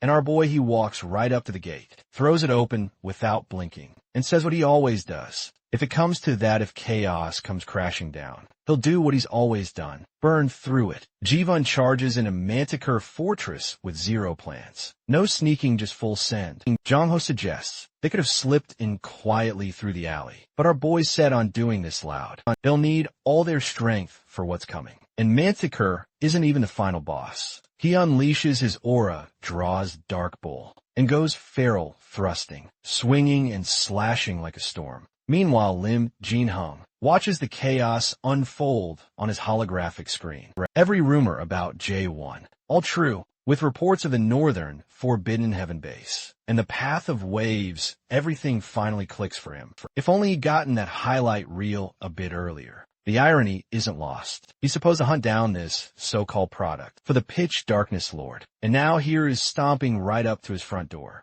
Loud as hell, a female voice cuts in. Clearly, thrilled to see the battlefield being wiped clean. She's not curious anymore about why the pitch darkness lord wants this product. This is no routine logistics run. Siren dances with excitement as Doc Bull flashes across the screen, grinning wildly. Lim Jin-hong tells her to watch her language, not even pretending to be impressed. She drops onto the throne beside him, like it's her personal couch. He's uptight about Myram etiquette and protocol, while she couldn't care less. She's here for the spectacle. Our protagonist is out there erasing people one by one, each dropped with a single blow. Listening to her commentary grates on Lim Jin-hong's nerves. But she didn't show up just to annoy. She came to deliver news. The Jade, Mask, Golden Monarch. Bang Shinal appeared in chaos. He already knew. Bang had been stirring up Garuda and Dryad fortresses, trying to sway the fortress masters, and helped wipe out the undead they'd sent there. Brief flashes show the carnage left in his wake, twisted remains of those abominations. What gets under Lim Jin-hong's skin most is how these monarchs treat the treaty, to stay out of chaos like a joke. First the pitch darkness monarch, now the steel monarch, just another proxy war. A game, it's true, but Siren isn't here for gossip. She brings the real bombshell. Bang Shinal got himself killed. Lim Jin-hong is stunned. Even more so when he finds out it wasn't a monarch or a massive army. It was just a clan leader who did it. In his mind, not even all the clan leaders together could have pulled that off. But Jae-hwan didn't assemble pushovers. He built a force. The Southern Sea clan leader alone proves it. This isn't about clever tactics. These guys are diving straight into madness, killing the steel monarch's Bang Shinal. That cocky dog brave, not really suicidal. A move like that doesn't go unnoticed. The monarchs all watch each other, like hawks in the almighty land. One death and the whole balance shifts. Kamen just kicked the hornet's nest before Lim Jin-hong can spiral too. Far Siren snaps him back. Jae-hwan's coming. So what's the play? He barely blinks. He smugged the plan simple. Send the demon warriors, Siren's own handcrafted nightmares. If Jae-hwan wants a dramatic entrance, they'll give him a hell of a welcome. Jae-hwan walks with Chung Hyo, roasting him for wondering how a bunch of nobodies wound up steering the Forbidden Heavens world domination plot. Our boy admits he has a point. Then the bandaged figures appear, just like those undead from the previous Fortress Master ceremony. They crawl out of the darkness, the nightmare only beginning. The squad is surrounded. Evil energy chokes the air. Whatever these things once were, they're now walking corpses with a pulse. One voice cuts through the mess, delighted as if he spotted a celebrity crush. He calls Jaewon the Pathfinder. Word travels fast, a bandaged figure steps forward. Mouth torn to the ear, half his face covered. Voice grating Sung Hyo freezes when the creature calls him by his old divine healer title. How does this monster know that? Then it hits him, this is Heinz. Once a guard at the southern Gorgon fortress. He used to tend the wounded, collect demon horn, stay loyal. For a century, that boy now stands twisted beyond recognition. But Chung, he remembers the grateful, righteous guard he used to be. He stumbles over his words, begging Heinz to return to Gorgon and leave this mess behind. Heinz doesn't budge, then he snaps. Not with anger, but with memory. 100 years ago, the Crimson Masaha clan stormed the southern checkpoint. Peace was shattered in a heartbeat. Blood covered everything. 50 guards, including the inspector, were slaughtered. Heinz was the only survivor, wounded and alone. Shangyo, of course, had been absent for the whole massacre. By the time he arrived, Heinz didn't scream. He begged be trained to become stronger, to stop it from ever happening again. Chung Hyo just gave him the big picture speech. Injustice happens sometimes. He offered sympathy, but nothing more. Heinz buried his grief the only way he could, through pain and persistence. He bled, broke, rebuilt. Justice died somewhere along the way. He tears off his mask beneath at his bone. No second, a skeletal horror. Chung Hao freezes. The kind second-stage adapter he once knew is gone. Standing before him now is the Vice Clan leader of the Forbidden Heaven clan. Catching up is over. It's time to fight. Heinz grabs his wicked sword, offhandedly mentioning he's heard. The Gorgon Fortress Master only ever goes for thrusts. He sounds almost eager in seconds. He's got Balkan's 8 fangs aligned, turning his blade's aura into a fanged Monster Manifestation. He follows up with his signature move, Karate, Sever, lunging in with everything he's got. But Jaewon just tears through the wild, swirling aura like it's nothing. Boom, that beastly energy shatters with a single thrust. Heinz is stunned, unable to comprehend what just happened. One of his followers, panicking, suggests they take our protagonist down together. It's desperate, but it beats getting destroyed one by one. Heinz gives the order, and suddenly it's a full surround. Little do they know this is our boy's comfort zone. His eyes begin to glow as if possessed. Meanwhile, Lim Jin-hong is losing it back at court, unable to believe. The dead demon warriors are getting torn apart. Like background extras, it's terrifying. He knows the only way they can take Jae-hwan down is if he himself, someone almost as strong as the monarchs, joins the field, because sure, our protagonist is a powerhouse. But if they pile on hard enough, even he might fall. But there's a catch. Jae-won is still the chosen product of the pitch-black monarch. Hitting him too hard is like picking a fight with fate. If they mess up, it won't just be a lost fight. It'll blow up everything from the roots up. Lim Jin-hong yells for Siren, acting like she owes him, but she's so not in the mood. This guy wants more. She's the one who figured out the Spirit Stone, gave him the Black Cloud boost, and built the undead Demon Warrior squad from scratch. Now he's asking for more. She doesn't even bother replying. She grabs his face, fingers clamped across both cheeks, ready to seal a deal whether he likes it or not. On the battlefield, Jae-won is thrusting through the demon army, moving at full tilt with clean, surgical strikes that are almost too fast to follow. Heinz's hatred grows. He can't stand that this 60-year-old kid has achieved more in a fraction of the time, compared to his own 2 centuries. Guy turns into a walking horror show. Whatever monster act he had before looks tame now. Transformation erupts, tentacles burst from his mouth. Eyes blaze with hellfire, and it's clear that earlier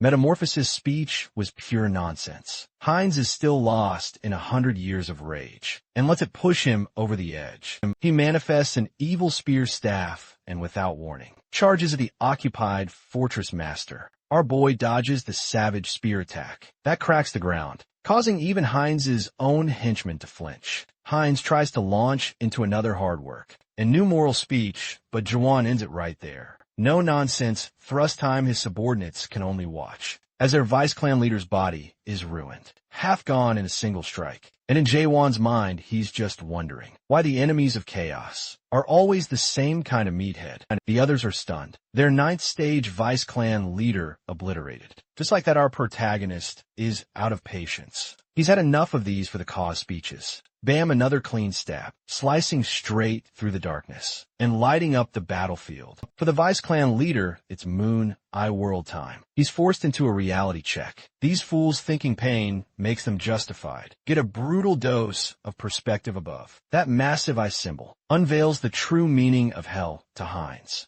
Even he who never bowed to anything can't ignore the suffering the awakened Johann endures. This is the unique world of an awakener, as it appears to those who refuse to submit. The giant eye watching everything is no exaggeration. Is this what our boy faces every day? Heinz wonders if staying righteous would have meant treading the same path. His final recognition is different. He sees J1 as a monster, the toughest breed around. As the rest of Heinz's body collapses, reality snaps back. All the demon army goons look on in terror. With that last single thrust, he cut the history of Manticore in two. Zhongyeo thinks this move shouldn't be called a strong thrust anymore. It deserves to be called the world thrust regardless. Our hero's got no interest in killing these guys. He's got his eyes set on the Resurrection Palace now. Chung Hyo, always the wise man, observes that everything J1 touched was split cleanly in half, each piece stained by a hint of his unique world. How'd he do it, our boy? Just brushes it off, calls it another thrust. Chongyu suspects he might be close to surpassing the self-surrender stage of awakening.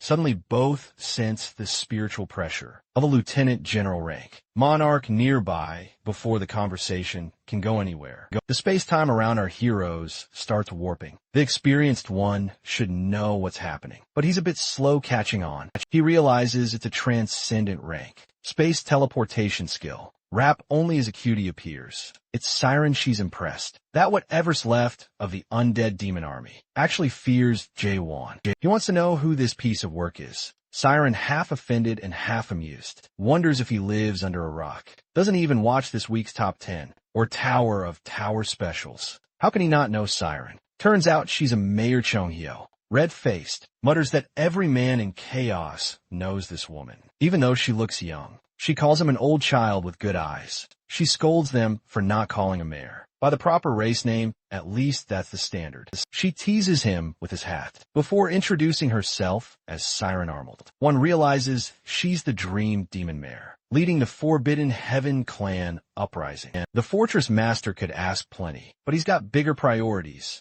and tries to excuse himself. Siren, however, has orders she's here to derail him and bring his advance to a halt. Jae-hwan grips his sword fully resolved, but Siren isn't ready to let this devolve into a bloodbath. A flicker of panic flashes across her face as she tries to outmaneuver him, offering him a chance to become her product instead. It's a low move breaking her word so quickly, but she clearly doesn't care about a lost cause. The man who asked her to stop him, Lim Jin-hong, is already dying, if not dead caught in the fallout from that manticore. Splitting thrust. Jin-hong sits slumped on his ruined throne. The court collapsed around him. Siren tells Jae-won that if he agrees to join her, she'll conveniently forget her promise. But before she can finish, his thrust almost takes her out. She dodges at the last second. Yet our protagonist isn't charging in recklessly. He might seem like someone who doesn't listen, but his instincts are tuned in. He senses it now. Her spiritual pressure is wild, far more intense than when she was hiding before. This girl isn't some regular punk. He's starting to think she's actually Major General level. Her whole strategy is to talk sense into him, warning that if the pitch darkness monarchs are already hunting, he's in real trouble. If he just agrees to become her product, she'll pull strings, hide him away, and keep him safe. But our boy doesn't waste a thought on her offer or threats. She gets the message and snaps her fingers. Instantly, massive serpent monsters appear, summoned by classic Mare authority magic. As the serpents lurch forward, Siren makes clear her offer still stands if he changes his mind, but before she can gloat, her summons get obliterated almost as soon as they appear. Chung Yul warns that this can't continue. They need a new tactic. The mayor has to go first. Our protagonist doesn't wait. He slams his sword into the ground, kicking up a sandstorm and vanishing into the rubble. Siren gives him credit, calling it clever, but says it won't last, except he's not here to stall. He's here to finish this. While she watches from her floating screen, He's already making his way toward her throne. She mutters that he's sharper than she thought. Before she can gloat further, reality catches up. He's out of the fog. Whatever tricks she planned, he's already flipped the script. In a blink, he's got her by the neck,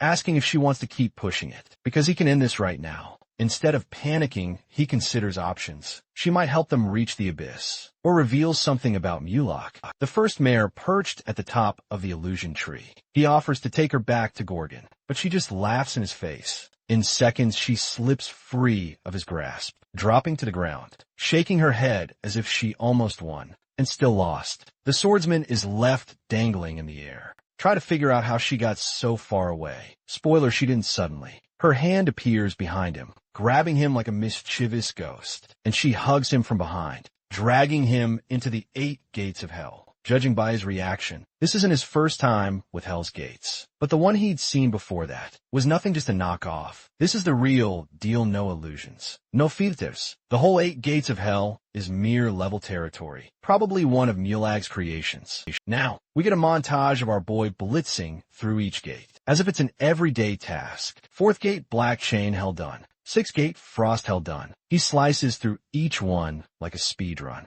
Siren watches, visibly rattled. She knew he was skilled, but not this kind of hell-breaking monster. She blurts out asking if he's even human anymore. And Jae-hwan calm as ever. He tells her to bring out every card she's got, so they can end this. But this horror ride isn't over yet. Next up, a gate, crawling with arms, opens, revealing a massacre built from his own memories. Blood-soaked visions heavy with guilt and trauma. Siren makes it clear, no one has ever made it past the 7th gate. Even with all his fire, our protagonist is staring down the hardest trial of his life. Then out of nowhere, a vision hits himself younger, staring back and demanding to know who he really is. In an instant, he's plunged deep into a psychological nightmare, more dangerous than anything he's faced so far. Our boy finds himself dead center, in a psychological circus, face to face with an army of himself. Each pulled from a different era. Of his wrecked timeline, there's the young version, wide-eyed and raw the soldier, scarred and cold, one fresh out of the tower arc. Blood still in his stare, and they're all talking. Not glitchy illusions, not puppets. These are fully aware, fully him. He knows what this place behind the 7th gate is meant to do, shatter the mind before it breaks the body. So he draws his sword without a flicker of hesitation. It's game time, but it isn't the faces that cut deepest. It's how these versions think. Exactly like he does, they move like him. Size him up with the same ruthless precision. This isn't just a boss fight. It's self-destruction on repeat, outdated or not. Every last one still fights with his lethal edge. Even so, instinct takes over. The first strike needs to be his. No hosetashin. Most don't have the finesse he's earned lately. They thrust and swing, but they're missing the edge. He starts taking them down quick and clean, avoiding their eyes. Then smoke creeps in. Thick and familiar, he turns, expecting another killer clone, and sees himself again from those tower days haunted. Silent, but this one doesn't attack. He just pleads, tells our protagonist to stop. The smoke curls tighter. It doesn't feel like illusion. The stink of old wounds, of memories that should have stayed buried, is suffocatingly real. He swings anyway and cuts the figure down. But as it falls, he knows where the smoke is coming from. It's one of those pioneering memories, the kind that chokes him nearly. All his memories are soaked in violence, but this one stands apart as a paradigm shift. In it, a man enters a blood-splattered room, tears streaking his scarred face. As he faces the then Corporal J1, he apologizes, voice broken, then raises his rifle under his own jaw and pulls the trigger before dying. He says if our protagonist were in his place, he'd understand the younger J1 screams. Not numb yet to horror, that man had been his counsel and successor, harassed relentlessly until the night. He shot every superior who tormented him. Jae-hwan was the only one he spared, so the man spent just 15 days in detention. His final statement, Jae-hwan never participated in the abuse. That was probably when our hero first began to hate the system, long before he entered a world of skills and screens. He'd already lived inside a broken order, one that had devoured and suppressed its own people. Its chaos was only different because it didn't pretend. He's reaching his limit every swing. Every version of himself he cuts down is another step into a psychological minefield. It doesn't matter who stands before him. A grizzled veteran, a teenager, even a child, each demands the same question. Who are you, with every answer left unspoken? Something inside cracked Siren just stands there, watching like it's the best entertainment she's had in centuries. Practically craving popcorn, she recalls how those awakened always complain about the self-surrender stage. Being a horror show, letting go of who you were and becoming someone new, isn't supposed to be easy. For awakeners, it's even worse since they're hyper-aware, scarred by too much life and too many memories. It's soul-crushing. Chung Hyo keeps trying to snap him out, yelling, shaking, but our protagonist doesn't respond. Even Mary's dream. Demons have ended themselves in this place. Unable to bear it, Jae-won is only human, forcing his way through torment, made for something far beyond. This isn't just about killing himself over and over. It's about watching every memory dissolve until nothing is left to prove he ever existed. In a life like his, forgetting is inevitable. The echoes keep coming, versions of him screaming, demanding, who are you? Eventually the question doesn't just echo. It claws. His senses go dead, body and eyes shut, mind dissolving into emptiness. As darkness is about to swallow him, he remembers came an awakening. Jong Hyo's voice returns, reminding him, awakening isn't just a power-up. It's peeling the world open to see what actually holds it together. Values, particles, data no human could ever grasp. At the heart of itself, surrender. It sounds noble, but it's a hidden trap. Neglect. After enough horrors and reliving all those memories, your mind starts to shut down. You stop noticing the pain. He spirals into that void where nothing matters. The older versions of himself look hollow. Burnout, no spark left. But then he says it quietly, with certainty, it's okay to not be okay. And in that instant, the blankness breaks. Overhead, a sky erupts into a meteor shower of memories. Old Earth days, Yinhuan. I'm all grotesque, every tiny fragment of his past, streaking by like a living cosmos. It's almost too much. The question remains, who is Jae-won really? He doesn't know. How could he? After 2,000 years of struggle and scars, every pain, every bond, every scar is part of him. He's the whole mess, nothing left out in front of him. All those points of light begin connecting, leaving a bright lattice that feels alive. Then something real shifts. His vision clears, the seventh gate crumbles, dissolving as if it waited for this moment. Siren can only stare silent. No one's ever made it this far, especially not like this. Our boy's eyes are clear. Unblinking, the mayor is speechless. In 2,000 years, she's never seen anything like it. Then the gate shatters, falling away in shards of light. Jae-won stands calm and steady, more alive than ever. He doesn't bother naming the moment. He's ready to break through the eighth gate and end it for good. Our boy charges for the eighth gate, and the moment he makes contact, the whole thing lights up like he's tripped a divine booby trap. Suddenly it swings open, and what greets him isn't some divine treasure. It's engravings. Carved messages cover the place like ancient graffiti. He quickly deciphers the cryptic scroll, realizing it's a personal story. Jivun's no rookie. He's seen this sort of messaging scattered in other trials, but this one hits different. It screams history. This is the exclusive sob story of Mulag Armel himself, the dream demon Mary who led the first Abyss expedition. That name alone puts our protagonist on alert. Cut to Monokor Fortress, where things aren't looking too bright either. Junghao, yes, Bapfa, unable to figure out why both Siren and our boy are still passed out. All he can do is guess. Maybe she has to wake up first for the illusion to break. But honestly, who knows anymore? Suddenly things get even worse. As he realizes the Resurrection Palace fanatics have arrived, a voice starts barking orders. It's Samyang-garo, the 11th stage adapter and hidden scent monarch. If that monster finds him,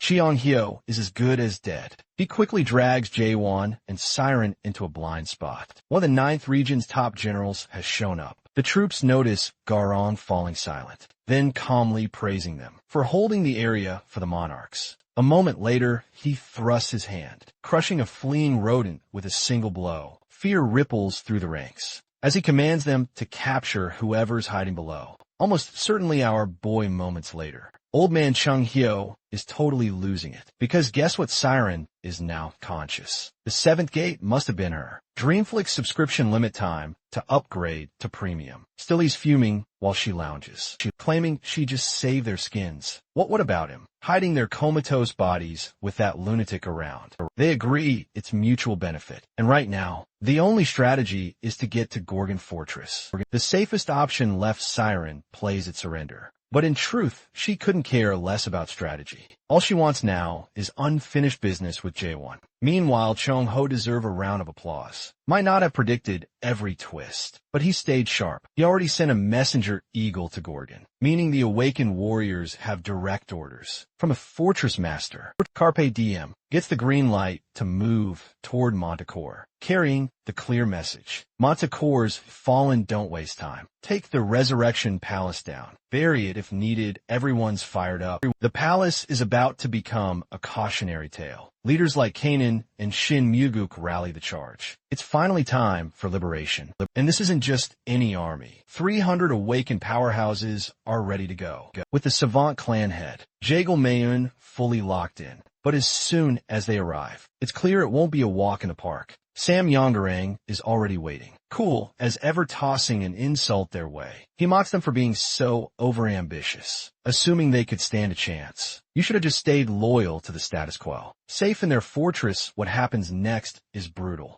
A single strike from Garong creates a shockwave, hurling much of the army back. The mood shifts. This guy is on another level. Garong calmly tells them to retreat or suffer worse. But the cavalry refuses Kong Huan. Yin Yang and the frontliners stand their ground, determined to fight. Some argue they should target the monarch first. Bold but reckless. Then another monster-level thrust punch lands, spreading disbelief through Carpe Diem's ranks. These monarchs aren't just legends. They're terrifying. Meanwhile, the so-called elite army from the Resurrection Palace. Not even close to what our crew imagined. Our heroes realize this is a losing battle and decide to retreat as Garong launches another earth-shattering fist thrust. 10 days pass, and even with a stacked lineup, Sir Carlton Javier, now a third stage awakened beast, plus the entire 9th Squadron, led by the Limitless Clan's head. Half the army is wiped out just like that. Jurgen Shiver's face back in Gorgon says it all. Pure stress, aging 5 years in 5 seconds. They lost 5 third-stage awakened fighters in that mess, but the worst part, the Resurrection Army has already reached Gorgon Fortress. If they so much as consider the palace's peace offer, it means surrendering not just the entire Artisan Tower, but also the Fortress Master Jaewon. Stakes have never been higher.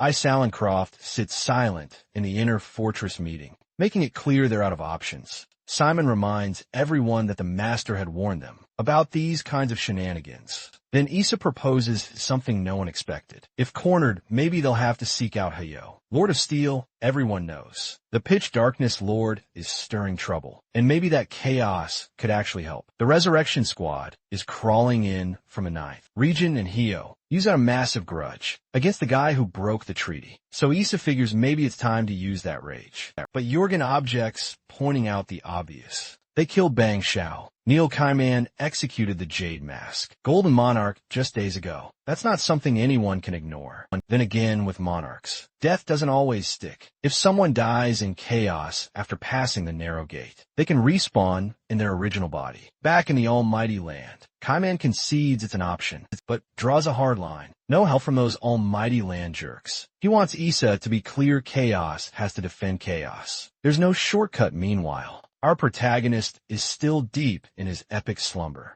while Siren, ever the watchful mare, keeps her eyes locked on him like a silent guardian. Someone really ought to keep quiet around the patient. But to be fair, the tension is thick enough to cut. They've spent days trying to wake Jaewon, yet nothing works. Chung Hao is losing his mind, while Siren just sits back doing nothing. He demands to know what she did to him, and when she thinks he'll wake up, she brushes him off, telling him to be useful if he's so desperate. Really, Siren, 10 days of her spells, and still no progress. And why is she even sticking around? He always figured she was loyal to the Pitch Darkness Lord, but she's over that now. She's seen something that changed everything. Our protagonist might actually break through the 8 gates of hell. No small feat, since those gates were designed for Maris, not humans. Jong Hyo doubts the gates will pose any real challenge. for J1, but that hope is all they've got. Siren mentions she taught the skill to the Savant clan, thinking anyone could use it. Few realize just how rare it is to clear the gates. Even in the rare cases when humans tried, it was always humans who cast the gates. Not Mares, they just aren't made for this kind of ordeal. But Jae-hwan is different. He broke the 7th gate like it was nothing, and now he's out facing the 8th alone.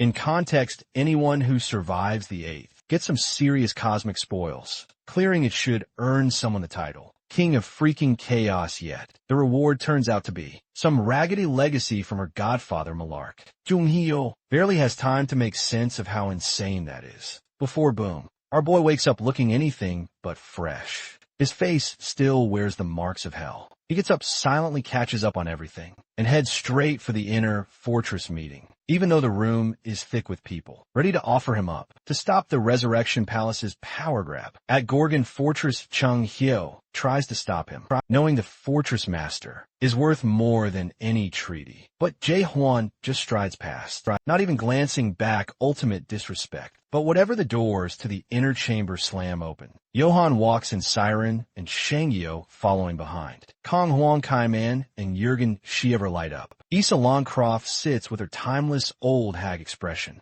Kong Hwang and Kaiman are barely done celebrating when he drops the bomb. He's heading to the Resurrection Palace. Just like that, Yin Yang looks like he's been hit by a truck. Kaiman's instantly against it, and Kong Hong can barely find words. It's drama hour at its peak. J1 tells them straight to quit with the pity faces. He's fine, and he knows what he's doing. Yin Yang steps forward, telling the master that people died fighting the Resurrection Palace's golden boy for hope, for something real for him. The Carpe Diem army isn't just a force now. It's a belief, and then he confesses he hates Jae-won. Hates him for giving everyone something to believe in, because now they can never forget. They can't go back, and yet they need him. He better understand. All anyone wants is for him to stay. They're ready to fight, just to keep him from walking away. But they've missed the point. Our hero never asked to be sacrificed. He's only announcing that he's no lamb for slaughter. If it wasn't clear before, now it is. He's not going to the Resurrection Palace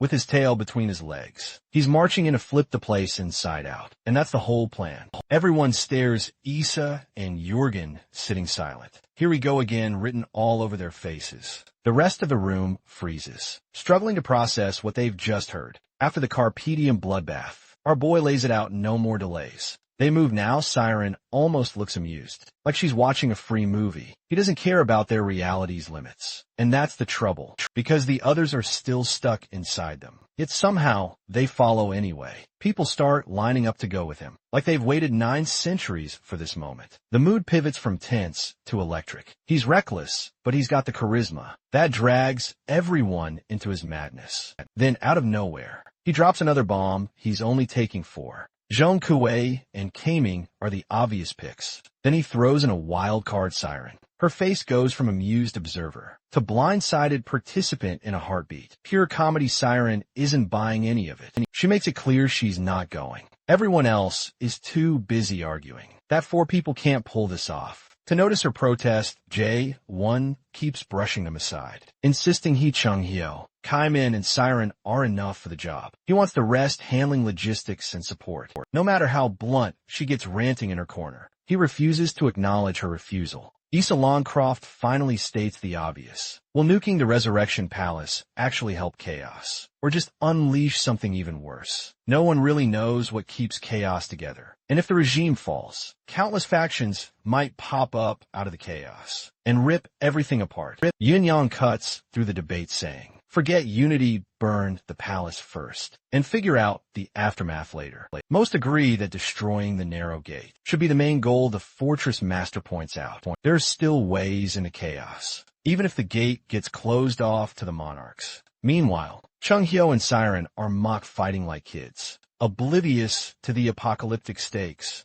Yin-yong nearly losing it. Can't believe monarchs might actually choose death just to return to Carpe Diem. Our boy raises the one question no one wants to face. What if this entire effort to crush the Resurrection Palace doesn't even affect the monarchs? He's not running from the possibility. He's ready for the worst just then. Siren's done playing around. She grabs him. To make it clear, she's not joining this madness. But our protagonist doesn't flinch. He's tuned out her refusals because, deep down, he knows he's got one ace. She can't resist the mystery behind the 8th gate of hell. Her curiosity is burning now. She has to know what Godfather Maluk left behind, and for that she needs to be in. They strike a simple deal. She helps him. He shares the secrets of the 8th gate of hell. The four of them head straight to her workshop. Kaiman calls it a shrine dolls posters. The whole I'm your idol display. Chung Ho grumbles as he schemes through the gear, muttering that fame ruins people. Siren snaps back that most of it was made by her godfather Mulak, so if they don't like it, they can keep their picky hands and judgmental eyes off. She taps away at her hologram screen, ignoring the roasting. The workshop is supposed to be off limits, but the warp drive they need for the Resurrection Palace jump is stored here, so she has no choice. Chango keeps tossing snark. He finds a tower labeled the 10 trillionth regressor, only to learn the reward is getting blessed by the Mayor of Legends, which is her. He bursts out laughing. She insists she built it before she was even 1200, but that doesn't help her case. They keep poking around, dragging her pride through the mud. There's even something called the cultivator. That spoiler doesn't cultivate. For the boys, it's comedy gold. For her, it's a humiliation circus. She thinks that even dancing, but naked, wouldn't be half as bad as this roast, disguised as a tour, but the truth is, Chung Hae's nosiness isn't random. These guys were products once, sold and stuck like collectibles in the timeline. She gets it picking up one of her own figurines. The weight hits her. Each shiny little piece was a life. Trapped, frozen, sold. The guys can joke, because the alternative is treating her like a monster. They're forming opinions about the towers, trading comments, rotating her. Then one of them stops and points at a specific tower. She glances over and calls out its cheesy name. The world after the end. It isn't finished, though. She started it after her first meeting with Malark and never got to show it to him. Standing there, she realizes she never thought of the products as people. She just built towers without thinking about their meaning. Maybe it's time to reconsider. Still, now's not the moment. They notice the portal in her lab, one leading straight to the Resurrection Palace. An uneasy feeling crawls up her spine, though she can't explain why. Maybe it's the same dread that made her godfather abandon everything. At the end of the Abyss expedition, flash forward and suddenly, the crew stand in a classy castle courtyard. It's stunning, but the admiration is cut short by guards, yelling for people to line up, follow protocol, and stop acting like they own the place. Classic castle energy. Someone yawns mid-scene. Bored with the degenerates lined up, hoping for reincarnation. These fools don't get it. If they actually wanted a shot, they'd be after the fruit depository instead. Wasting half a year in line is madness. The man talking is none other than the 72nd Resurrection Palace Master, Fogminer Kitsmier.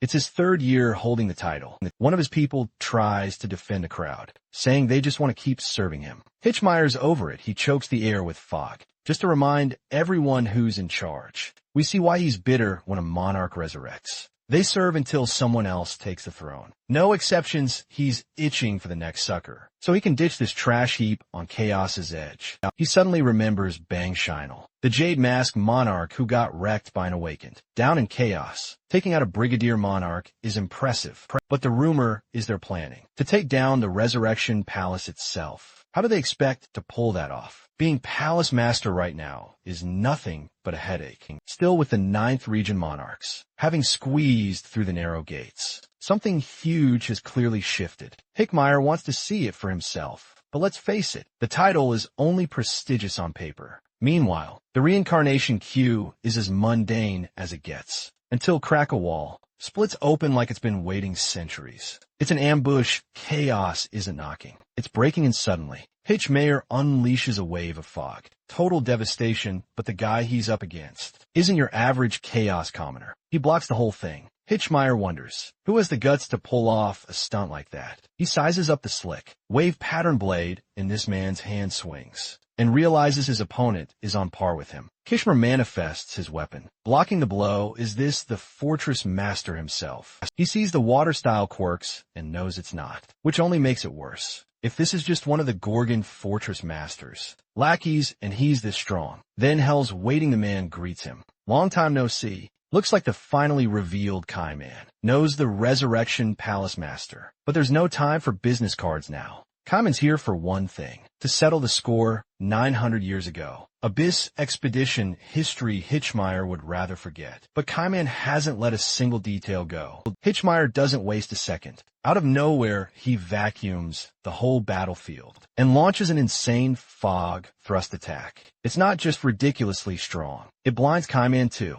cutting his vision to zero. The field is thick with fog. What's worse, Kaiman can't even sense the faintest trace of Hechtmeyer. For all his brutal tower training, his sensory skills are failing him. It's a setup for doubt, to sneak in and mess with his head. Meanwhile, our boy in the background isn't having any of that. Johann steps up, tells him flat out to drop the defeatist attitude and actually believe in his own strength for once. That's when Kaiman shuts his eyes. It clicks Hickmeyer's gonna strike from above. Kaiman's ready for it. He swings, blocks, and lands a solid hit right in the ribs. The look on Hickmeyer's face. Pure shock. He thought he was untouchable, invisible in all that fog. With things under control here, J1 decides it's time to press on, taking Siren with him, their main objective. The Pleasure Palace, where the fruit and the narrow gates are hidden. At the Resurrection Palace's top, the vibes coming off that place aren't good, given the situation. Chung Hyo and Kaiman are left to hold off any lackey Brigadier monarchs, who might try to storm the Pleasure Palace. And storm, and they do soon. Two old-timers enter the scene. The Seven-Fear Monarch and the Firewheel Monarch. As the fog clears, a shadow steps forward. The Firewheel Monarch calls it out instantly. No need for stealth since it's obviously Chung Hyo. Sure enough, he steps out, wielding a giant staff, and making it clear he's ready for business. The two monarchs, however, are unimpressed. They were expecting J1 himself. This just the divine physician playing soldier, coming all the way to the Resurrection Palace, without backup to them. It's a death wish, and they seem eager to help make it happen. Chung Hyo sizes up the situation fast. His first swing is dodged, and their weapons are anything but decorative. They warn him brigadier generals are on the move, and soon the place will be crawling with powerhouses. Chung Hyo doesn't blink instead. He locks in a shield battle ready and manifests a dragon. His message is clear. Bring it on. We jump to the Pleasure Palace. And it's exactly what the name suggests. Monarchs lounging like they're on vacation, surrounded by beautiful women, each monarch being personally served in style. The whole scene is pure indulgence, as if nothing could possibly go wrong. But the timid monarch Ryuka, who's more observant than bold, nervously points out that something outside is clearly brewing before chaos can fully break loose. Ryuka suggests they check it out, but who has time for that? With all these chaos girls serving up pleasure, the second and fourth dragon monarchs just laugh, shrugging off the warning. They're too busy enjoying themselves to care about any outside threat. The third and fifth dragon monarchs are no different, shameless smug, and totally unconcerned with the looming disaster. To them, the only real danger is if the female monarch alliance, back home, finds out about their antics and delivers some royal consequences. But right now, that's tomorrow's problem. Chaos in their eyes is just a playground. The idea that anyone here might have a grudge, not on their radar. Even with the 900-year-old Abyss expedition, beef hanging in the air, Ryoka pushes again. Worried they should investigate, the dragon monarchs just wave him off, certain that even if there's trouble, the Resurrection Palace Master will handle it.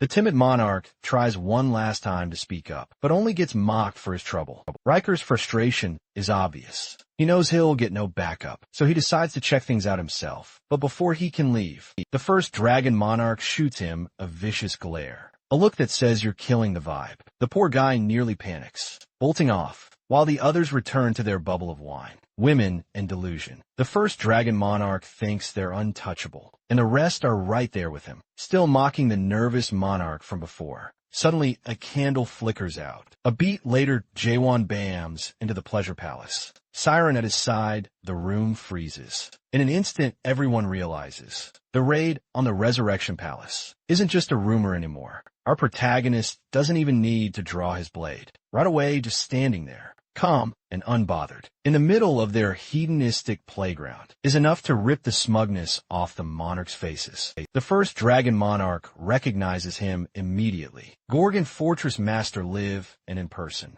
and tries to play it off, like Jae-won's walking into his own funeral. Nice try, but that's never been our boy's style. No negociations, no fake belaitnis. Just pure, unmistakable I'm here to end you energy. He's already mentally mapping out how to turn the entire room into a dragon monarch graveyard. You can feel the shift the monarch's grasps. Exactly what's changed here. The bottom line is definitely clear. Chaos isn't their playground anymore. Siren's dream demon senses Tingle attack incoming. But before she can warn him, Juan is already moving high speed, body slamming his way into the fray. One monarch tries to flip the momentum, planting a foot on a pillar and rebounding in for a counterstrike. But our guy meets it clean, turning defense into a punishing offense. Another monarch intercepts him with a swift arm swing. Suddenly the numbers game is obvious. The first dragon monarch makes a threat, boasting that Johan will pay for ruining their pleasure. He drops the word that shifts the mood from playful to predatory. This is execution time. The monarchs start circling, bouncing around our hero as if toying with him, treating it like a warm-up. Attacks blur, each one faster than the last, too quick for ordinary eyes to follow. At first he's unfazed, weaving through countering with razor thrusts, keeping them at bay, but solid hits are elusive. His targets slip away or close in, keeping the pressure mounting with every exchange. It's like fighting shadows. No weight, just the tension building. One monarch pounces from above, going for a killer shot. Jae-won's been waiting for exactly that kind of opening. He drives a kick straight into the guy's ribs. The first real connection of the fight. Our hero is comfortable fighting multiple opponents, but a pack of dragon titans is another level. According to these bastards, raw strength isn't enough. Even major generals can't outmaneuver the dragon monarch's relentless combo. He understands that now. Facing each one individually is a losing game, so he opts for a change. He sends them all flying at once, with a powerful thrust that shakes the entire palace. Boom is so loud it rocks the fighters battling outside. Chung Hyo, hearing the chaos, thinks it's about time the kid started letting loose. But he still can't catch a break, with Brigadier monarchs piling on. Back in the pleasure palace, we zoom in on Jae-won's face. No smirk, just wide-eyed focus. That epic strike incredibly. All the dragon monarchs are still standing. The monarchs can't help themselves. They start mocking Jae-won like it's open mic night. So they call it pathetic laughing at his attempt, acting like he really believed that thrust could do anything. Even Siren, who knows just how tough our boy is, looks dumbfounded. These guys are on another tier entirely. That last thrust didn't just fail. It bounced off like he'd flicked a pebble at them. For the monarchs, it's straight up insulting that he'd even try. That's when the first dragon monarch loses his cool. He's done letting the kid pretend. Now it's time to show the difference between so-called chaos pasts and real monarchs suddenly. Their aura surges. The dragon monarch title isn't just for show. A massive dragon forms out of pure technique, looming overhead, ready to erase everything. It dives for our protagonist. Fast and furious, he narrowly dodges. A miracle, really. Instantly, he counterattacks with a solid thrust, the kind that would drop any regular foe on any other day, but against that dragon. Not even a scratch, the monarchs laugh harder. The fact that he even thought it might work is a bigger joke to them than the attack itself. Situations like this can be misleading, though. He seems to be in over his head. As the dragon opens its mouth, ready to blast him away, Jae-won doesn't dodge. He goes for a stab, taking the bad mouth breath head on. The monarch thinks he's finished. That blast is no joke, probably uncontainable by a single thrust. In the chaos and smoke, it looks like our guy should have stayed down. Bad move, but that's not how he rolls. The rubble becomes his cloak. He rises through the dust, revealed on the dragon's nose. Striking again, the monarch is shocked, but still running his mouth, taunting that Jae-won's arrogance will be his downfall, and he'll never leave a mark. But our boy isn't here for the banter. He channels all his energy into one deadly stab. That's when the monarch realizes this isn't a bluff. The attack is dangerous. He retaliates, pins Jae-won to the ground, spits more insults than pulls back. For once, our hero's done listening to these royal windbags. He tells the monarch he talks too much, and does what he does best. He shuts him up with a God World thrust boom. The Pleasure Palace is no more. It's a post-apocalyptic ruin. Kaiman and Cheong-hyo just stand there. Watching the fallout, it's official. Following Jae-won is risky business. Sure, you could die, but at least you'll witness something legendary. That's Chung-hyo's take on it. Back amid the wreckage, the once massive dragon aura fades. Siren ducked behind cover, pieces it together, showing up with just 4 people. That wasn't reckless, it was calculated. He wasn't bluffing. Meanwhile, the first dragon monarch looks like he crawled out of a blender. Clothes shredded, ego in tatters. Face full of disbelief. These monarchs have massive egos, and getting rocked like this is not something they're used to. The first dragon monarch is the only thing left standing. He spits a threat, swearing he'll come back and rip Jae-won to pieces. He tries to drop the narrow gate bomb, as if it'll scare him, but surprise. Our protagonist already knows. No matter, the monarch clings to the idea that, as long as their soul and body are bound, he can't actually kill them. That's their trump card. It's all mind games, as long as the soul-body link stays intact. Worst case scenario is the dragon monarch's poof, respawn back in their cushy bodies in the almighty land, in return for revenge. Then, out of nowhere, Jae-won swings just one frail-looking slash and boom. The god link is gone, not disrupted, not tampered with, completely severed. The monarch instantly freaks, like his entire existence just glitched. And Jae-won, no gloating, no speech, he just looks him dead in the eye and asks, cool as ice, if he's afraid to die now. Literal chills. The first dragon monarch looks absolutely wrecked, physically, mentally. The works bro needs therapy after that. Every bit of his smug superiority gone in a snap. The monarch starts spiraling, whispering like a man who's just glimpsed his own grave for the first time in who knows how many centuries. The truth slams him. He doesn't want to freaking die. Panic takes over. He starts offering our boy everything. Titles, riches, power. He promises to pull strings, even offering to bring the pitch darkness monarch to the table. He swears he'll steer clear of chaos. If that's what it takes, everyone else just stands there, watching the once feared ruler crumble into desperation. It's almost pitiful at his lowest. Jae-won ends it one clean chop. No mercy, it's a spectacle. The timid monarch, just returning, freezes at the horror. The 5-god dragon monarch bullies are finished. 9 centuries of monarch dominance, flattened in a flash. The timid monarch suddenly realizes he's next. He's about to get kicked by our protagonist and killed like a street dog. He turns to run and warn the major generals. But Chung-hao catches him, and Chung-hao, for once, looks utterly terrifying. Everyone regroups as Kaiman reports to Jae-won. Chang-hyo follows, dragging the scared monarch along. He reminds the team about our boy's order to bring the monarchs alive, even though that nearly got them all killed. They somehow managed it. Then the question comes up, who's this rat Chung-hyo picked up? Siren recognizes him as the timid monarch. A joke to his peers, he made brigadier level, but nobody took him seriously. The weakest of the bunch, time for business. Chung-hyo stresses again that Jae-won wanted these monarchs kept alive. They weren't told why until now. He wants to truly end them by severing their brain link. Execution time. The timid monarch is practically losing control, begging to be spared from this death parade. Siren wonders aloud why Jae-won isn't treating this rat the same as the others. But our boy has a reason in war. You leave certain witnesses behind to exaggerate your reputation for everyone else. Plus, odds are, this guy will spill where the fruits are stashed. Sure enough, with a trembling finger, Ryoka points out the vault where the fruits are kept. But this isn't any ordinary vault. It was crafted by a mayor, and its passwords regenerate endlessly. Only an artisan-level mayor can crack it, and that means Siren finally. It's her time to shine, before anyone can officially ask her for help. Jae-won is already attacking the vault, ignoring any plan Jong-hyo tells him to get a grip. While Kaiman wonders aloud how they'll ever find a mayor, Siren yells that she's right here, but they ignore her, so she gets to work herself. These ingrates can thank her later.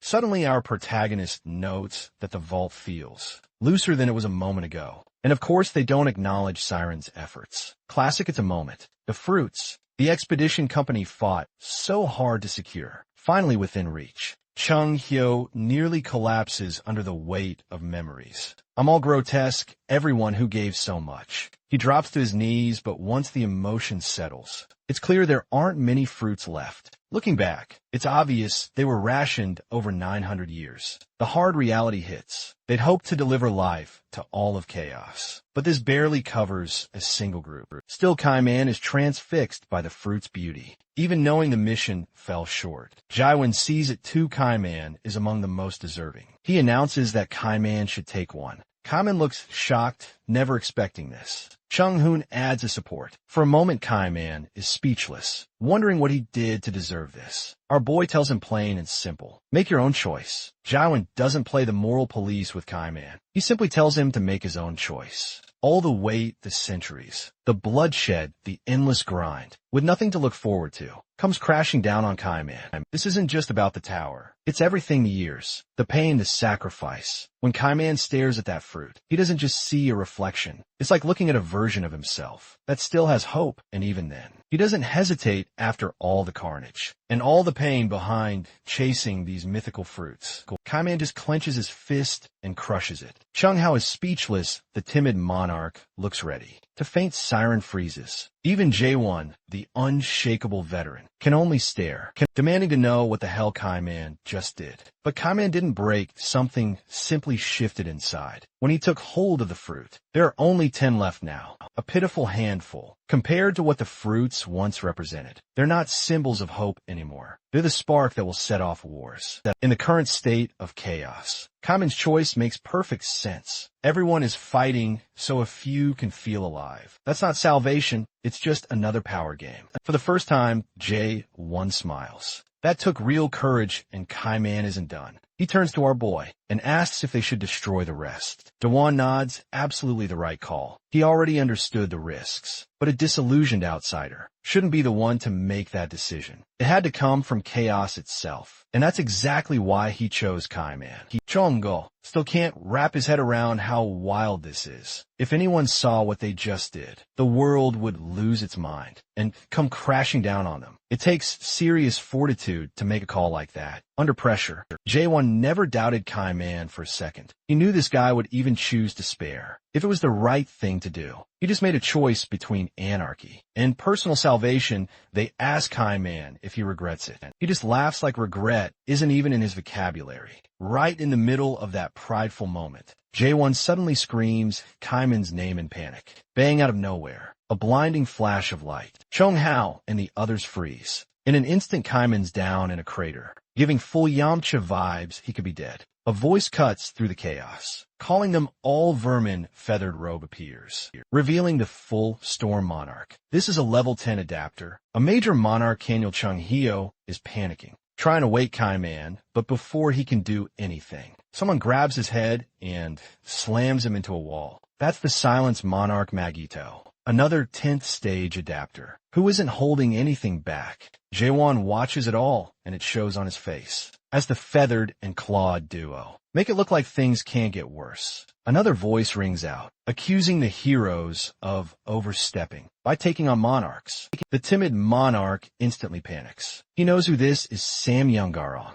one of the top 5 major generals in all the almighty land. While the timid monarch has a meltdown, Samyeon-garong casually tells Kaneo and Magito that he'll be the one to take Jae-hwan's head. No Hosetashin. Jae-hwan orders Siren to get Kaiman and Chang-hyo out before this turns into a massacre. The monarchs are amused. They tell the fortress master to worry about himself. For once in seconds, Magito's shadow dark arms crawl from the ground, wrapping around Jaewon like he's being dragged to hell. Kaneo dives in, but our hero manages to dodge even while restrained, as Jaewon tries to catch his breath. Magito strikes with a nasty dust claw. Jaewon barely blocks it with Dark Bull, but it's obvious. These guys are on a whole different level. Absolute monsters. Kaneo attacks again, and Samyeon-garong, watching Jaewon on the defensive, is not impressed. The legends hyped up this fortress master, but he looks like another paper tiger. Jaewon is already gasping, worn out, and before long, he's restrained by shadow arms all over again.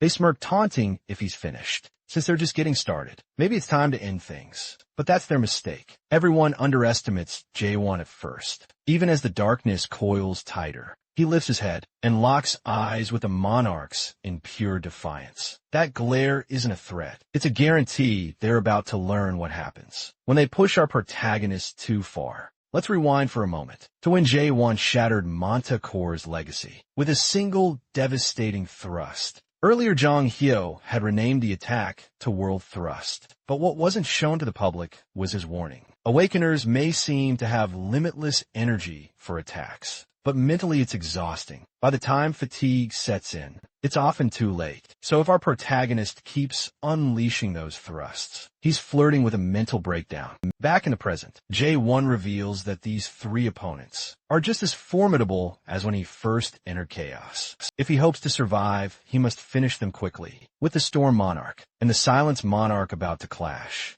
our boy doesn't hesitate. He breaks free from the shadow restraints, grabs Bull, activates Moon, a unique world, and unleashes 5 relentless world thrusts. In rapid succession, no pauses, no mercy, just pure destruction. The blade blazes like a comet, tearing through bone. Magito and Kanil are left shattered. Samyeon Garong stands there, his attire scorched away by the attack, while even the distant siren is forced back by the sheer force. It's only now that the monarch realizes this young contender might actually be worth his attention. A flashback unfolds years ago. A mayor sought out all 12 monarchs, only to be rejected by each one. His final destination was the 9th region, ruled by the pitch darkness monarch. There the mayor asked Samyeon Garong for the strength to climb the tree of illusion. Samyeon was indifferent to such ambitions. Mulag the mayor appealed to nostalgia, speaking of never forgetting one's roots, and recalling his own suffering and anger. During weaker days, he insisted change was possible, denounced the world's corrupt values, and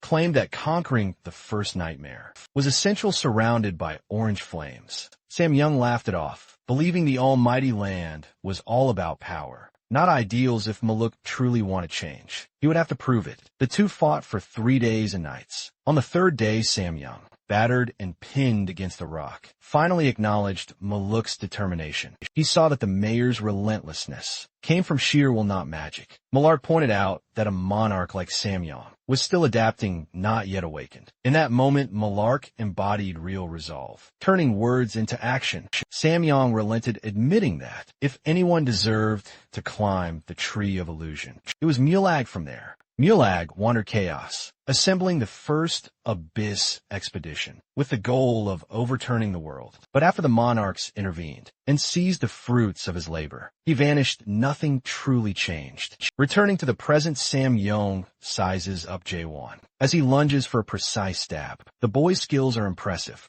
anything but ordinary. But Samyeon warns that brute force alone won't be enough in this war. Raising his palm, the monarch summons a menacing aura and effortlessly blocks the attack. The message is clear. Our hero might possess the right tools, but he's wielding them with the recklessness of a novice. For the first time in a while, Jae-hwan takes a step back, recognizing that his opponent just shrugged off the onslaught, as if it were nothing without warning. Samyeon's fist connects squarely with his face, sending Jae-hwan crashing into the wall. Like a cannonball, the pain is unmistakable. He's just been tossed aside with ease. Rising from his knees, our protagonist struggles to regain his footing. As orange flames flicker across Samyeon's now nearly bare body, the monarch is done with warm-ups. He's no longer interested in theatrics. Almost hauntingly, Samyeon urges Jae-won not to give up too soon, challenging him to prove he's truly worthy of reaching the illusion tree. Our boy can't quite grasp how this opponent is tougher than the elites he defeated earlier. It's not as if Samyeon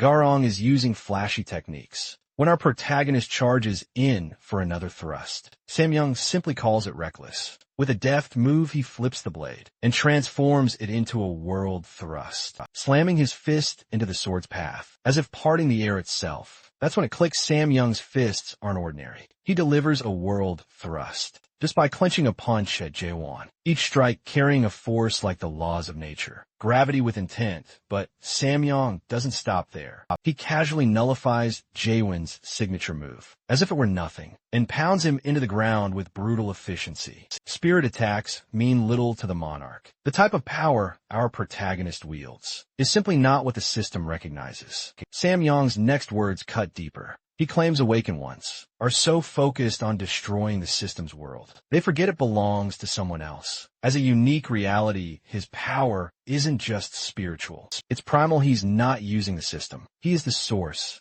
Our hero tries to draw him into the Moon Eye world, but Samyong brushes it off as uninspired. An unremarkable, unique world. He grabs Jivan by the face and slams him down, leaving him sprawled and humiliated. In Samyong's eyes, this doesn't resemble true awakening at all. With a conjured orb in hand, he prepares to end it then and there. At the last possible moment, Jae-hwan regains focus and raises Dokbol in defense. The block holds, but his arms are scorched and shaking. He realizes quickly that the Moon Eye trick is useless here, and even his grip on Dokbol is faltering. Samyong watches with cold impatience, demanding that he stop relying on gimmicks and reveal his true power. The origin of the world suddenly. A flashback. Our protagonist stands before the 8th gate of hell, witnessing what Mulag left behind, a record of the abyss itself. The walls are filled with countless inscriptions, laying out the unvarnished truth of awakening. There are 6 distinct stages. Finally, no hints or riddles, just the complete blueprint. Awakening begins with doubt, then understanding, and finally self-surrender. Jaiwan has already mastered these 3, which fall under the fallen world category. But it doesn't end there. 3 more stages follow, not just as upgrades, but as the Genesis stages, meant for building something new. The first half dismantles the old. The latter half brings a new creation to life. The problem: our boy has no idea what Genesis truly means. It's where his progress stalls. Samyong, meanwhile, has run out of patience. He's no longer willing to watch Jae-won fumble towards world-making. With just a glance, Samyong can tell that our protagonist doesn't even understand how to access his own world. So, the monarch decides to take matters into his own hands. That's when Jae-won notices a rock nearby. Behind it, Chung-hyo, Kaiman, and Siren are hiding, trying to stay out of sight. Suddenly, Samyong targets them, intent on obliterating the group with a deadly thrust. There's a crucial difference here. Jae-won and Samyong can talk of unique worlds and second chances, but his friends, hiding behind a rock, don't get any resets. This is their only world. Samyong fires off the attack, and while Siren braces for the end, Jae-won leaps in to protect them. Taking the blow himself, the damage is severe, but he shields his friends. That's when clarity begins to dawn, not as a sudden revelation, but as a gradual, undeniable awareness. He thinks of his only world, growing up with his parents, school days, watching Yin-hwan die. These moments shaped him, even if they now blur together. Back then, he never questioned reality. Things were simply as they were, and that certainty upheld the system. Now, as he approaches Genesis, he finally understands. The missing piece isn't some artifact or secret, but conviction. Belief was once enough. But now, he needs a conviction that surpasses even belief to begin this Genesis, yet he knows he's not there yet. The scattered personalities of his memories and the burdens he carries make it clear. Current conviction alone isn't enough. Every version of himself, past and present, must stand behind this resolve, and time is running out. Samyong readies his fist for the final blow. However, it's Jaewon's own past selves who become the true obstacle. They stare back at him, doubting. To them, this new world seems like a mirage, having never lived it themselves. They see no reason to support him. They simply watch, judging. That's when our protagonist snaps. If his past selves can't stand with him now, then he's done waiting for their approval. Let them rot where they came from. He's moving forward with or without them. Bam! Jaewon's face smashes into a pillar, radiating power. Samyong pummels him relentlessly, and it soon becomes clear that our hero isn't fighting back because he's completely spent. The voices of his past selves break through, warning that if he throws everything away out of sheer stubbornness, every version of him will perish. Remind him he's endured enough to be hardened by now, forged in the fires of his own hell. Even Samyong seems to feel a twinge of regret, realizing he's beating down someone already at their limit with renewed determination.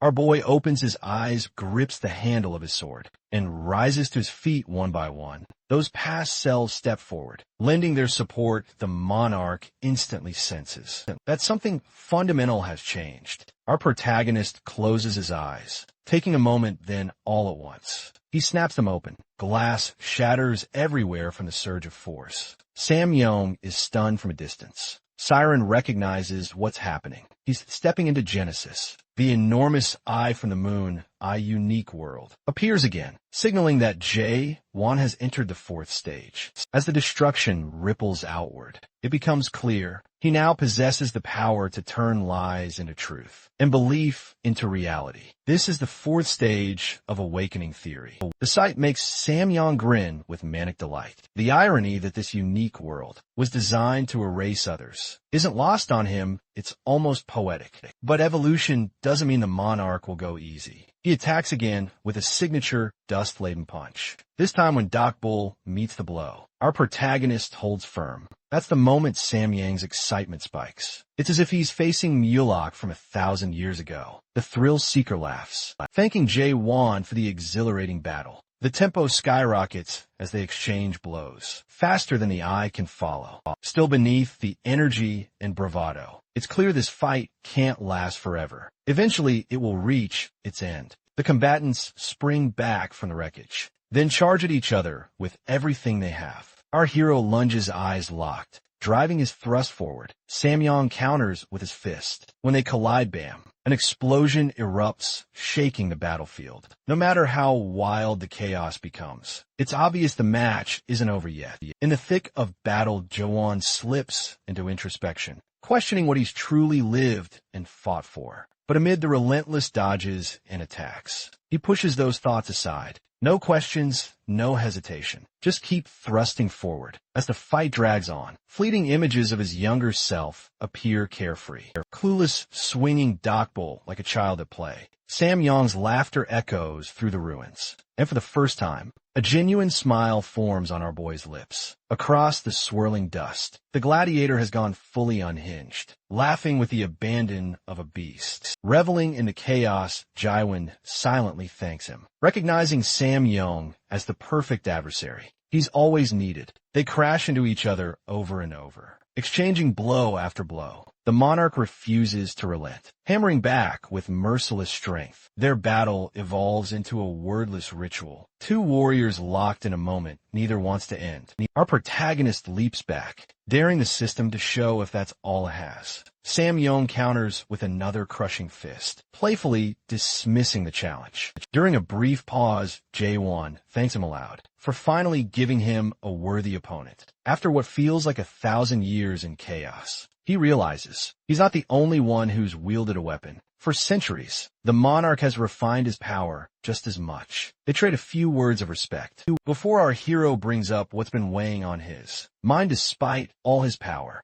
Samyong is still an adapter, not an awakener. The question takes the monarch by surprise. Those were Maluk's words after all. Samyong wonders what Jae-won truly seeks. Without hesitation, our protagonist declares his goal. He's going to dive to the abyss's depths and climb the illusion tree. The monarch can't help but recall Maluk, the one who nearly killed him 1,000 years ago. Jae-won's resolve is reminiscent of that stubborn mare. But if our boy thinks Samyong is impressive, he knows nothing of what lurks in the abyss. Most monarchs never made it back. Sudenisam Yungyes Ohafla. Power surging as he presses his palms together. The transformation is immediate. He ignites into his black gatekeeper general form. A madman reborn, he challenges Jae-won to prove he has the strength and willpower to face the abyss observing from afar. Siren remembers overhearing a gatekeeper demigod conversion, realizing now that calling himself the Major General was an understatement in reality. Samyong has long reached the rank of Lieutenant General, something he kept hidden. His body radiates a nuclear intensity, and as he raises one hand, a spear materializes in his grip. The monarch demands that Jae-won prove his world's worth. Someone devoted to the system might be able to summon a gatekeeper to defend it. But our protagonist has always known he was meant to shatter the system. That certainty fuels him as he channels everything into a single ferocious thrust facing the spear of the gatekeeper. Jae-won unleashes Doc Bull at its most devastating. Samyong wonders whether this attack can withstand the weight of hundreds of lives behind it. The monarch's grin fades as he recognizes the thrust carries Jae-won's entire existence. The blow tears straight through the black aura, obliterating what moments ago seemed unstoppable. Our hero sizes up the moment and strikes with unwavering resolve. Even Sam Young accepts it's the end. There's no time to dodge or counter. He meets it with a final nod, acknowledging the battle as one worth every second. Jae Hwan delivers the decisive strike. The barrier shatters, light rips through the sky, and it's finished. It was a battle neither will ever forget. Truly, it was fun while it lasted. There's no need for a spoiler. It works. Some young Gehring is left utterly devastated, half his body torn apart, barely hanging on. Even so, he manages to ask if he truly lost. It's then he sees at the moon eye, the force that observes and shapes everything. Clear as day, Sam Young glimpses the illusion tree's peak, the place where the first nightmare awaits. He wonders if that's where Jae-1 intends to lead everyone. But our boy's intention isn't to guide people there. It's to bring the whole thing down. The monarch understands. If this is the world Jae-1 intends to create, it won't be some popular utopia. He wants to erase despair. But what he demands in return is extreme. A brutal truth few could endure. No one is built to withstand that level of madness. What he offers is a life so hard that people might wish for it to end. Ignorance really is bliss. Enough talk. Monarchs don't die like ordinary beings. Your final breaths aren't really the end. Thanks to the brain link, it's time to sever that tie. Our protagonist asks if Sam Young has any last words. The battered man speaks of the abyss, asking Jae-1 to tell Kane-ark what happened, and to watch out for Malad. If that guy finds out about Jae-1's unique world, he won't let it go. That's all well and good. But our hero has a lingering question. He knows Sam Young could have killed him before any of the world Genesis madness even started. So why didn't he finish the job when Jae-1 was defenseless? The answer is unexpectedly noble. Sam Young wanted to support another lunatic, determined to climb the illusion tree. Even though Mulag's dream collapsed, Sam Young believed the world needed normality and fundamental human values. He remembers Malark and his ideals, convinced the world could change if the first nightmare fell. Ultimately, he never let go of Malark's vision, despite having little faith in it. Everything he did was a way to repay that debt. With that, he accepts the end of the link, free of regret. Exactly 917 years and 244 days after Mulag's Abyss expedition went up in smoke, Chaos is finally free of the Resurrection Palace. As the focus shifts to Sam Young, Jaigul Myun and Jae-1 agree. He was a formidable monarch from the almighty land. Jaigul knows plenty given his own clan's downfall. At the hands of the Sam Young clan, the savants were exiled and replaced in the 5 great clans. Just like that, he gives Jae-1 a warning. You took down one of theirs. Don't expect the rest to stay quiet. But the fortress master remains unfazed. He tells Jaigul not to worry, his tone cool and edged with confidence. A sure sign that our protagonist now holds the narrow gate. He makes it clear those guys can't step into chaos without dying. For now, things are under control. If any of them try to force their way back, he'll handle it personally. And if someone manages to slip through a loophole, they'll become his stress relief. Either way, he's not concerned. Jaigul stands there stunned. He can't understand how Jae-1 makes things happen. Everything about the way our boy operates seems backwards, yet it works. With that, our protagonist heads out, pausing by the window in his office. He grows reflective, realizing how long it's been since he first arrived in Gorgon. The journey has been intense. He's gone from outsider to fortress master, forging deep bonds along the way. A quick montage flashes through his mind. Mino, James Yogan Shifa, Claire Mitchell, and others. Then in a sitcom-worthy moment, Chung Hyo and Kaiman enter for drinks. As soon as they sit, the bickering begins. Both are awakeners and equals now. The old man is 1,200 years old. Kaiman a bit younger, at 1,154. Their verbal sparring is something only immortals could perfect. It's moments like these that make life in Gorgon feel truly special. Yet beneath it all, a quiet longing tugs at him. Jae-1 knows he has to move on. As attached as he is to this world and these people, chaos is just a chapter deep down. It's time to let go and outgrow it. We jump ahead to a later moment in the office. Rain pounds against the windows as Jae-1, dressed in a white shirt, sits quietly lost in thought. Sir Carlton Javier talks beside him, launching into a discussion about seizing the day and the Tower of Nightmares. But our boy barely hears a word. The night has to repeat himself before it finally sinks in. The Nightmare Tower is becoming a death trap. The first floor alone is operating at 100 times normal intensity, and people are losing their lives trying to awaken. Carlton's concern is justified. Even our protagonist can see that things have gone too far. Still, he doesn't panic. Instead, he tells Carlton to relay a message to Kaiman. Dial the magnification down a few notches. Awakening is traumatic, he knows that better than anyone. The tower can't be a place where people die just to get stronger if someone quit halfway. That's okay. Not everyone is meant to face their deepest fears and come out transformed. Some are better off as adapters rather than awakeners. And Johan has come to accept that. Carlton wants to confirm, maybe expecting some hesitation. But our hero is well past that. He's seen and lived enough to know this journey isn't one size fits all. Forcing everyone through the same door was never the point. It's about offering a real choice. He senses something off in the knight's voice and immediately asks what's wrong. It turns out while Jae Hwan was away, Carlton didn't just sit idle. He pushed himself to awaken. The twist, even after awakening, he hasn't accessed any unique world. It's rare, but the only explanation is that his unique world is actually the system world itself. That realization hits our protagonist hard. He recalls his battle with Samyungaron, remembering how Awakeners try to destroy the system's world without ever considering it could belong to someone else. He shares his theory with Carlton, keeping his tone, even though he himself hasn't fully figured out. Awakening the Knight gets it, and the truth lands with weight. If his world really is the system world, he may one day have to face the Fortress Master, the very one determined to bring it all down. Yet there's something about Jae-won, unpredictable as he is, that always draws people in. Even Carlton, usually the steady by the book type, admits he wants to join the expedition. Not someday, but now. The admission makes our boy facepalm so hard. It throws the knight off mid-sentence, confused by the reaction. Carlton thought he just made a heartfelt commitment, but Jae-won is simply exhausted.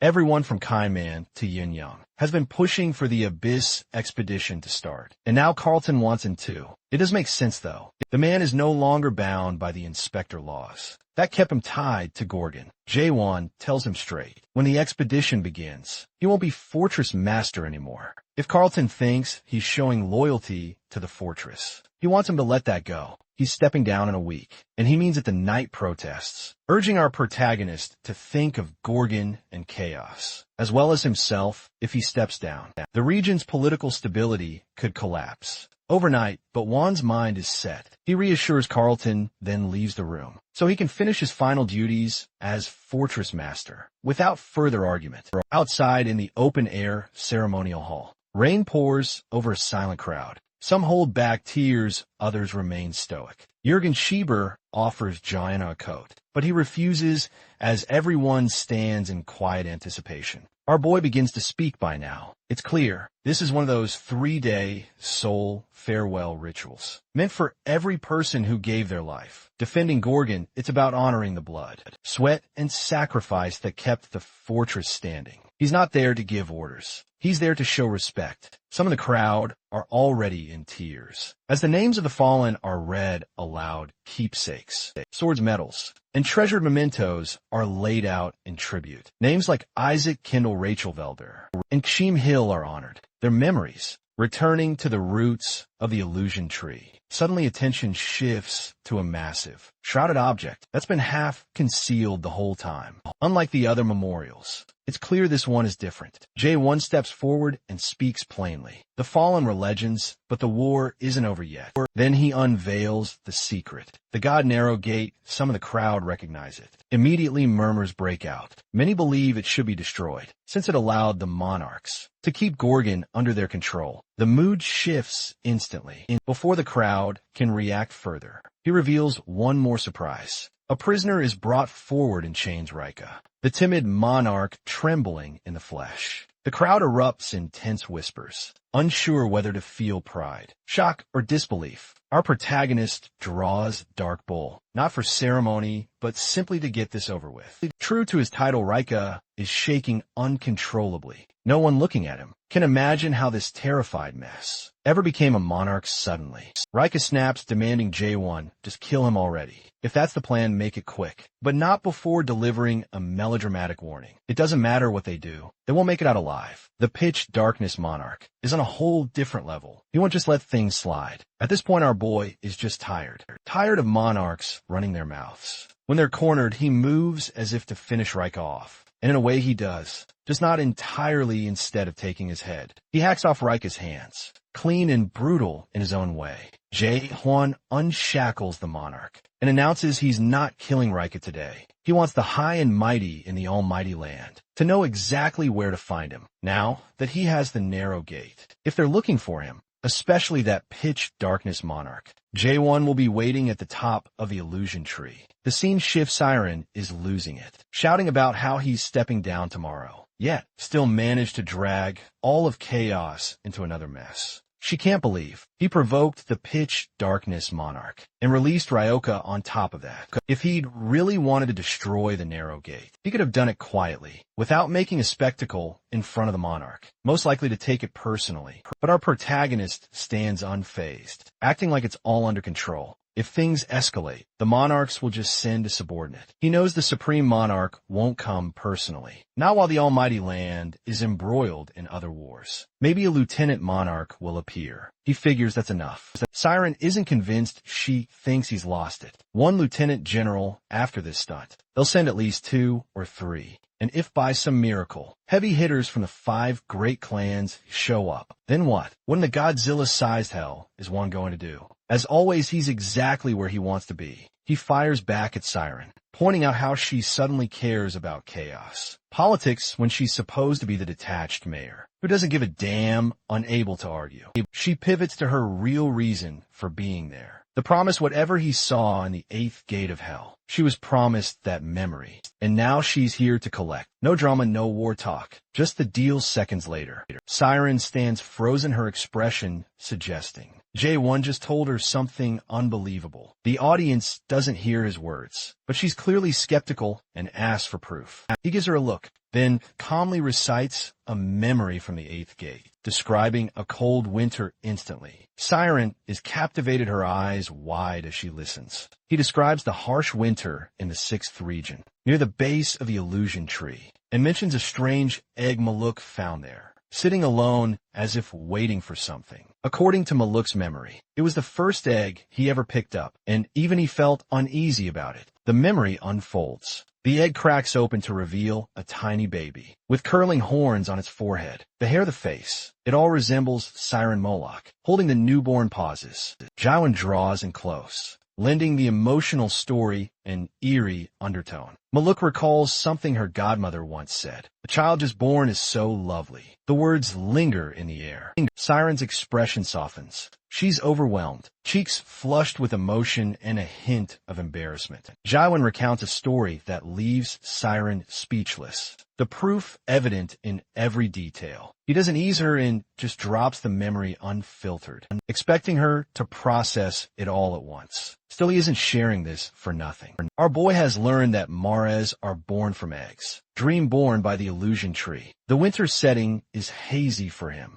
but Siren clarifies. It was the northern base of the illusion tree, in the almighty land. With that, the rest of the memory sharpens. Marys aren't born in any ordinary way. They're dream children waiting in eggs to be found. Even so, she senses there should be something more. Something Maluk left specifically for her. He doesn't dismiss her feeling. One admits there might be more. Or maybe there isn't. What a pain. Siren looks on the verge of snapping. Finally, he explains that what he witnessed in the 8th gate wasn't some cinematic revelation. It was a mess of fragmented symbols and flashes, impossible to piece together. That's all he can offer. Her face says it all. Disappointment and frustration she can't hide. Still, she's resolute. She'll find her godfather Malark, no matter how little she has to work with. Our protagonist, ever the sly one, dangles bait if she really wants the whole story. She'll need to tag along with him. Why? Because the only storage device for Mularkey-related knowledge is in his own mind. How convenient. Clearly, that's been his plan all along.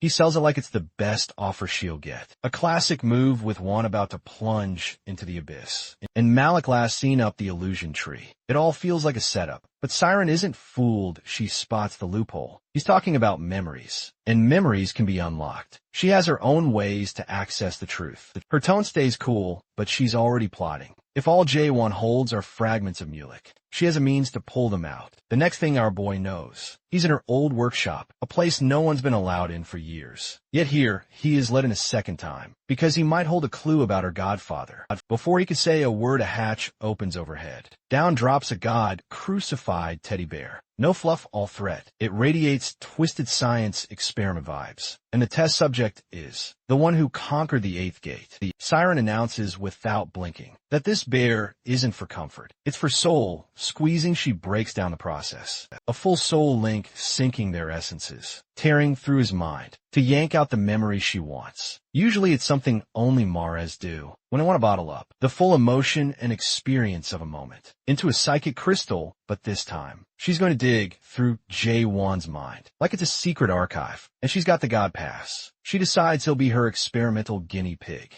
Newsflash, Siren hasn't even tried this herself. She's only heard it's supposed to feel amazing, almost pleasurable. She insists it's not creepy, though her reassurance doesn't help. Once our protagonist is strapped in, she casually announces she's about to start, and it won't sting, it'll hurt like hell. As an extra note, only the target feels the pain. When she activates the process, strange bands of light swirl around them, and reality shifts, judging by Jaewon's calm expression. She quickly realizes she's the one getting overwhelmed by the feedback. She never expected his mind to be such a fortress. Suddenly she's floating in a miniature galaxy, painted in cosmic colors. Spheres of light drift everywhere. Looking closer, she sees their memories, countless and scattered, like a surreal archive inside his head. The dive is stranger and denser than Siren imagined. Those Mares weren't exaggerating. Wan's mind holds a staggering volume of memories, not just detailed but overwhelming. But now she floats above what feels like an endless plateau of memories, searching for one thing. The eighth gate of Hell, the sight unnerves her. She imagined an awakener's mind would be human, maybe with a hint of magic, but not this infinite layered consciousness. She thought it would be less cosmic, less vast. She has to focus before she gets lost inside. If she loses grip, she'll be stuck circling his subconscious forever. Staying focused is tough, but she has no choice. She just needs the memory of her godfather. Nothing else. Get in, grab it, and get out. Floating through endless memory threads isn't working. So Siren stops holding back and zips through them, confidently and unflinching. She sees a Malik, her godfather. She sees herself as a baby, then a toddler. She's found it, but it's short. Just Malik calling her name and taking her inside. She can't take it. It hits harder than she expected. Tears spring to her eyes as she calls out, begging him not to disappear. For 900 years, she's been searching for him, and this fleeting glimpse is all she gets. When the truth sets in that it's only a memory, she clenches her fists and swears she'll find him. But all that sprinting through Jaewon's mind has a price. She's pushed too hard and blacks out, trapped in his consciousness, the very thing she'd hoped to avoid. When her eyes flicker open, she's disoriented, maybe even a little angry. Looking around, she realizes the setting is strangely familiar. Enormous buildings, busy streets, skyline that's unmistakable. Then it hits her, this isn't chaos or the almighty land. This is Earth, no question. It takes Siren a moment to piece things together. This isn't some random simulation. It's the 294th world, Earth. Mares visit this place all the time, riding the roots of the illusion tree. Like a cosmic subway, Earth isn't a backwater. It's practically a tourist attraction. She remembers how this world was once protected, shielded from the rulers by the earliest Mares, which makes her wonder what sort of trap she stumbled into. Suddenly it clicks. She's inside the uncanny, a mind structure built from Earth's blueprint, wrapped around Jivan's psyche, like a haunted memory palace, a memory of mullet surfaces, almost like an old instruction manual. He'd explained that every living being arbore un subconscious terrain, called the uncanny. When someone attempts deep-level extraction, this inner space forms itself from the target's hometown, creating a warped version of it all. Illusions and memory twists grow from that base. The uncanny is always home turf. Molek's advice was clear: if you get lost in the uncanny, there's only one exit. Find a guide. In this surreal mindscape, the only fully conscious being is the guide. She barely has time to process this when chaos erupts. A boy darts past her, panting like he's fleeing for his life. Chasing him, a couple of furious cops shout threats, treating him like a hardened criminal. The kid's in a hoodie and cap. Nothing fancy, but something about the way he moves unsettles her. He's cornered, but he's not surrendering, clutching a metal pipe like he's ready to fight back. One cop raises a hand, ready to strike, but Siren steps in, demanding to know what their problem is. Instead of backing down, the officers turn on her, warning it's not safe, because the kid refuses to grow up. As if that's a crime, she's floored. What kind of law is that? Her outrage only makes them more suspicious. Trying to stay calm, she pretends she hasn't just dropped into the strangest legal system ever, but she stands out her clothes, her presence, her everything. One cop moves closer, asking for ID, then freezes when he sees the horns on her forehead. That's when Siren remembers Mullock's advice. Blend and never look like a mythological creature. If the uncanny recognizes an outsider, it acts fast too late. She's already been made cursing her luck. She realizes things are about to go downhill fast, but instead of panicking, she decides to go down swinging. Flames flare around her until they sputter out. Magic's blocked, here bad timing.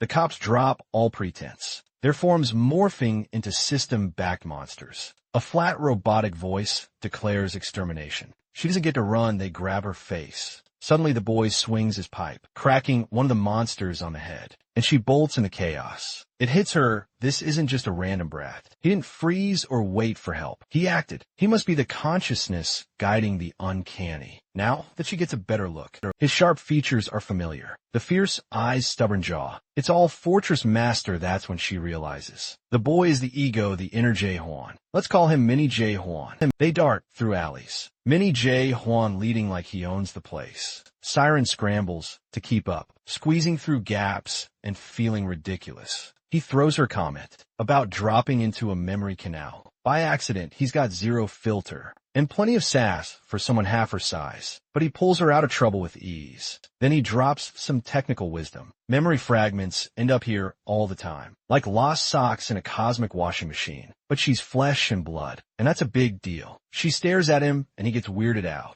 looking ready to call for help. If she keeps giving him that "what do you look," she finally blurts out that he should have found a way to escape already. Since everyone's out to get him, he just shrugs and lays it out cold. They all want him dead, because he's the only kid in a world full of adults. That's all in this place. Say Mrs. Law. Anything different is hunted like a glitch. Mini Jaewon glances up, curiosity sparkling, and asks what the outside Jaewon is like. Siren hesitates, realizing she barely knows him. Outside the chaos he drags her into, still she tells Mini Jaewon the truth. The real Jaewon's a lot like him, still a kid at heart, playing dress-up in grown-up clothes, pretending to have it all figured out. The answer seems to comfort him, as if someone just told him he won't grow up to be a jerk. Well, not exactly what she said, but close enough suddenly. The kid focuses up, he insists they need to get her out, along with the memory fragment she's brought in. He's confused what memory fragment. He points out something has been sticking in her hair, like an accessory. She's amazed this Mini Jae knows what he's doing. And of course, he does it his job. His core purpose is to catch stray memories and put them back where they belong. Siren's convinced now. This guide, kid, isn't just along for the ride. He's literally the getaway plan. What she didn't expect was how effortlessly he'd handle everything. The boy doesn't waste a second. He points out the shard stuck to her and immediately calls a red alert. It's glowing, which, according to him, means it's top priority. He gives her a crash course, white-green, blue and red. White is least important, red means time is running out. If this fragment isn't returned soon outside, J1 will be in real danger. The memory's tied to the monarchs of the 12 regions, and that's not something you want slipping out of place. She tells Minnie, J1 to send her back with the fragment, but he can't just snap his fingers. The passageway has its own schedule, opening only when it chooses. Her imagined quick escape isn't happening. She'll have to wait it out. Even the guy doesn't know exactly when the exit will appear.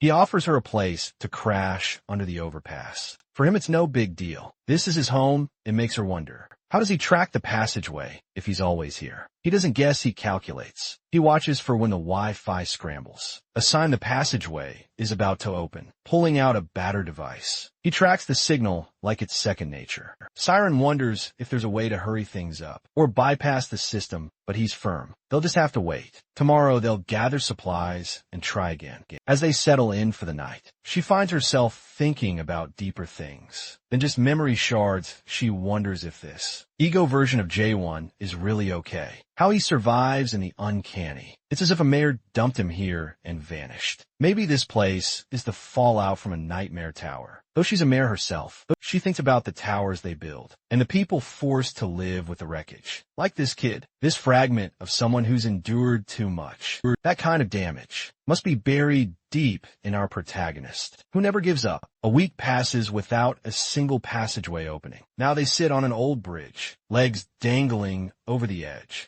talking about how many one does his work. The kid treats returning memories as a sacred duty, even with the cops closing in on him more each day. Siren raises an eyebrow. This cop chase stuff isn't exactly normal. Sure, it's been happening more often lately, but it's still rare to the guide. It's just another phase. Luck flipping between sweet and sour. She asks what he does on the bad days. His answer, watching other memories. Like binging Netflix, Siren blinks. Unsure what he means. He explains that not all memories are sent back. Some of the white ones he keeps arguing. There's no point returning. Fragments of uneventful days. What would outside one do with them anyway? She has no idea how to reply. Whether it's right or wrong isn't for her to judge. So she lets it go. The kid pulls out a memory crystal and demonstrates how it works. With a quick twist, the memory replays itself. It's wild. As soon as he activates one, the space around them lights up like a movie theater. Old-style reels worrying to life. These memories are from Earth. One shows a mother reading to her toddler,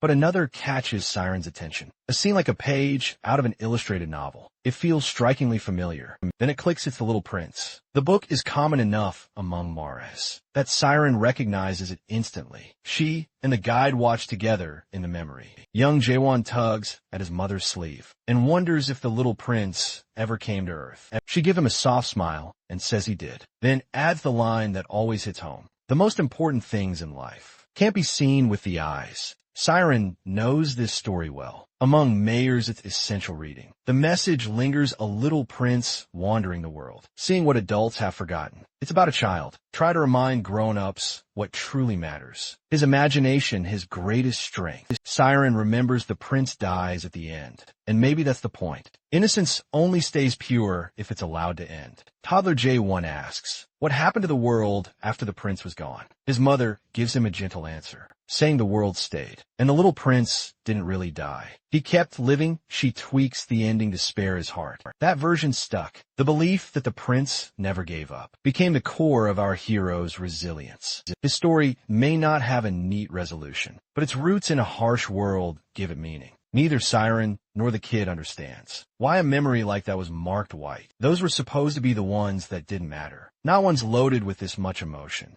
But maybe that's just how the system works. To survive, you have to let go of certain parts of yourself. Sacrifice is built in while they're lost in thought. The boy's tablet pings sharply. He tells Siren to snap out of it. They've got work to do. She looks up, confused, until the sky cracks open. A portal blooms above the building, blazing with light. No more delays. It's time to move, of course. There's no way this escape is going to be clean. Not with those cop freaks showing up for their usual chaos. Siren wonders if they're being chased just because the passageway opened, since a swarm of creatures is already on their tail, hunting them like it's instinct. Mini Jaewon explains the systems in meltdown mode because something foreign. The passageway just broke into its code. Barely a minute later, they crash through the building beneath the portal, racing for the elevator like their lives depend on it, because they do. Every second counts. The passageway won't stay open long, and they need to move. As our boy tries to explain all this, one of the monstrous cops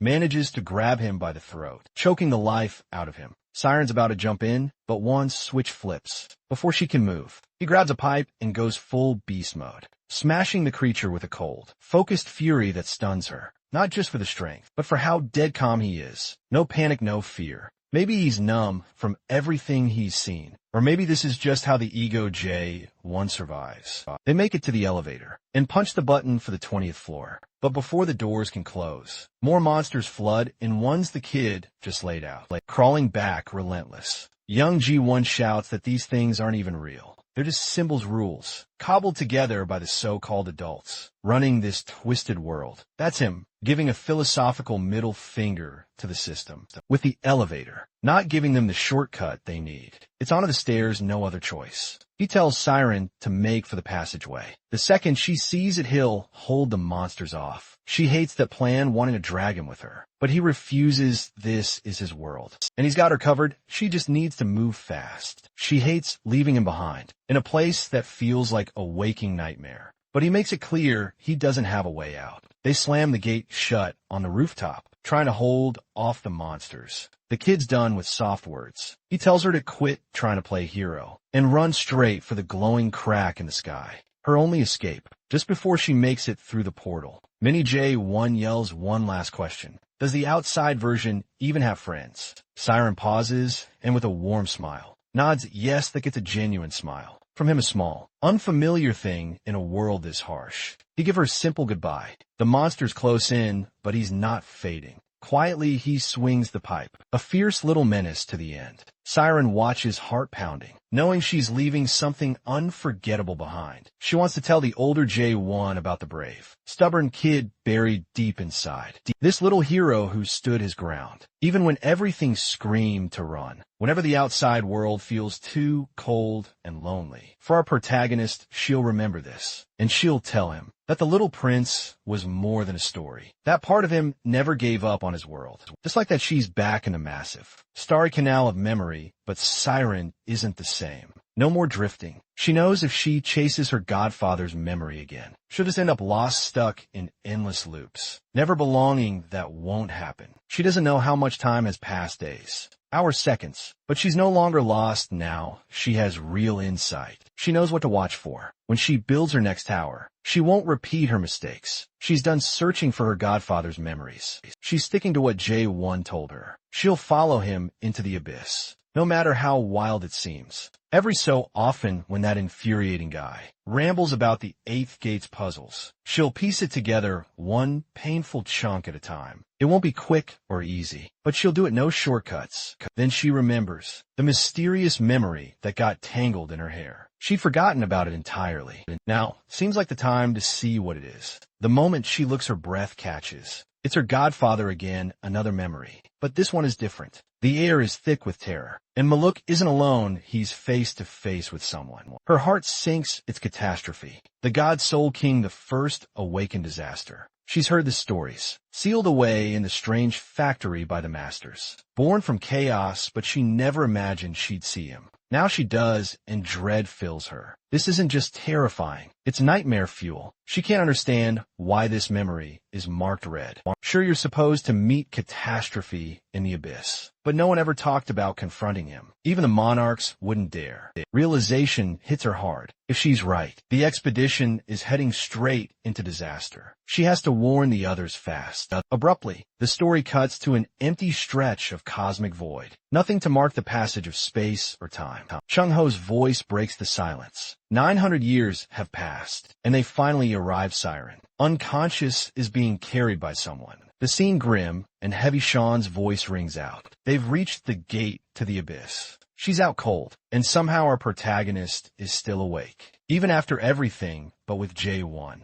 Nothing is ever normal. He recognizes the place instantly from Mullock's memories. They're standing before the strange factory. Whatever happens next might be exactly what Siren has been dreading. According to Malak's record of the abyss, one says this is the final gate. Before they enter Yurgen, Shiver asks his fortress master if he's really going to just barge in. Juan nuts, but tells everyone not to call him Fortress Master anymore. He's stepped down, and he doesn't expect anyone to follow or rely on him. Still, Jurgen can't help but see him that way, which makes our boy smile. Despite his warnings that not everyone could come, more than 3,000 people have joined the expedition. Most stay behind, knowing the abyss is a long-term ordeal. But plenty couldn't resist the pull. The only one who got dragged along without a choice is Siren, ironically. She's the one passed out after trying to squeeze a memory from our protagonist. She snores as she's carried, but her skills are too valuable to leave behind. Suddenly, the structure of the factory gate shifts. Hangar doors sliding open. Some are confused, but the sharp-eyed, spotted beasts waiting inside. There's no choice but to fight through. A massive, saber-toothed wolf with red eyes lunges forward, followed by another. Kaiman calls for everyone to prepare. The battle is about to begin. Meanwhile, the scene shifts to another place with an antique vibe. The ancient palace of pitch darkness. In the 9th region, a shivering, hunched man bows before a figure who exudes mastery. Rika, the timid monarch, recounts how his hands were chopped off in chaos. Despite his shaken soul, he managed to return to his body. Quite the cover-up, he's too afraid to tell this monarch about the conditions our protagonist caused, and he has no idea how he'll be punished for coming back. Alone, the royalty, absorbed in painting, seems more concerned with the fate of Samyang-Garon than Ryuka's excuses. It's hardly a shock that someone so reckless met such an end, but he still wants to know about Garang's final moments. Nearby stand the Ice Monarch, Vargas, and the white-haired monarch Masaha. A few steps lower,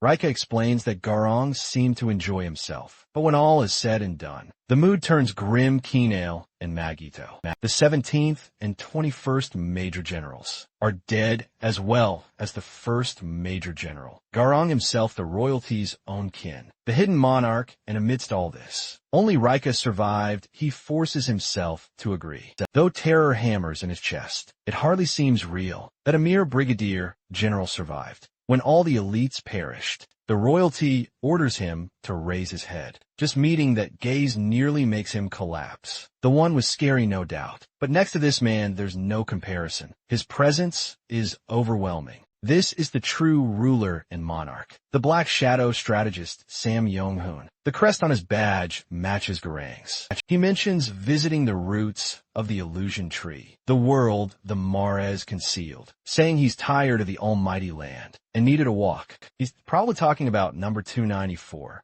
Earth Ryuka can't really follow, but Hoon tells him to come along if he's interested. It's not a suggestion trembling. Ryuka steps up, claiming it's an honor. Inside, he's not sure if the monarch blames him. As he ascends the stairs, he tries to reassure himself he's not the culprit. After all, he didn't kill anyone. He was just a bystander. Hoon interrupts by showing him a painting of a cup. On a dish, Ryuka quickly praises his taste in art, though privately thinks it looks cheap. When asked what he sees, he replies, "It's a teacup, obviously." Hoon smiles and reads the inscription. This is not a teacup. Rika can't make sense of it. The strategist explains that the artist drew something that looks exactly like a teacup, then insisted it wasn't, calling the contradiction beautiful. He asks if Rika still thinks it's a teacup. Rika hesitates, then nods. Hoon suddenly grips his cheeks and insists it's only an image, pretending to be a teacup. His eyes gleam with intensity as he stares into Rika's soul, declaring it's strange anyone calls it a teacup at all. Rika, voice trembling,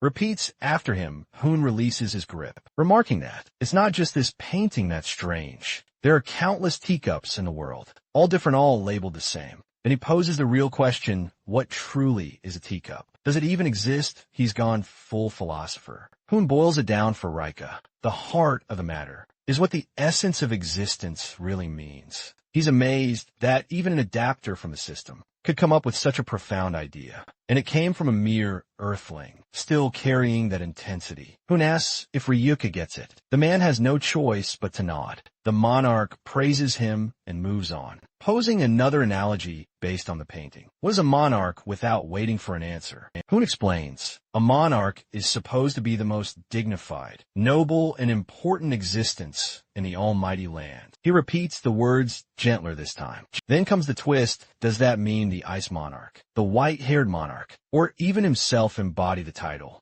Reika agrees they're the true examples. Then Hoon turns his wild gaze on him and asks, "Is Raika monarch?" The poor brigadier looks ready to collapse, knowing he failed to destroy a single product and returned alive while his comrades died. Hoon crouches towards him, eyes cold, and asks if such a person deserves the title. Silence, then a scream breaks out. Blood splatters across the stairs. The Ice Monarch hands Hoon a towel. The strategist thanks him and studies Raika's lifeless body, as if admiring a completed piece. He names this new work "This Isn't a Monarch Smiling." He asks where the fugitives have gone. The other monarchs suspect they've reached the strange factory. If so, Hoon wants the 5th and 6th lieutenant generals summoned immediately. It's time to teach those arrogant fools a lesson they won't forget. We enter a room filled with earthly objects: a portrait, a computer, and a cryogenic chamber containing something alive. Monarch steps inside what now resembles a laboratory, recalling his recent visit to Earth. World number 294,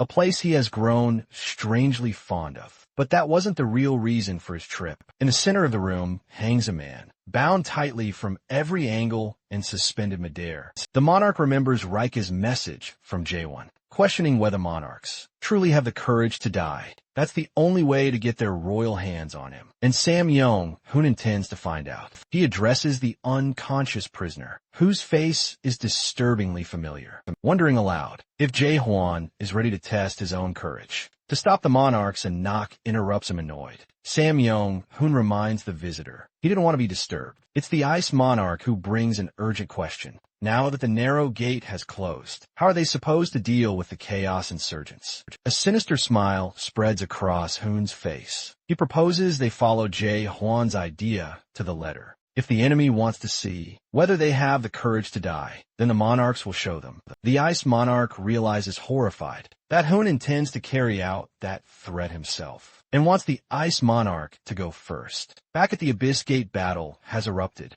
Kaiman and Kong Hwan discuss how the strange factory's true products are. Horned beasts, creatures they haven't faced in ages. Around them, many adapters struggle under the onslaught, while others fight back, that is, until our protagonist charges in and clears a path with ease. Nearby, Kaiman and Shangyo watch impressed. Shangyo glances at Kaiman and catches the uncertainty in his eyes. He suspects Kaiman fears he won't be chosen to enter the abyss, but he knows Jae-hwan would never leave him behind. Meanwhile, our hero moves forward with Dokbul, slicing through the beasts. Even so, the weapon starts showing signs of wear. It can't heal as fast as the damage piles up, no matter how many horns he feeds it. Jae-hwan recalls all the brutal battles Dokbul has endured. He could try forging a replacement, but spirited weapons can't simply be swapped out. And this one isn't evolving either. Mitchell once explained that spirited weapons evolve in grand leaps, their strength multiplying exponentially.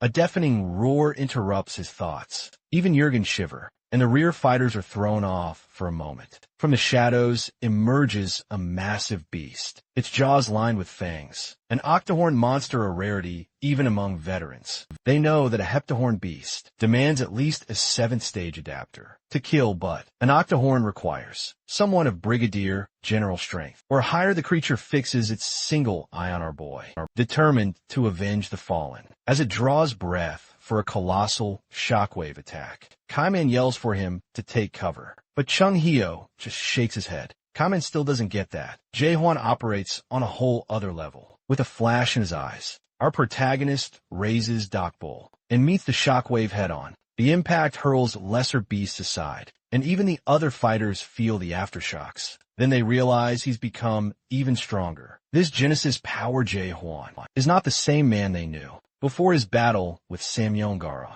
The octohorn lunges again, but our boy covers the distance in a blink, thanking the beast for its horns as he attacks. Suddenly, a cry to stop rings out from the hangar, grabbing everyone's attention, including his among the group. Only Chung Hyo recognizes that whoever's in charge has finally shown themselves. Metallic-limbed creatures announced that Garnak got cocky because it had beaten a product before. One of these newcomers has a halo and small horns. They comment that it's been a long time since anyone, but monarchs gave Garnak such trouble. To everyone's shock, these are the rulers of all horned beasts, the Deckerhorns. This is the strange factory's true welcoming committee, only now making their entrance. And it's not just one Deckerhorn, but 3. Seeing them brings a genuine smile to Jae-won's face. 3 will provide a much better fight than just one. Among the 3 factory leaders, Edzak comments that he's heard someone was trying to enter the abyss. Probably this group, Joniak. The one with the halo offers some praise,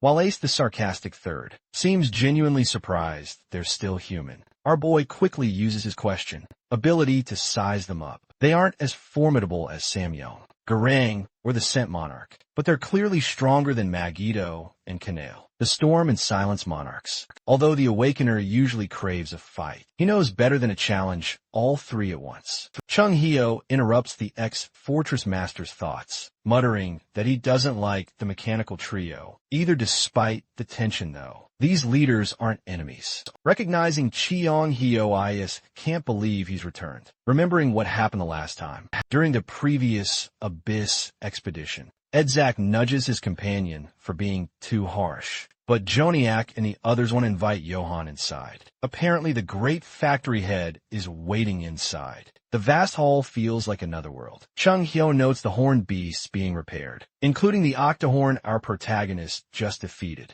He and Sir Carlton were only able to enter because Jaewon insisted on keeping his group together. One of the smaller factory masters explains that Garnet products are created only once every 10 years. So, the Awakener should think twice before destroying them. Again, so recklessly. Many were lost fighting the dead demon warriors. He adds, which catches Juan's interest. These leaders had survived battles against the strange palace invaders. Meanwhile, Carlton Javier expresses his pleasure at meeting the apostles of the machine god Deus. When asked if he's familiar with them, the knight confirms he's heard of Davis's apostles. Ayaz finally remarks that people from Chaos aren't all classless delinquents. At least Sir Carlton Javier has some class and respect. They soon arrive at the factory leader's gate, pushing open the massive doors. They step into an enormous surveillance room, centered around a main machine that looks like a huge CPU. Someone addresses Jae Hwan as the awakened warrior. This is the main factory leader, ENIAC. Seeing the machine's name, Jaewon immediately senses something familiar. In fact, all these names, Edzak, Joniak, ENIAC, sound more like machine product names from Earth than real names. Our protagonist brings this up, mentioning Earthworld number 294. ENIAC pauses, curious why he'd ask. Yuan explains that their names remind him of machines from home. ENIAC only knows their creations, of a god from a world of change. If that world is Earth, Johan could be right. Although he's familiar with the idea of gods, no one in Chaos mentioned them before. Now ENIAC can tell. Johan doesn't fully understand the abyss yet, so he simplifies monarchs rule the almighty land, and similarly gods control the abyss. Like monarchs, these gods vie for dominance. But unlike them, gods aren't adapters of any system. Throughout the conversation, machinery hums and blinks steadily. Chung Hyo is intrigued by the idea of abyss gods.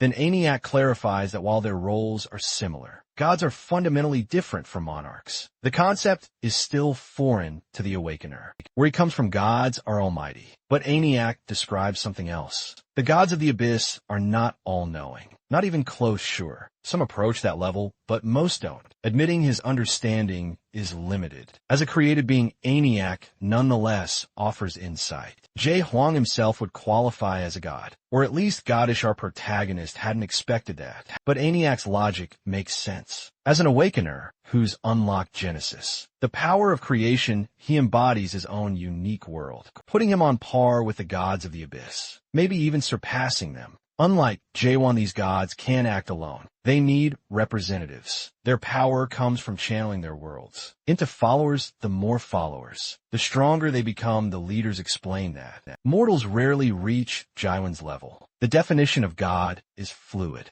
since gods are created by greater beings through karma. Only by gathering enough karma to shape a form, and when approval from Big Brother, can they earn the title of God. Jaewon realizes there must be a being so powerful that even gods need permission to exist. He's puzzled. Why isn't this info in the Abyss archives from Lance? He asks who Big Brother really is. According to Carlton Javier, it's an organization that guides and oversees the system. Chung-ho confirms he's heard the same, but Inyak interrupts, saying that's only what ordinary humans believe. This sudden clarity makes Jaewon more curious, but the leaders refuse to elaborate. The only answer, Big Brother, is the God above all gods, the system's ultimate guardian. Suddenly, we see a representation of the giant eye in the sky, the same one that appears with Jaewon's unique world. The factory leaders refuse to elaborate further to Jaewon, except for one crucial fact. Big Brother is the top onlooker god. The smallest leader, Johnny Act, even looks a bit nervous, warning the group that it's best to stay out of sight. Suddenly, our protagonist drops a bombshell. He asks if Big Brother killed their god.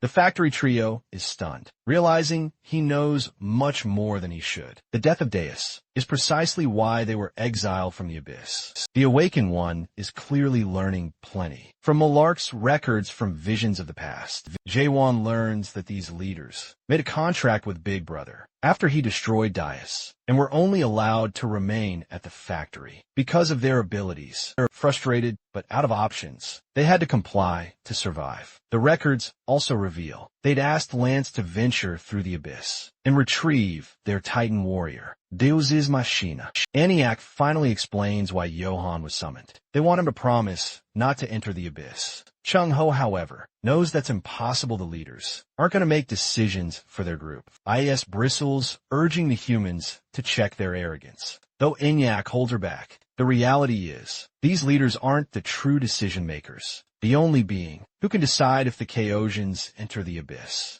doesn't want them there either. Juwon realizes Eniac is talking about the Soul King. Catastrophe, the Soul King, is furious with him for killing the mega undead pet, Magritte, one of the king's loyal and strangely treasured servants. In truth, this is just a warning for our boy. He's momentarily confused by the scenario. To sum it up, the Soul King is throwing a tantrum over his pet getting killed, even though it attacked first. And since he holds the key to the Abyss, he's refusing to let the group through. Jaehwan's blunt take may be rude, but it's accurate. Eniac agrees. But our protagonist still insists the gate be opened. Eniac thinks Jaehwan doesn't fully understand the situation, but he's not easily put off. He says he'll persuade Catastrophe personally. Eniac stands firm, but before things escalate, our hero drops a single name. Deus Ex Machina. The leaders are floored. They have no idea how he knows that name, but he promises he can deliver their missing Titan warrior. Naturally, they're desperate to know where he's getting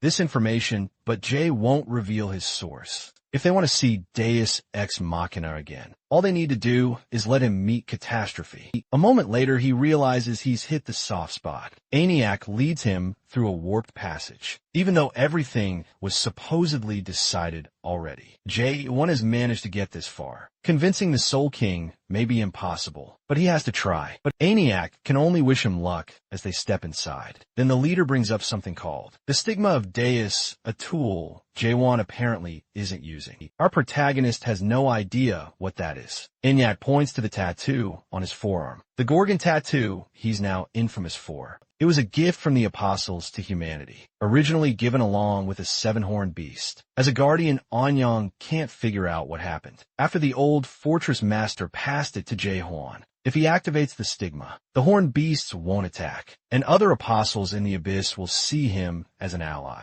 After a few minutes they arrive, but from here on, Jae-hwan must go alone. Maniac reminds him he has only an hour. If he takes longer, the door shuts for good. That suits him. He never planned on wasting time anyway. As he walks across a bridge lit by rows of pole lamps, Jae-won admits to himself he's not as confident as he acts. But with Lance's Abyss records, he has a plan. There's no turning back now. This is the only way to reach his final goal, destroying this world. He looks up at the massive door ahead and realizes he's standing before the Soul King's palace. The architecture is unmistakably horned. Beast made the scale staggering, a true monument to power and effort. Before he can process it all, the eyes on the door glow and it swings open. A voice taunts him. The awakened human has arrived to die. This time J1 takes the threat seriously. This isn't a copy, it's the real Soul King. He knows he cannot afford to underestimate this opponent. Even the king's voice feels like it's tearing at his very being.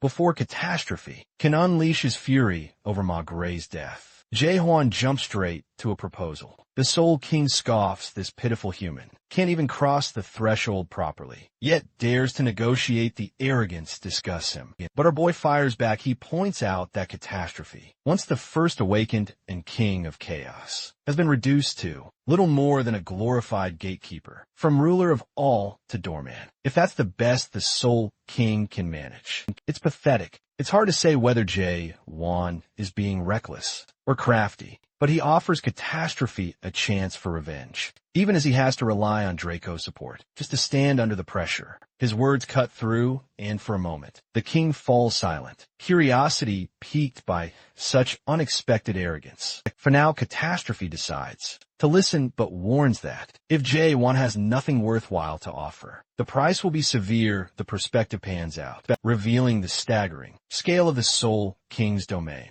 A landscape filled with uncountable ghouls. The undead Sunday at this point. Jae-won knows the only way he'll leave alive is by making an offer that's worth the risk. Jae-won knows all about the promise Lance made with catastrophe, like everyone else shocked by his hidden knowledge. The Soul King didn't expect him to know about that pact, sealed 900 years ago. Our boy doesn't reveal how he found out, but he declares that from now on, they'll be carrying that promise. Catastrophe warns him not to act cocky, given the current situation. But Jae-won promises he'll take the Soul King all the way to the end of the abyss. Meanwhile, outside, Siren finally wakes up. Jurgen Shiver greets her, explaining that they're right in front of the abyss, facing the strange factory. The look on her face says it all. This is the last place she wants to be. She screams at the Prime Minister, demanding to know where Jae-won is, because she has an urgent message to stop him. The Prime Minister, confused by her panic, tells her our protagonist is inside the factory. Suddenly, everyone notices fireflies emerging as the air grows warmer.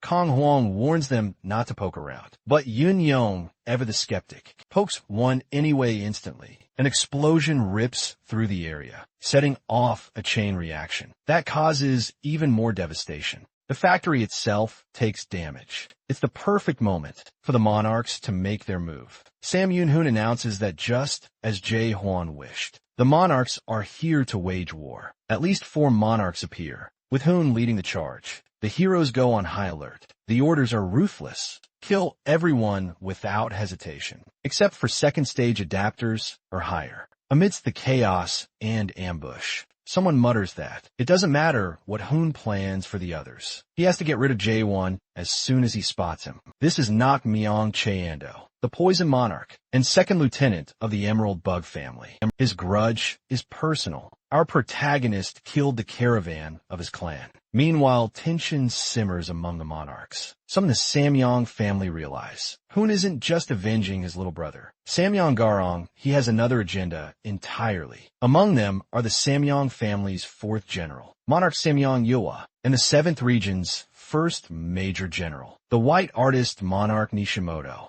Yua tells Nishimoto to keep an eye on the 9th region's people, curious about their movements. She finds it ironic that a single product managed to outmaneuver 100 monarchs, giving her a rough estimate of Jaewon's strength. Yua knows she would have died after 3,000 years if Hoon hadn't claimed the fruits. In chaos would be enough for everyone. If not, there's an obvious impasse for Hoon. If the fruits are divided among the families, it'll create a dangerous conflict between his duties as the 9th region strategist and as the firstborn of the Samyang family. He's clearly amused by these alliances and rivalries. What's even funnier is how many believe him. If he kept that promise, he'd have to feed nearly 50 monarchs, 20 from the Emerald 10 from the 7th region, and 20 more from his own house. But it's not surprising they've fallen for the lie, especially since Hoon showed up on the battlefield, himself to him. Lies aren't lies if the promises are kept. The top of the illusion tree isn't the only place to find those fruits. There are other ways.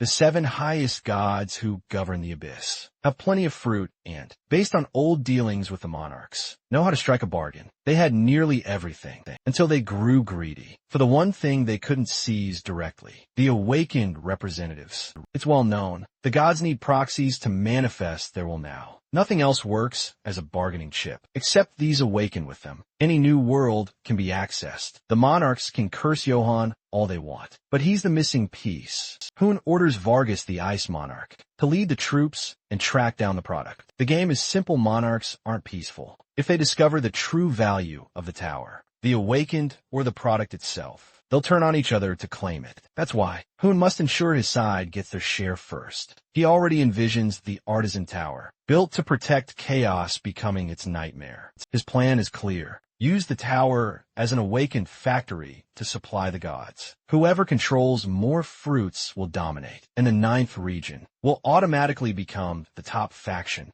Hoon laughs at his own sinister vision, imagining a future where his region holds all the power, and the almighty land becomes an extension of his domain. His scheming is suddenly disrupted by a strike from below, shocked that anyone would dare attack him. He sees its Kaiman surrounded by other clan leaders, all determined to stand together. Everyone from Kong Hoon to Siren shares the same goal: hold the line until Jae Hwan finishes his task. As they unleash strikes, cast magic, and hurl lightning, Hoon simply watches amused, but it's clear he's decided. The time has come to eliminate all of them, once and for all. The Emerald Bug Monarch, Nakmyeon Kyondo, wreaks havoc across the field with his giant, centipede-like forms, cursing at the stubborn defenders who refuse to retreat. His true target, of course, is Jaewon. Meanwhile, Sam Young-hoon, who had been floating above the chaos, drops down to join the fray. His attention zeroes in on Siren, standing among our heroes, the so-called foolish and selfish mayor girl, now branded a traitor to the pitch darkness. The expedition squad senses the danger instantly. There's something unnatural about the aura radiating from this monarch. Hoon tells the poison monarch to stand down. For a moment, Nakmyeon Cheando bristles, not wanting to give up all the fun. But it's clear, Hoon wants him to witness what's about to unfold. Suddenly, Hoon spots an awakened opponent and springs into action. Kaiman readies himself for the attack, but the monarch's sword swing releases a force so heavy it flings Kong Hwang and Siren aside like ragdolls. Iman can hardly believe such a massive shockwave could come from a simple swing. The dust settles, and Hoon stands calmly over the aftermath, declaring that he'll crush these lowlives so thoroughly they'll never dare look up again. Kong Hwang, still reeling from the blow, burns with rage and vows to tear Hoon apart. Shin Manguk and Yun Yong share that fury, but the monarch just laughs, openly mocking their passion. He admits he doesn't take any of them seriously, but intends to savor crushing them nonetheless. Meanwhile, inside the strange factory's vast surveillance room, alarms blare. Chung Hyo is startled, but realizes the apostles are just as confused. Ace, still suspicious of the humans, insists they must be behind the disturbance, though Edzak isn't convinced. Maniac orders Joniak to check the situation. Joniak activates the glowing halo above his head, projecting live footage of the chaos outside. The truth is plain to see: the monarchs are the culprits. Chung Hyo bolts for the exit, recalling how Jae-won had accurately predicted they'd face the monarchs here. He wonders how they managed to reconstruct another narrow gate so quickly. Was it new technology, or were they insane enough to have killed themselves just to get here? Memories from the last traumatic expedition flood his mind. He recalls a loved one dying and pleading for resurrection fruits, clutching one in his final moments. Even as the expedition failed, Chung Hyo kept telling everyone they'd succeeded, that they brought back the fruits, hoping to give them a sliver of hope. The lie became so ingrained, he even debated it with Jae-won over drinks, insisting on their success until it almost felt real. Now facing old enemies once again, Junghaosha Zison Wava, as he and Carlton Javier step into the chaos. Everything feels painfully familiar. Junghyo Chemba, but Sir Carlton urges him to hold it together instead. He charges forward, blade flashing, shouting that he won't let history repeat itself. He lands a clean strike on one of the monarchs, yelling for his friend Shin, Manguk, and Kaiman as he surges through the battlefield. Then he sees a Kaiman, the strongest among them, at the mercy of Sam Yong-hoon. All around Frank, Prime Minister Jürgen Scheiber, and others are in dire straits. Chung-ho barely knows where to begin. The worst is seeing Kamen, half burned and barely standing, facing Hoon's blade. The monarch recognizes Chung-ho as the divine physician, and seems almost pleased to find another awakened, a fresh test subject. Hoon declares he's finished with Kaiman, whose willpower was impressive but ultimately futile. He wants to make an example of him, to end him on the spot, while Cheong-hyo screams in protest. As the monarch's blade surges with overwhelming power, Kaiman stands frozen, silently apologizing to Jae-won, his fortress master, for not being able to hold the line. Just as Kaiman is about to be cut down, a hand reaches from the chaos and yanks him back. At the same moment, Sam Yong-hoon is struck from both sides by Sir Carlton, Javier, and Chong-hyo, its siren, who saved Kaiman. Though she knows, Kian-hai and Sir Carlton can't land their attacks without serious risk to themselves. The monarch handles both effortlessly, knocking them back with a single swing. He looks amused, almost delighted, to see there are still a few awakeners left, willing to challenge him. Jong-ho finally realizes that poor Kaiman was running on nothing but muscle memory. He was just barely holding on. Sam Yong-hoon's overwhelming spirit power is so intense, just as words are enough to make the air feel heavier. Their tense standoff is interrupted when three familiar figures appear. The factory leaders, apostles of Deus. They demand to know what Hoon thinks he's doing, interfering in their business. He greets them with his usual unsettling calm, saying he's just here for a product and will leave once he has it. The apostles ask if he means Jae-won, the one who opened Genesis. It's clear they hate that the monarchs see living, conscious humans as nothing but products on a shelf. Some young Hoon, cutting through the formalities, insist they open the gate so he can take Jae-hwan. The leaders hesitate, losing patience. Hoon curses them out and gives them a final warning. A surge of energy erupts from him, blasting the leaders back. Aya steps forward, spitting curses of her own at Hoon for interfering with the factory. Returning to basics, Hoon reveals he knows all about Catastrophe, the Soul King trapped in the strange factory, and that the apostles have been useful in keeping him sealed. But Hun delivers a brutal reality check. Monarchs never interfered because the factory was still useful. It kept Catastrophe one of the ancient three gods and the strongest deity of the abyss. Locked up things have changed. Hun couldn't care less how strong Catastrophe is now. To him, the Soul King is just another fallen god, clinging to the respect of the undead Sam. Young-hoon boasts he's now stronger than the 12 supreme monarchs were 1,000 years ago, and he's not waiting any longer. The apostles warn him to reconsider, but Hoon is done pretending. The monarchs are on good terms with the factory. Is lunges at him, her companions trying to hold her back. Monarch conjures a magical seal above his head, a massive dragon aura taking shape. Only now does Ayaz realize she's in real danger. Onlookers freeze as she braces for impact. There's a blinding blast for a moment. It feels like the end of everything. While Chung-hyo reels powerless, a voice calls out to him, asking if he's the divine physician, and begging for a battlefield report. He turns to see Yin-yang waiting for hope. Only now does Chung-hyo notice Yin-yang's mutilated,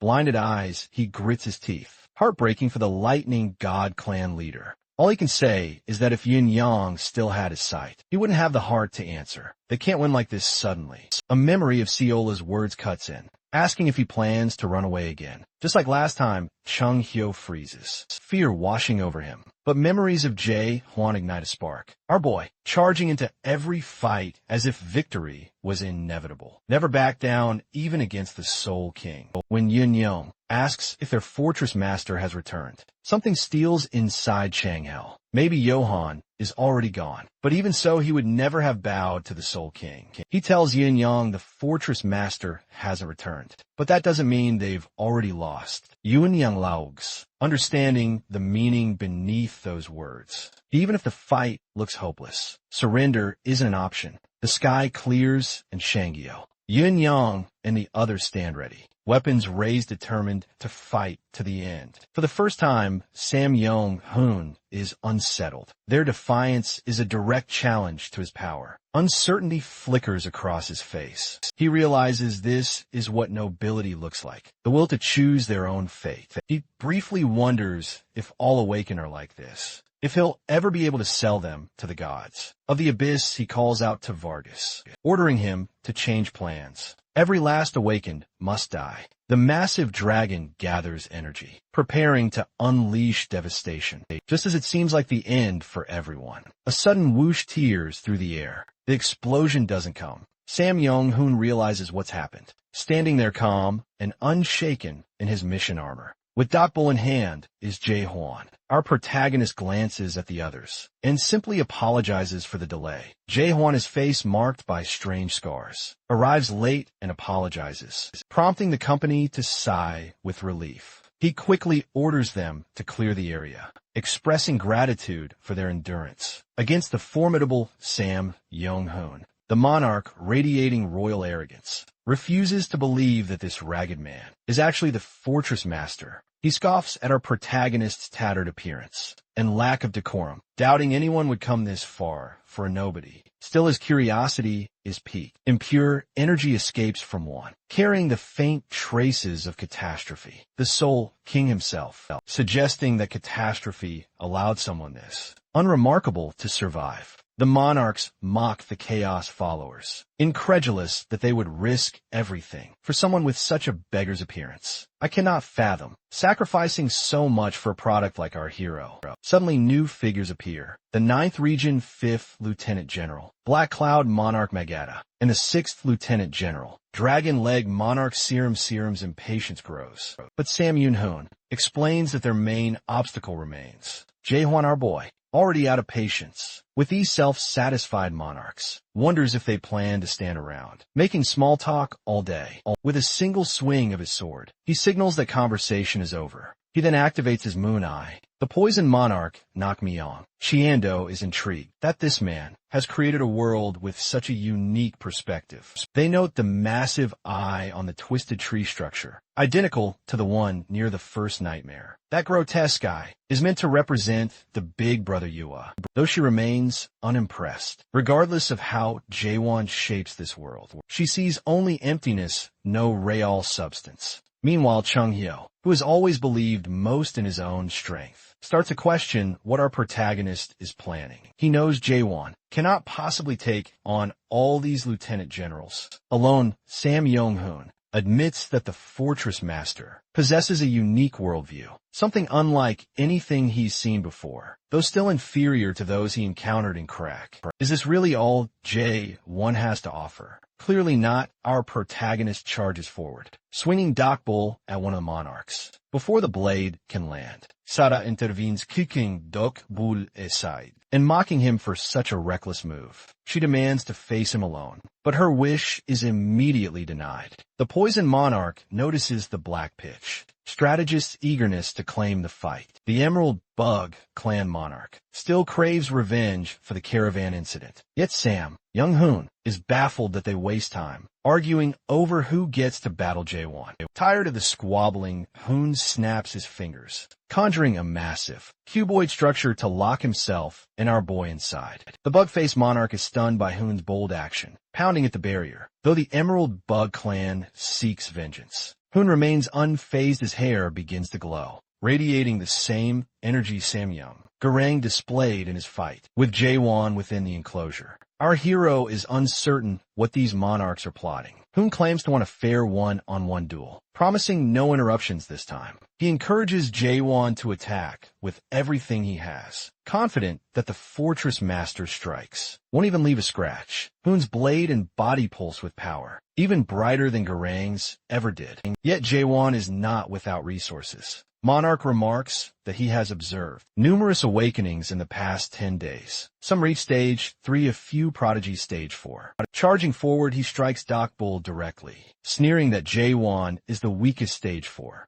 awakener he's seen in that instant. Our protagonist realizes that Garang's brother is far stronger than Garong ever was. Difference is overwhelming. He can sense that Hoon channels the system's power to a much higher degree and knows that small measured attacks will not suffice. To survive, he must go all out. Summoning his dragon, the monarch taunts Jae-won, who has opened a genesis and achieved materialization, warning him not to repeat the same predictable tactics. That's fine, our hero is prepared to adapt. His next thrust seems ordinary, but before Hoon can react, it transforms into one of those world thrusts. Jongyo is stunned while the other monarchs are amused. Finally, something worth watching. Hoon acknowledges that he now understands how Garang could have fallen. To this man it warns that if Jae-won holds back, thinking Hoon is equal to Garang, he will die quickly. Opening the Genesis will not be enough. Hoon waits to see if the Fortress Master wants to finish things now, or reveal any other tricks before it ends. Johan, however, is determined not to leave unanswered the question he withheld from Garong. He demands to know why Hoon has not killed him yet, despite having the chance. He presses for Hoon's true intentions. This directness impresses Hoon, who explains that he wants Johan to join the 9th region and bring the Tower of Awakening. As expected, our boy asks what happens if he refuses. Hoon simply laughs. There is no real choice. With a snap of his fingers, he reveals a vision of artifacts taken from Earth, including a computer. When Jae-won reacts with shock, Hoon realizes he's grasped that something greater is at stake. Monarch unveils his real gift, Jae-won's original body from Earth, chained as a trophy. What Hoon offers is the chance for our protagonist to reclaim the life he lost. It's as simple as this. Wandering around in chaos ends here. Jiva now has the chance to restart his life. Some young Hoon even sweetens the deal, offering the position of 8th Lieutenant General. Yet the true temptation lies in the promise of returning to Earth, not just at any moment, but with all the years lost in chaos restored. Full rewind despite this. Our boy doesn't waver. He refuses to go back, least of all on Hoon's terms. The monarch's smile remains. He expected this answer. It fits Jae-won's entire identity, always resisting any return to his core. So why make the offer at all if rejection was certain? Because in truth, it was never about turning back or erasing everything our protagonist has endured. That kind of return wouldn't undo the hell he's weathered or the relentless pursuit that defines him. And who knows it in his eyes? It shouldn't be undone. The wounds and pain are what shaped Jae-won. Even this line of thought leads Hoon to wonder if that's why our hero won't go back. He clings to the present because it's familiar, however broken it may be, but Hoon wants him to see the truth. This mess of a present isn't worth holding on to. He urges Jae-won to really look around and ask himself whether this hell is something to cling to. When Hoon tells him that the present stolen from him, the life ripped away, was the one he truly deserved, it strikes a nerve. Memories of his mother swirl to the surface, her voice echoing as she calls for one more story. Even Jae-won feels the pull. His veins bulge as he fights the temptation. The people he loved all remain in that world. If he were to accept the role of a 9th Region's final Lieutenant General, he could return to them whenever he wished. Logically, the choice seems obvious. For a brief moment, it looks as though our protagonist might actually consider it. But then he tightens his grip on Dak Bull and delivers his answer to the Radiant Monarch. He's not going back. The place he's aiming for is at the very top. This time, Hoon is the one caught off guard. He pleads with Jae-won to reconsider, questioning if he's truly willing to throw away the only real life he has left for this shattered reality. The monarch's smile fades, his aura flaring violently and crashing into Jae-won, forcing our boy to shield his face.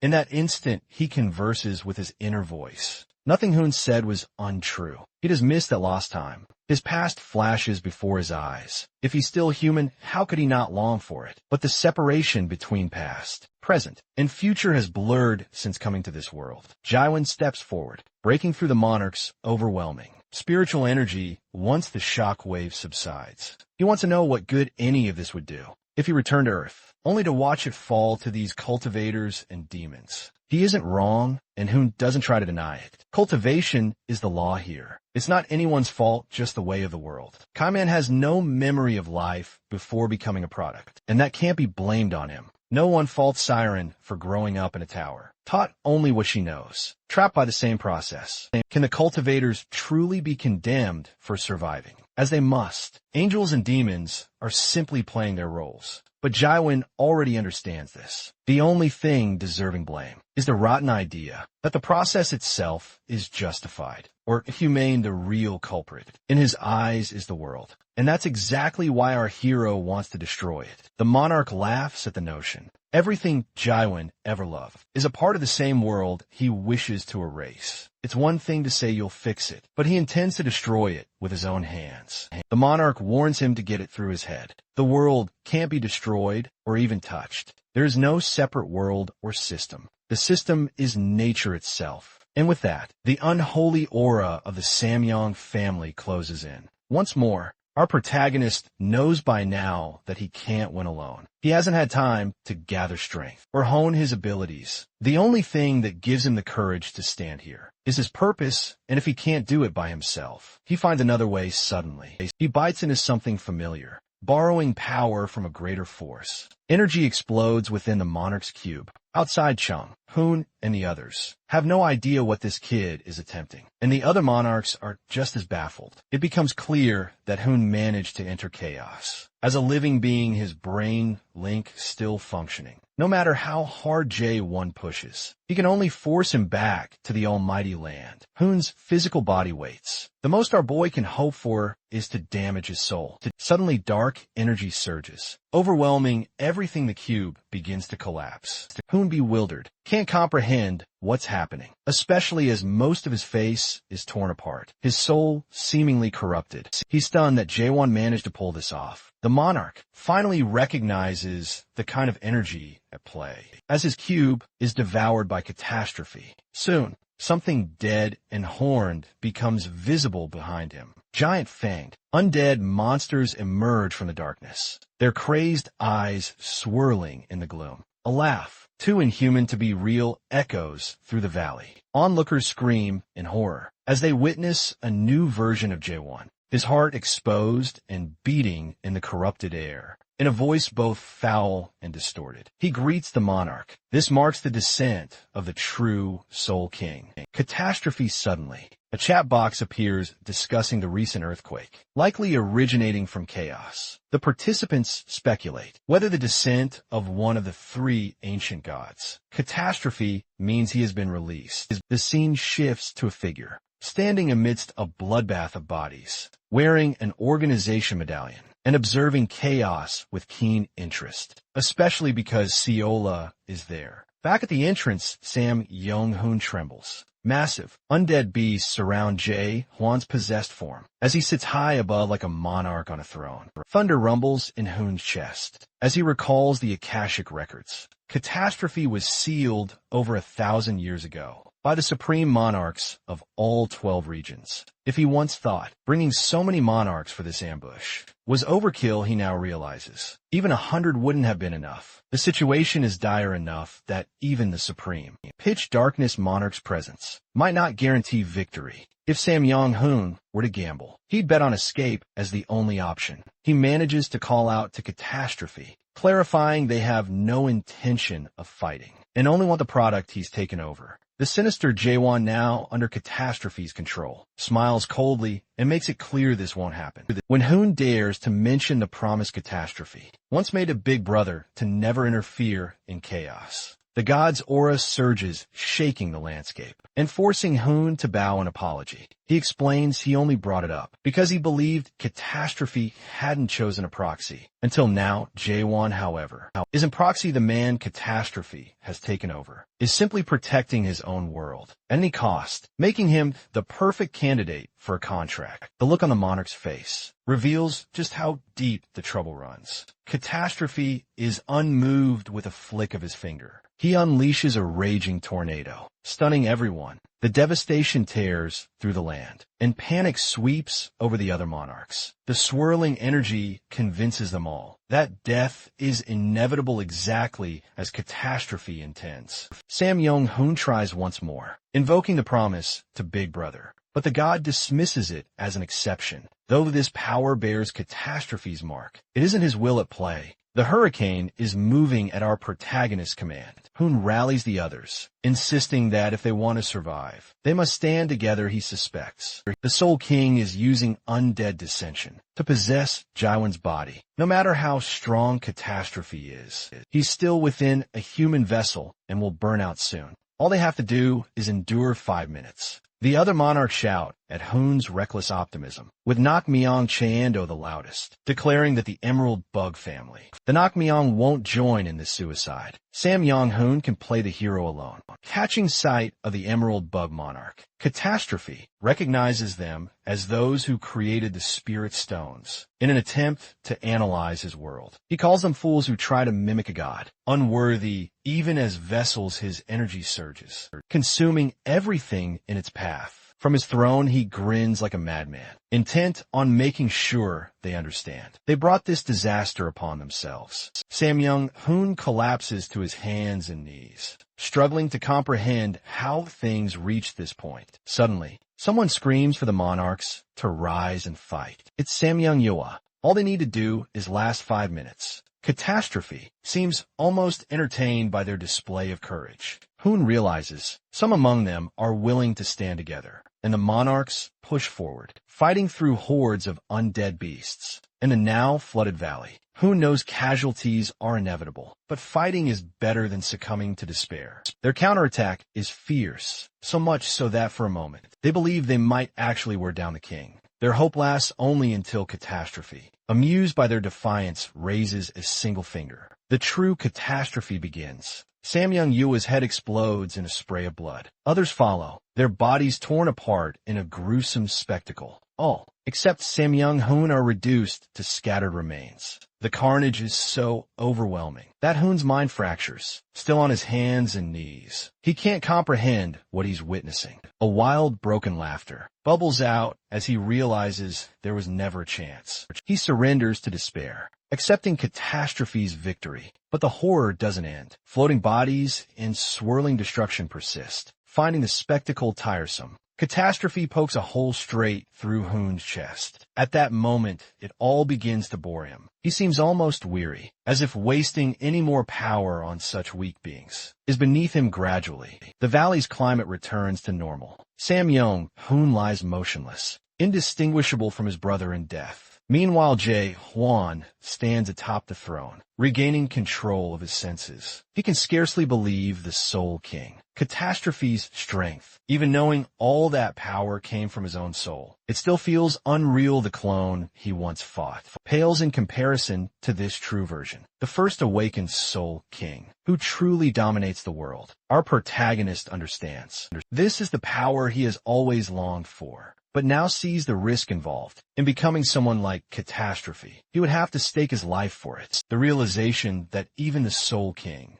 was once sealed away by Big Brother weighs heavily on him, meaning he must surpass Catastrophe as well. The king's voice interrupts his thoughts, mocking his body for barely lasting 5 minutes. Instead of arguing, our boy asks how many more times he can summon Catastrophe. He learns that, using undead dissension without becoming a proxy, he has 3 chances in total, one already spent, leaving 2. Since he'll need Catastrophe's help against Big Brother, only 1 free summoning remains. The risks are real. Each use pushes his soul to its limit. That's the harsh reality. Undeadification is merciless. If the Fortress Master wants to move forward on his own, he must do it without any safety net. The Soul King withdraws control, reminding him not to forget the promise made in exchange for this power. The connection snaps, and the pain buried beneath possession tears through our hero as the undeification process unfolds. His memories begin to fade.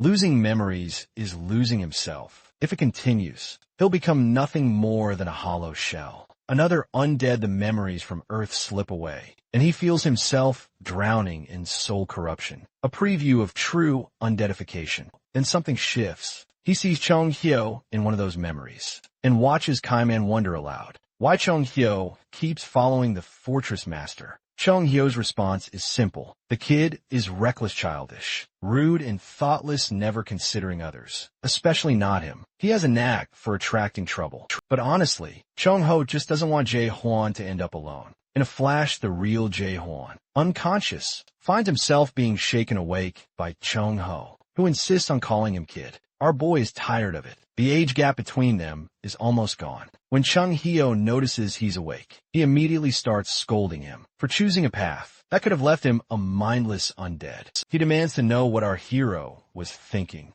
Jae-hwan, though, isn't bothered. He expected the divine physician to intervene. With his anti-undefecation trick, he mutters about his recklessness. But at least everything seems to be over for now. There were losses, but some of the expedition squad survived. This revolution for power that Jae-hwan set in motion means there will always be strong awakeners around. At least now, the monarchs won't be able to interfere in chaos so easily since the balance has shifted. For a moment, our protagonist thinks chaos has never come this close to real freedom. That hope, however, is short-lived. Others begin to gather, their expressions grave. Chung-ho can hardly believe what he's seeing. A flashback shows the monarch's earlier promise to Jae-hwan not to let things go his way. Now the people of Chaos, having learned he's alive, seem ready to confront him. They demand to know if he genuinely expects them to believe. He never took the resurrection fruits from the Resurrection Palace. In the background, Kaiman senses suspicion brewing. They think the fortress master survived because he ate the fruit in secret. The situation threatens to spiral. All of them saw the footage of his living body, chained up in the strategist's cube. Now they want the truth. Kaiman and Jürgen Schiever try to calm the crowd,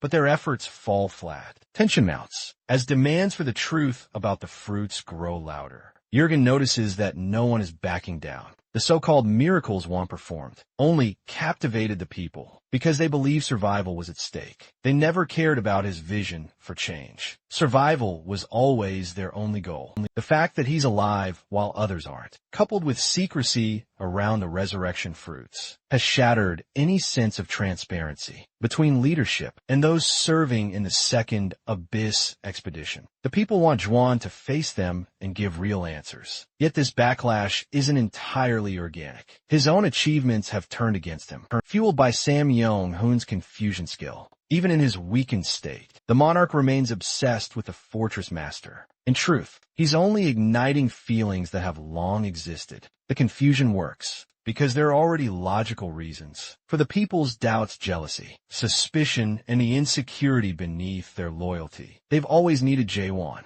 but never fully trusted him. Watching the crowd converge on their leader, Saming-kon barely kamshas, laughs bitterly if his own plans failed. The vengeful strategist of pitch darkness will make sure Jaewon's do too.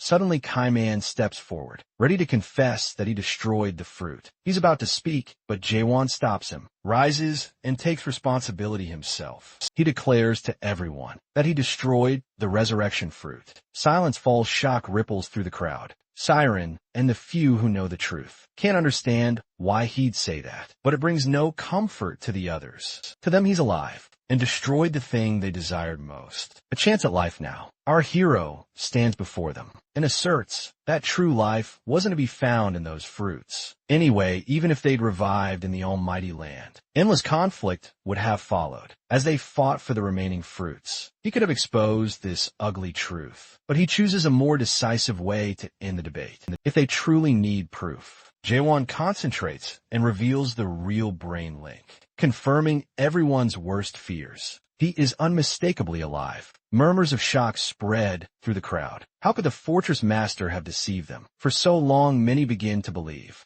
he used them just to obtain the fruit for himself. In response, and as if to show his indifference to their accusations, Jae-hwan cuts his own brain link, ending the argument without hesitation.